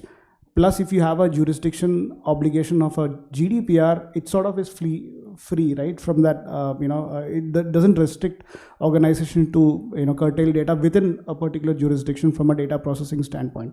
So I think idea is for organizations to first be aware of what they need to comply to, and then adopt a compliance mandate which is the stricter one of all the norms that they have to sort of look at. So that would be an ideal advice for any organization, so that they meet the mandate, but at the same time it's not sort of boiling the ocean as well.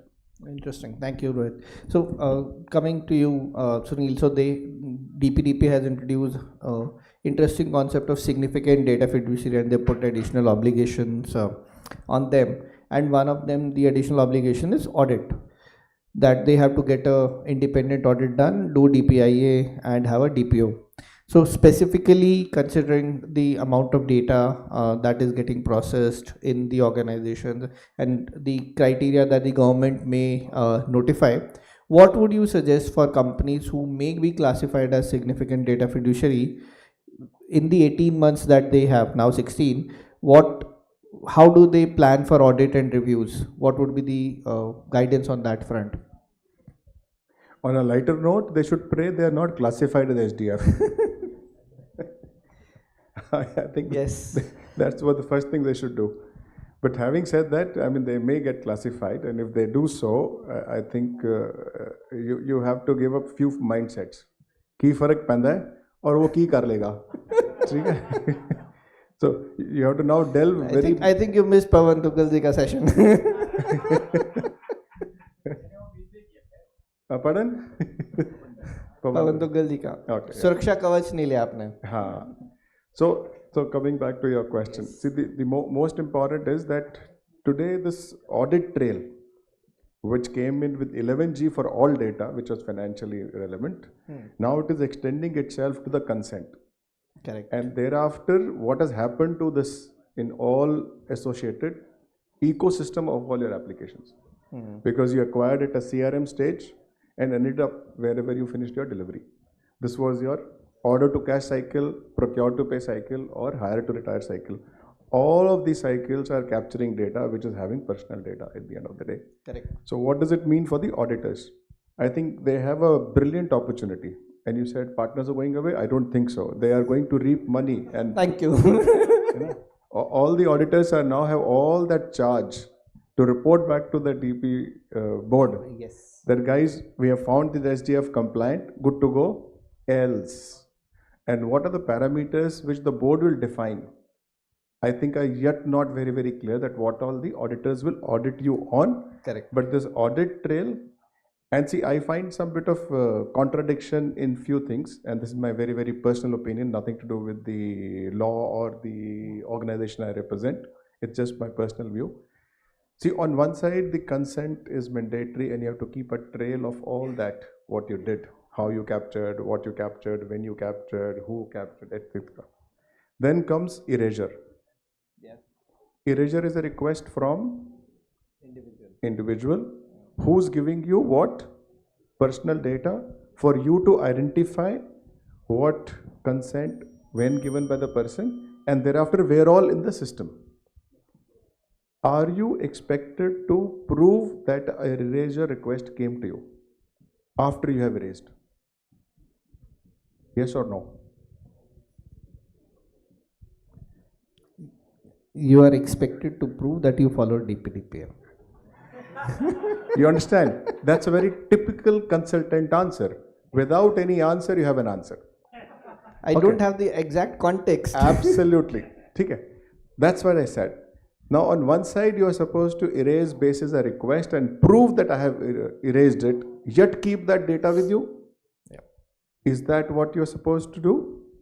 Well, I leave it for the best intelligent minds to come back and answer this. I don't have an answer. We'll do it over a cup of coffee. अभी काला साहब बोले मेरे को पता नहीं अब coffee पे समझा देंगे अच्छा you will charge okay so the auditors are going to have fun. The SDFs are going to be in very, very serious compliance kind of oversight, and the boards of these companies, and I would say all boards of all companies must oversee this DPDP program all across, because this is going to be a significant one, as many of the panelists said and even Ram said, that it could be a make or break situation for you. Yep. You could be in business or you would be out of business. So better be in business by complying. And I think all the chief risk business officers, all the privacy officers, all the data protection officers, I think you have a good day. You have lots to have. A good time. Good you times good ahead. time. You're in the right time. Thank you, Sri. So I think to answer sometimes, we should use some English word. To best of my knowledge, data got erased. Yes. Best of my knowledge. हो सकता है नहीं हो सकता है. Reasonable understanding. Yeah, but my understanding, because I report to SEBI every quarter. Is there any data breach incident? Sorry, data incident breach incident. So I'm telling you, best of my knowledge incident नहीं है. But these risks are there. Exactly. So I am safeguarding myself. Thank you, Dr. Jagannath. I'll have my next question on that only, although it's not there in my prepared question list. Yeah. Breach management is one of the areas that is being talked about a lot. They have mandated 2 notifications, one immediate and one within 72 hours. And this to an extent is creating some jitters in the industry. How do you think they can handle, because there are, like he said, RBI, SEBI, certain, then DPDPA. How would organizations go about managing breach? First is identification and then notification. See, what we are practicing in organizations, because when we were talking ISO audit, something is there. Again, we are doing NIST audit, we are doing there. We are complying CEA as the renewable source energy, another compliance is there. So people are get bored, so many audit is coming. So mix of everything, create one single scale, okay, single audit. So even if while doing TPRM audit, add component of data privacy also, instead of burdening with multiple audits. So what we are practicing, we get a single thing. We're doing one shot gap assessment, use process as an approach. So we started doing all process approach, single control library in GRC. While doing GRC, single control library we do. And most critical is high risk data flow where third party is integrated. That is most critical. And lot of news is coming, 12 months, 18 months, the government is preponing 6 months on this point. Also, a lot of I don't know whether it's fake news or correct news. So that thing is there. They will tell they had a dinner with him. Exactly. Because 2 days before the news has come, I don't know correct or not, but I don't know government is so smart to come back 6 months before. Yes, but that's a I interesting. will just add a few things here. See, if you're looking at these 72-hour stories, because that's what you have to do, I would say do drills. Like you do BCP drills, you do preparedness drills. This is one more area we should look at. That if you have got an act to be done when something happens to you, can you do that drill so that everybody knows what has to be done by whom, rather than wait for the incident and then figure out what is to be done? There are many policies and processes which are written down, but have you actually followed as a drill? Correct. As if something happened. So is the marketing guy going to lead it to the media? Absolutely. Is the CEO going to the board? Is the compliance officers going to the certain? So if you look at all of it as a drill and you do it at least once in 6 months, I think you will be fairly prepared. For near misses, if you can record those as near misses, you would know that if ever a breach happened, at least you have followed some bit of near misses also, so you knew what could be done. And this will be one more good for the auditors, because if you are showing reasonable process in the company, it will actually come out. So it has to be like in our IT terms, it is always on. This will be a always audit ready framework. I have a point to add on this. So, Yes. so we do have, like in Concentrix, we have an SOP. So standard operating procedure should also be there in case a breach happens. So in a way, because in certain cases even police also comes to your doors, and it is in such a scenarios, what happens is the people who are at the front, they don't know how to behave, they don't know how to act when something like that happens. So that kind of a drills or training which you are mentioning, so it is absolutely needed, and the SOP should be laid down in writing for the whole front facing people, that what XYZ person has to do at what time. So I mean, and the whole data flow or the process flow should be noted down, and should be passed and at least approved by the board, so that the board knows how the things are working. Thank you. So it's like an evidence drill, and I'm sure the data safeguard product which is coming up would have a real evidence capturing on kind of online, or it's a living evidence. It's not a PDF kept away. So if these softwares and products which are coming up, they help you to do all that sniffing across and keeps the evidence ready for audit, I think these will be very, very helpful for all the enterprises to be audit ready and compliant to the DPDP story. And just to add again also, some sort of tabletop exercise, okay? Yeah. So tabletop exercise to be done. And let us be open book question also, because everything's there in the policy. You tell them to open the policy and tell the answer. Absolutely. So my last question, Naresh, to essentially to this, to an extent, he's answered that. So there are multiple automation products which are available in the market, and in fact, every startup is right now coming with a consent solution, everything. At what point in time in the journey should an organization be looking at automation, and what aspect should they prioritize? If you could throw some light on that. Absolutely. So it is a question which can be answered by different industry players. So the answer would vary depending on who you are. So like small companies don't need to do data discovery that much if their customer base is not huge. But when it comes to big companies who have a huge database or a huge customer base, in such a scenario, we need to prioritize data discovery, and having PETs as a very starting stage is a priority which which I think should be there. But for players who are smaller in size, PETs, I think, should be an option in some data term when you know the law, when you are actually knowing the nuances and working, because you are not such a big company to manage those expenses first of all. So I mean, keeping everything in mind, depending on who you are, if you are a big player, preferably at the very beginning when you are doing the data discovery itself. Thank you, Naresh. I think we had an interesting conversation there. Keep on budging us on the time. But we had an interesting conversation starting from unified compliance frameworks to ensuring that there are appropriate metrics, dashboards which are being reported, tabletop exercises. Thank you for that. I'll sell that. And the entire automation journey. So it's an interesting, and thank you for sharing your thoughts. Thank you everyone for being a patient audience.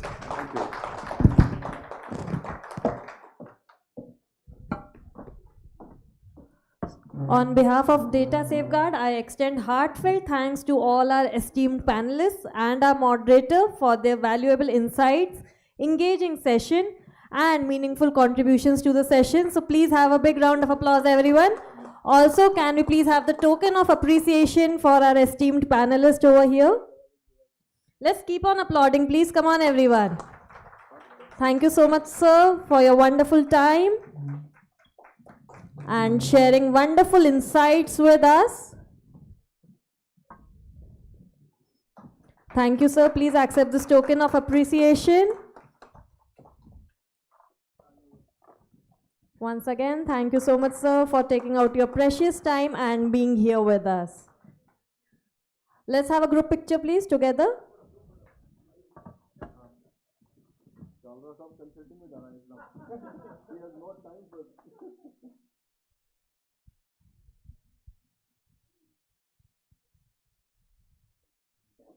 So once again, let's have a big round of applause, everyone, for this enthralling session. I would request everyone to be on the stage. I will all join to celebrate the Canon moment. Thank you. Sudhir, can I request everyone to join on the stage? Please come, all the delegates, please come on the stage. Thank you.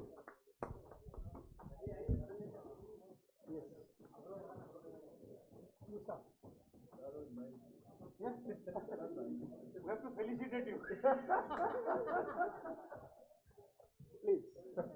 Please come. Okay. Sure. Yes. Why don't you please go this side?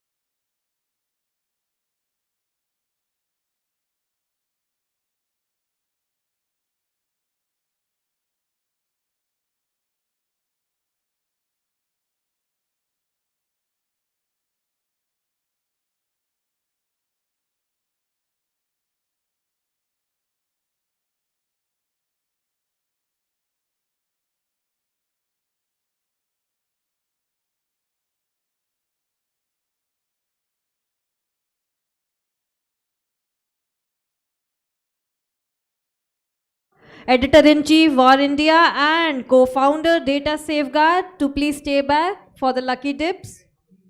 So let's see who will be the winner, 3 lucky winners.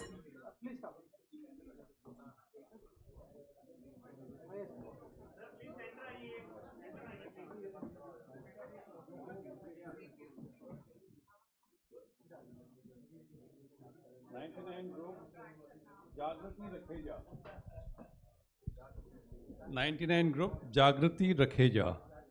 Is she here? No. Okay. GT.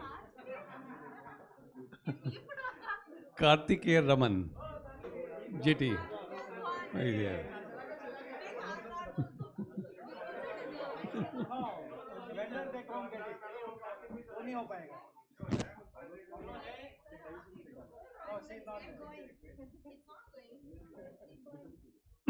Okay, this is what company is this? Oh, Pawan Duggal. He's not here.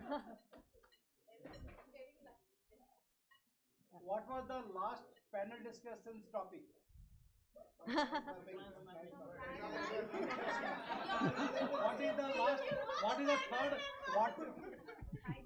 What is the panel 3 panel discussions topic? Huh? Pardon? Please come. Lovely. So we have finally found one lucky dips winner.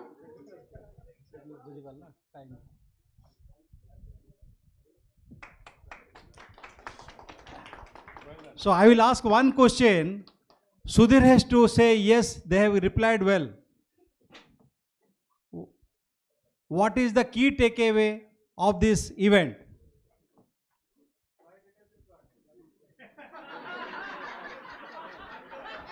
Okay, please come. Yes, yes, please come. So let's have a big round of applause for a smart lucky draw winner. Okay, please come. Last. What is the USP of data safeguard? I cannot hear. I cannot hear. Please come. Awesome.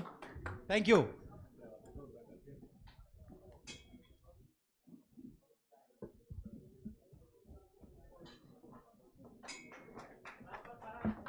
So I'd like to thank everyone for joining the session today, being it is a Saturday. So the real person, people, delegates, they want to learn and unlearn the things. They are here, and thanks for the time being. There is a continuous 3 days holiday. Still they find this event is very more important. They joined us. Thank you from the bottom of my heart. Thank you very much. Thank you. Yeah, please. So now I would request Dr. Dikshit to please address all of you for the closing remark. Let's have a big round of applause for sir, everyone.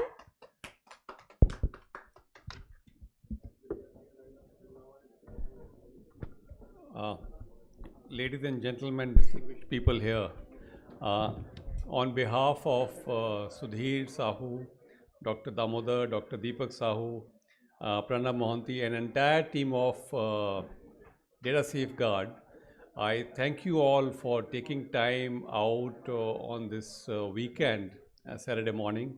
A lovely day we had, beautiful, and spreading the good word around and help Data Safeguard become the #1 product for privacy and data protection across India. Thank you very much. Thank you very much. Thank you so much, sir. So as we conclude today's forum, one message stands clear. Digital autonomy is achieved not by regulation alone, but through shared responsibility, disciplined execution, and sustained trust. Now I would like to introduce to the team data safeguarders who are serving the industry. Mr. Sudhir Sahu, founder and CEO. Let's please keep on applauding. Dr. Deepak Kumar Sahu, co-founder. Dr. Damodar Sahu, co-founder and Chief Growth Officer. Mr. Pranab Mohanty, Chief Business Officer. Mr. Tirthankar Mitra, Chief Revenue Officer. Mr. Ashish Raut, Chief Delivery Officer, Ms. Mahi Gupta, VP Privacy Strategy, Ms. Sudeshna Mishra, Delivery Manager, and last but definitely not the least, Ms. Atashi Mishra, Chief Strategist. So I would request the team to please come on the stage. All our data safeguarders, please join us on the stage for one last time.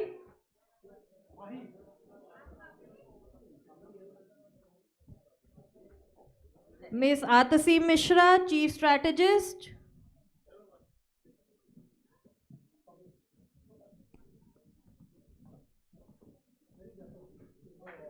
So let's have a big round of applause for our team data safeguarders.